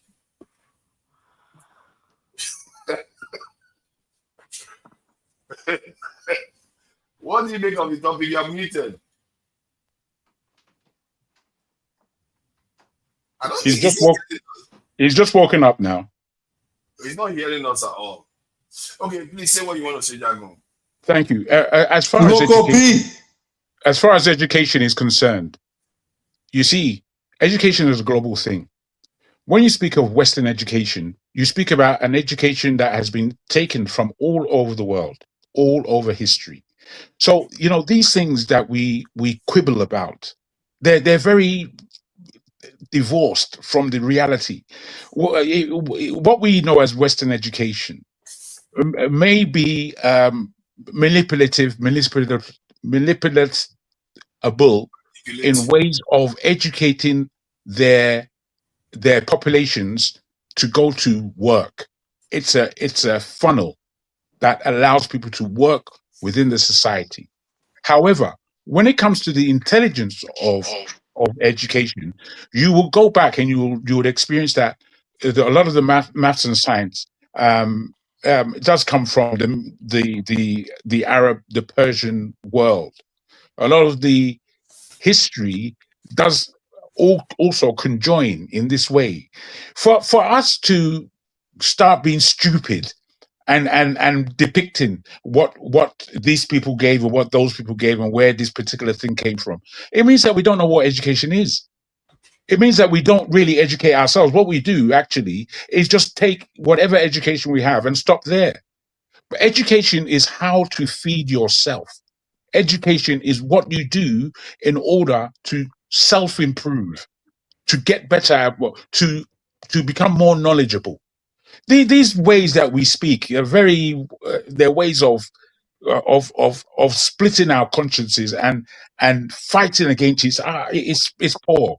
It's poor. I believe it's the devil's work when you behave in that way, like you don't know what it is that you're talking about. Education is global.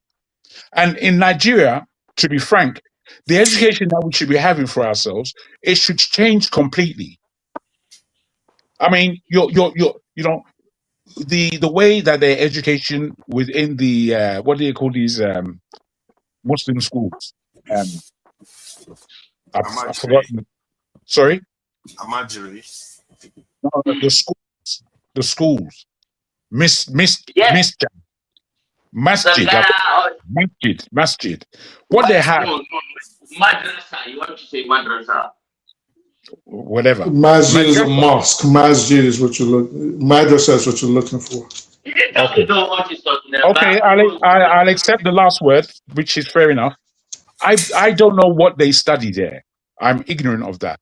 But it seems to me that largely they study the Quran. I don't know. I could be very wrong. I don't know that the education that they're giving them is a full education to engage in the world that they're actually living. And this is my issue.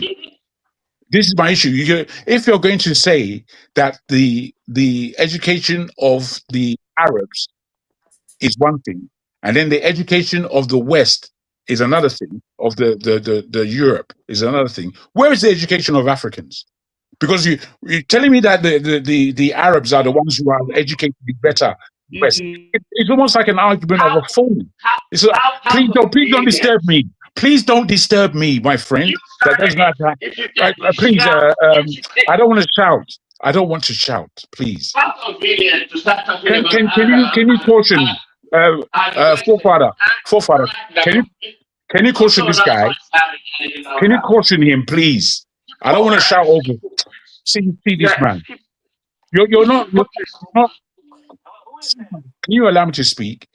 Caution the guy now. He's look at this. Forefather sitting down there. Go ahead. Talk. I wish you wouldn't talk at all, my friend. To the background, but that this thing is speaking. You cannot even bring to the background. That is full animal. Okay. I'm tired, man. All right, thank you, gentlemen. I think my brother, I haven't finished. I don't know if you're hearing what's going on, or if you're just sitting down there. I don't know. I asked you to stop him so that I can complete what I'm saying. It's very rude of you. Calm down. You can just say stuff without shouting. Well, it's very difficult to be calm when you're not doing your job. The guy was speaking over me. You saw it. You sat down there like a plum. I saw it, but you are not the first person he has spoken to like that. No. But did am I making any point? Are you hearing what I'm saying? I'm making a point. Okay, let me finish. My point is that the way that we are speaking about education here is not how grown people who are educated should be speaking about education. It's as though we don't understand. We do understand, but we want to pick sides. And that picking sides is unscrupulous. It's not how to conduct oneself in a public forum. It's not. We need to understand that there are particular things working against us as an African people. And both Islam and what they call Western theology are the things working against us as Africans. And instead of us picking up that point, we are now picking sides between two foreigners. It's pathetic. The way we speak and the sides we choose, we're shit-minded. But Jagan, okay, so I don't think that's the issue. What happened? Just forefathers? Let me just. Sorry, no more. Sorry, I'm not going to do this when I will keep dragging me before you get engaged in another argument. So let me just take everybody backstage so that I can just round this up. Thank you all for coming in, and the conversation, to be fair, has actually gone okay. The only person that tried to throw fire in it is that concerns, and it has gone relatively well in a civil manner. And I have to thank Ewesi and Chim and Tony, AY especially, and there is Valhalla, Speak the Truth and support the electoral voting. You all did very well today. I have to say, it could have gone very, very charged and everybody just saying what they didn't, what they felt. So I really appreciate it. And the chat has been relatively civil today. And I have to thank the people that have donated, and how much is 1,000 naira these days? I think it's about 70 cents, isn't it? So African Logic Frequency has been donating 1,000 naira continuously. That we have to appreciate that, because it's not easy to be in Nigeria donating money and shaming all these people that are overseas. You know, none of them donated, and they can even barely do like share. You know, just go and like and share. You know, just like each of you cannot share, just like. You know, it doesn't cost you anything, and support the channel so that we can be able to bring more of this to you. You know, maybe they will even have new hosts. You know how a lot of people like new hosts, and maybe some of the panelists can even become a host. You know, especially when there's money to go around and maintain the quality of the platform. So I have to thank African Logic Frequency for his donations, and he's been donating 1,000 naira. I think altogether it's more than £5 he's donated, or $5. And Tim Majek donated $2. I really have to appreciate that. Thank you for the donation. And hi, Buritan, I see you there. Hey, for real. Paye, Pansat has been a little bit on the chat session. It's a chat warrior these days. OB, I see you there too. I see you. Thank you. Boom Boom Ray is also on the chat, and he came on the panel too. Thank you for joining us here. And all the people that are there that I didn't mention, I'm sorry. And I hope you all have a wonderful Christmas celebration. Maybe I might decide to come on before Christmas to just, have some kind of conversation, because I like some of these non-political conversations sometimes, because at least it breaks up the intensity of conversation. And there is a Tai Dajuma, thank you for joining us. Dan Isaiah, I see you there. AB, I see you there. Festus Sonyirioha.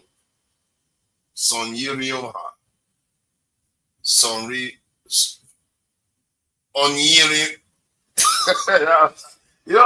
I have to be careful. I don't want to murder people's name.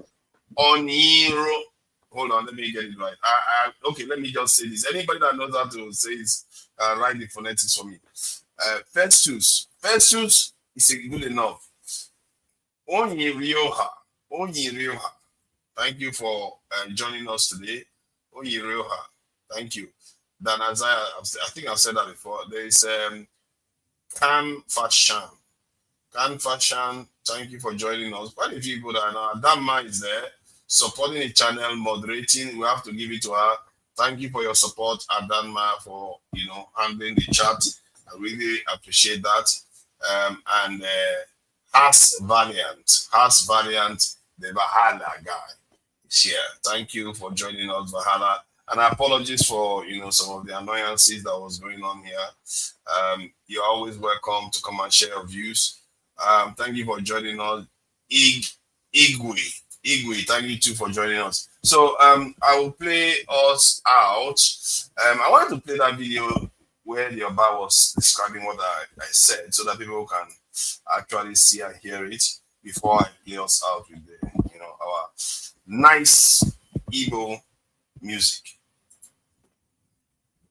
Relinquish my right to be in charge of my ancestors' property.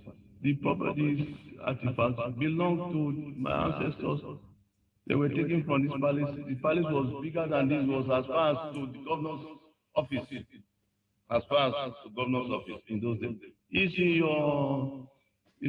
in Wikipedia, Pinterest, and so on and so forth. So there you go. When I heard that, I think it just reminds me of the sacrifices some people have made for this country. So I hope we all keep that in mind, with this information. And thank you all for joining us. Till next time, bye everyone. Make I go low, make I shoot you bazooka, make you for your kata. I drink a go, I drink it, kai. Okumbareta, I put the big book, I hold Okumbareta, you know that today, the fire, Okumbareta, the best in